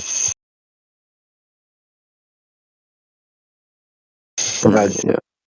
If you take all of the data from the amount of terrain available that they've applied for the globe and just stretch that out, there's automatically far more space than one would think. You know, the Eratosthenes, the path of the sun, and all that shit. There would automatically be way more space, and not be on some ice wall either. Just here, inside of this space. Mm-hmm. Oh, that's very interesting. Okay. Yeah, sorry if I kind of missed it, but like, why did you say again? Like, what makes you say that there's no firmament? Oh, that's a new translation for an older word. It'd be like an English word used for something that's Hebrew or Aramaic. Because the original term would be rakia, which has to do with something that has a molten feature to it that's spread out or stretched out. It doesn't necessarily imply that it's firm or solid, but it is an expanse and it is a barrier. I see. Okay, so there is a barrier. Okay. Yeah, well, a region, I guess would be another good way to put it, a separation. If you can see clear separations, you just go to the beach. There's a separation right there between the water and the air above it. Uh-huh. Are the planets like on what side are the planets on of the separation? According to NASA, the geocorona reaches beyond the moon. So even if anybody did land on the moon, nobody's actually left the atmosphere of Earth. I see. So all the planets are within the barrier. No, I'm just talking about the moon right now. I was just making a reference to what NASA said about the moon and the geocorona. Okay. I don't know, man. I don't know the rest of the stuff. I have no freaking clue. Yeah. I'm just. Yeah, I see. I'm not the space wizard here. They are. Oh, I see. Just like filling in. Yeah, I found that to be pretty cool that the geocorona supposedly reaches beyond the moon, so nobody's ever left the Earth's atmos. Right. I see. Yeah, even with that, the moon landing was still fake, right? Definitely. Yeah, for sure. It's a pissing contest between America and Russia to see who can make the best propaganda. We won. Yeah. Facts. So that being said, though, like, right? So in a way, space is kind of real, at least to an extent, like from here to the moon. Like I said, I have no problem with high altitude aircraft existing, and according to them, Echo 1 and 2 were balloons that went over it, or went close to 1,000 miles above the surface of the Earth. This is contradicting, like most flat earthers, though, right? Like most would disagree with you. Some might, not necessarily here. Yeah, yeah, because like what I learned from like flat Earth, which I guess not a lot of people, even in the flat Earth community, like I guess like him that much, is Zerka. Yeah, I watched a lot of the Zerka. I don't watch other people's channels. I'd prefer to meet them on places like here, get to know them, and talk to them. I don't like the fanboy shit. Damn. Yeah. Okay. Space. Yeah, that's why I never got into following Witsit or any of these other people, Jeranism or whoever the hell. I don't follow people. Yeah, even to like kind of like learn, not even like that point. If they're not here discussing it, then they don't really matter to me. I mean, if we get plenty of info here, as is, we don't really need to, I don't have to go elsewhere to see somebody repeat something from season 1. Yeah. I see.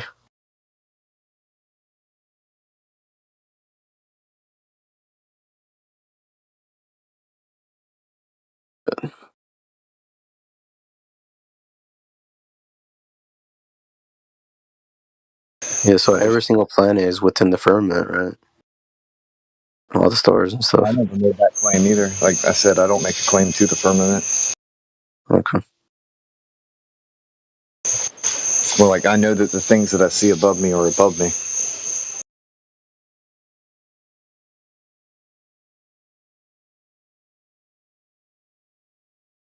Yeah. Yeah, what about the moon, right? Do you think that the moon is like reflective of the land? Like it shows like America and South America or whatever. I've seen that kind of video and heard of that before, but I don't think so. Really? Maybe, but I don't personally believe it is. Yeah. Have you seen like the side by side comparisons of the land? That's what I said. I've seen it. It's just a lot of the stuff ends up being highly edited. Oh, okay, so it wasn't really that accurate. Like make it fit, kind of thing. Yeah. Right. Yeah, because I kind of like I've seen that same thing. It was like I was like, yeah, it kind of fits, though. Like it's kind of like you're kind of making it fit as well. Yeah. I prefer to have things that are testable and repeatable, stuff we can actually know, than people making guesses or artwork. And I've made plenty of artwork related to the Earth. I make cartoons about it all the time, but that doesn't mean that it's reality.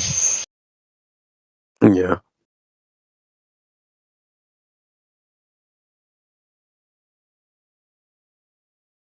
Anyway, it's late as shit for me. It's almost 1, so I'm gonna go ahead and hit the hay. Yeah, man. Thank you for answering the questions. Yeah, no problem. Y'all stay blessed. Watch out for zombies. Mm-hmm.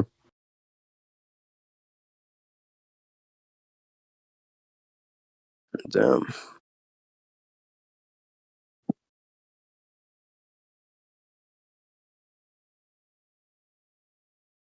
Yep. You done with this place or no? Yeah. All right. Peace out, guys.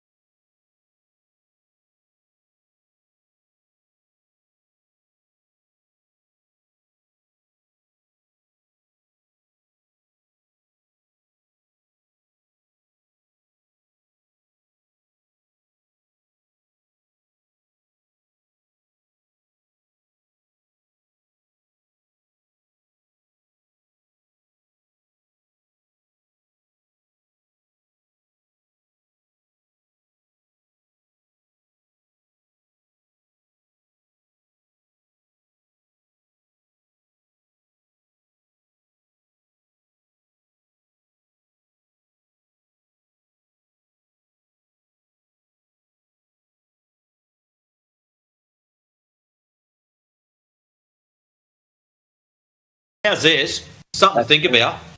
If you allow them to have... It is a big issue. That's why they're censoring it online.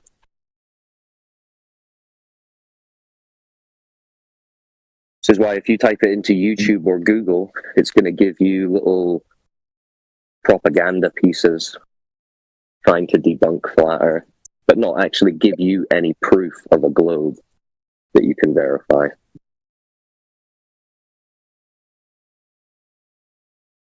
But you know the first video that Sorry, go on. Can I ask now?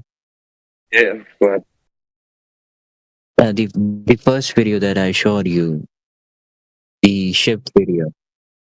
Did you see it? Just looking at it now. Oh? Yeah, it's of a ship appearing to sink into the horizon. Yeah, I mean, you know, you can. Notice. I think it's not the camera distortion. No, that's a function of perspective. Hello, bonjour. ¿Cómo estás? Hello, Kiri. Hello, it is me, Kiri. What are you guys talking about? The Earth is flat. Correct. We're talking about the observation of ships appearing to sink into the horizon bottom up. I mean, from my perspective, it is flat. Yeah. So who else's perspective are you going to rely on for your entire worldview? It's debatable. Right.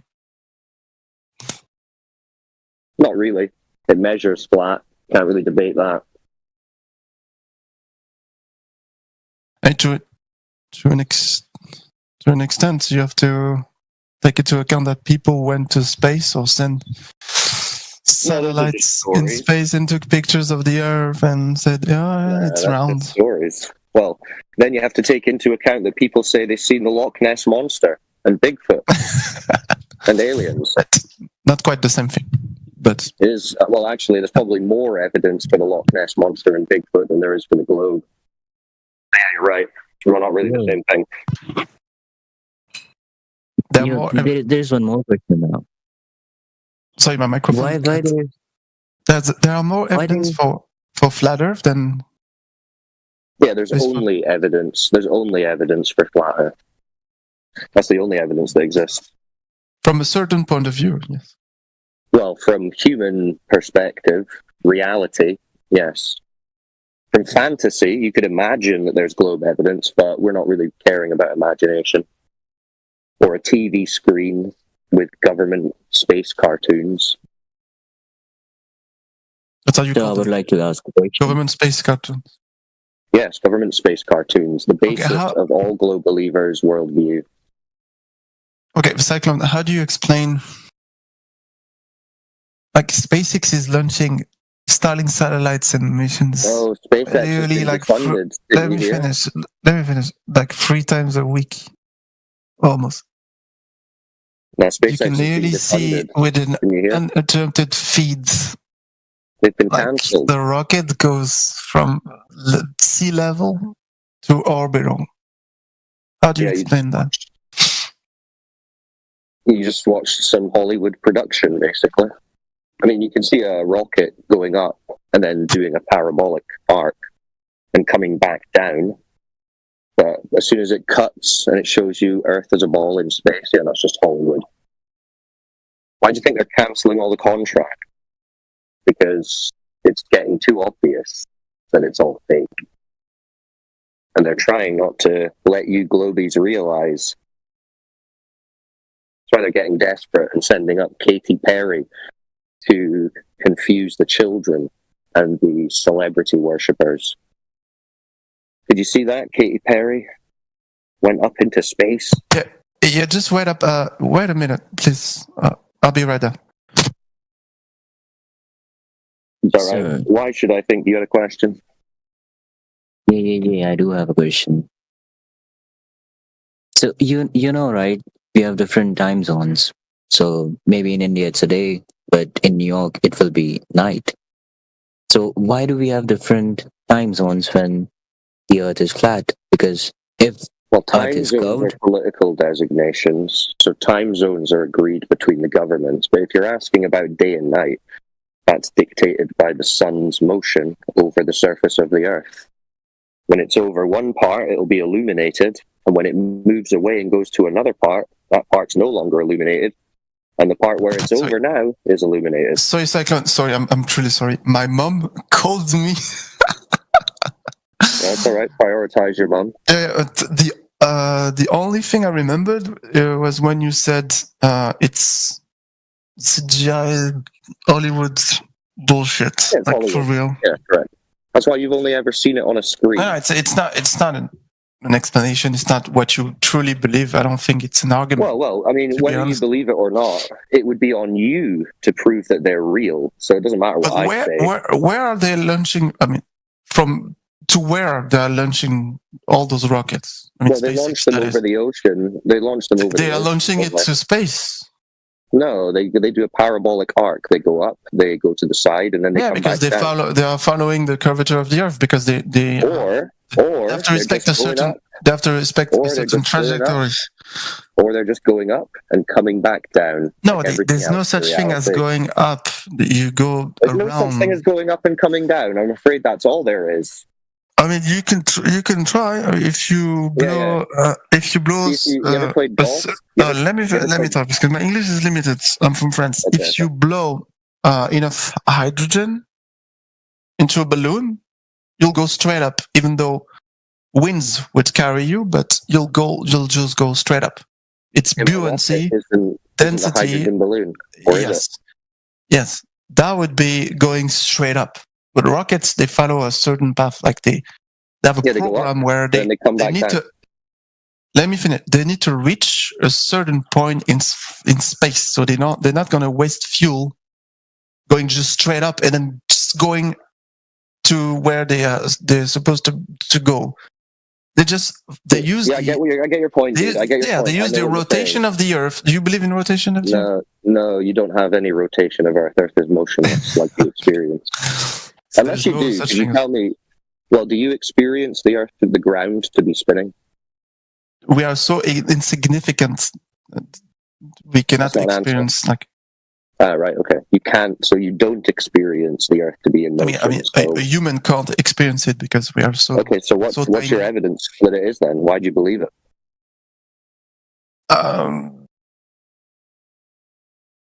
Just because it's what you were told. What is the evidence of? Yeah, that the ground is spinning. How fast is it spinning? Do you know? I mean, you would have to believe in gravitational motions. Yeah, right? So it's just a belief, right? And gravity in and of itself. I mean, you can feel it. It's right there, but so it's just a belief that the ground. It's so insignificant to a small scale, but it's so large. Yeah. So you can't detect it. Yeah, you can't detect it. So it's just a belief. Yeah.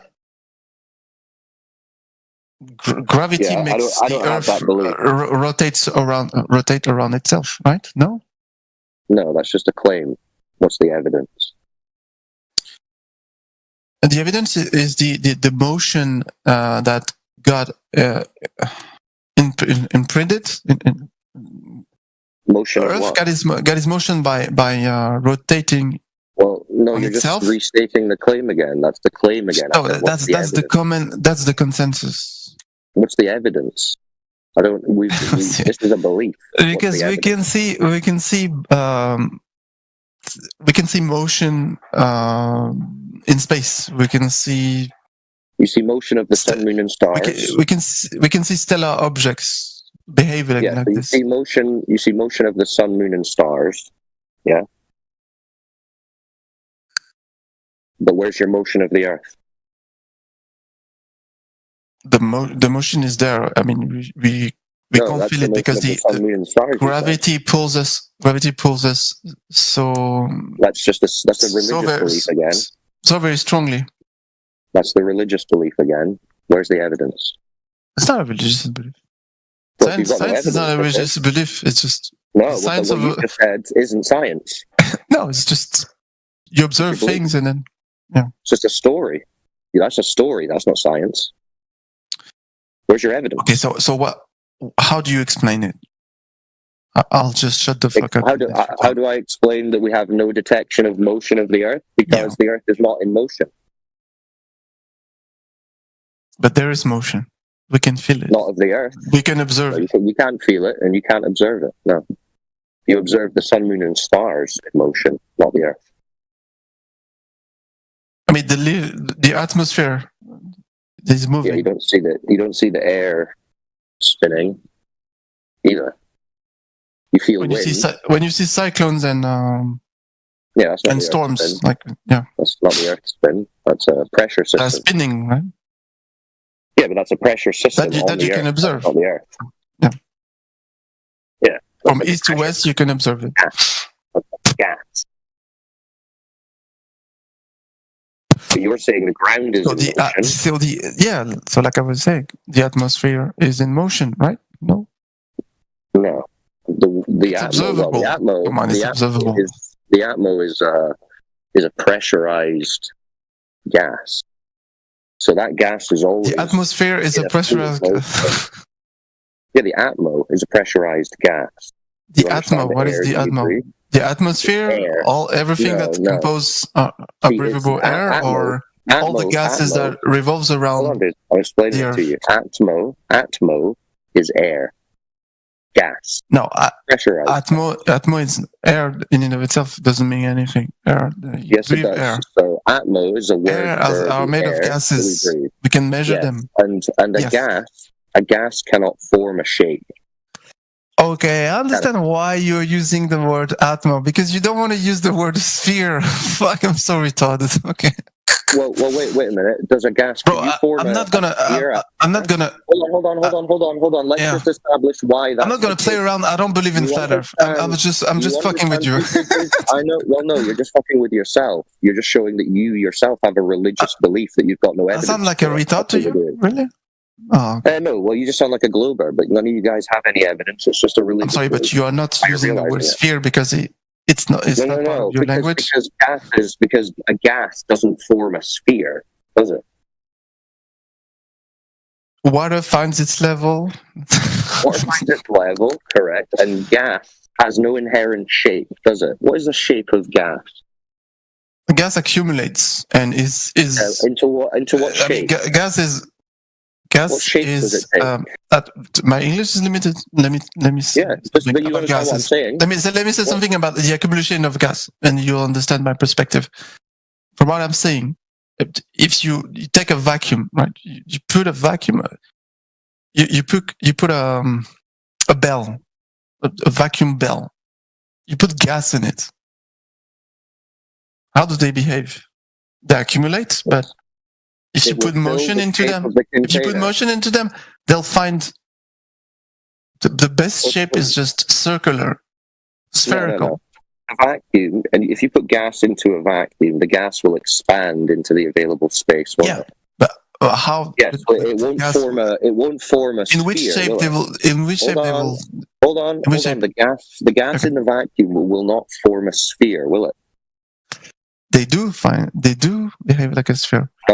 No, they do behave spherical. Of course, those are molecules. Molecules are spherical. No, dude, you just said that gas expands to fill the volume.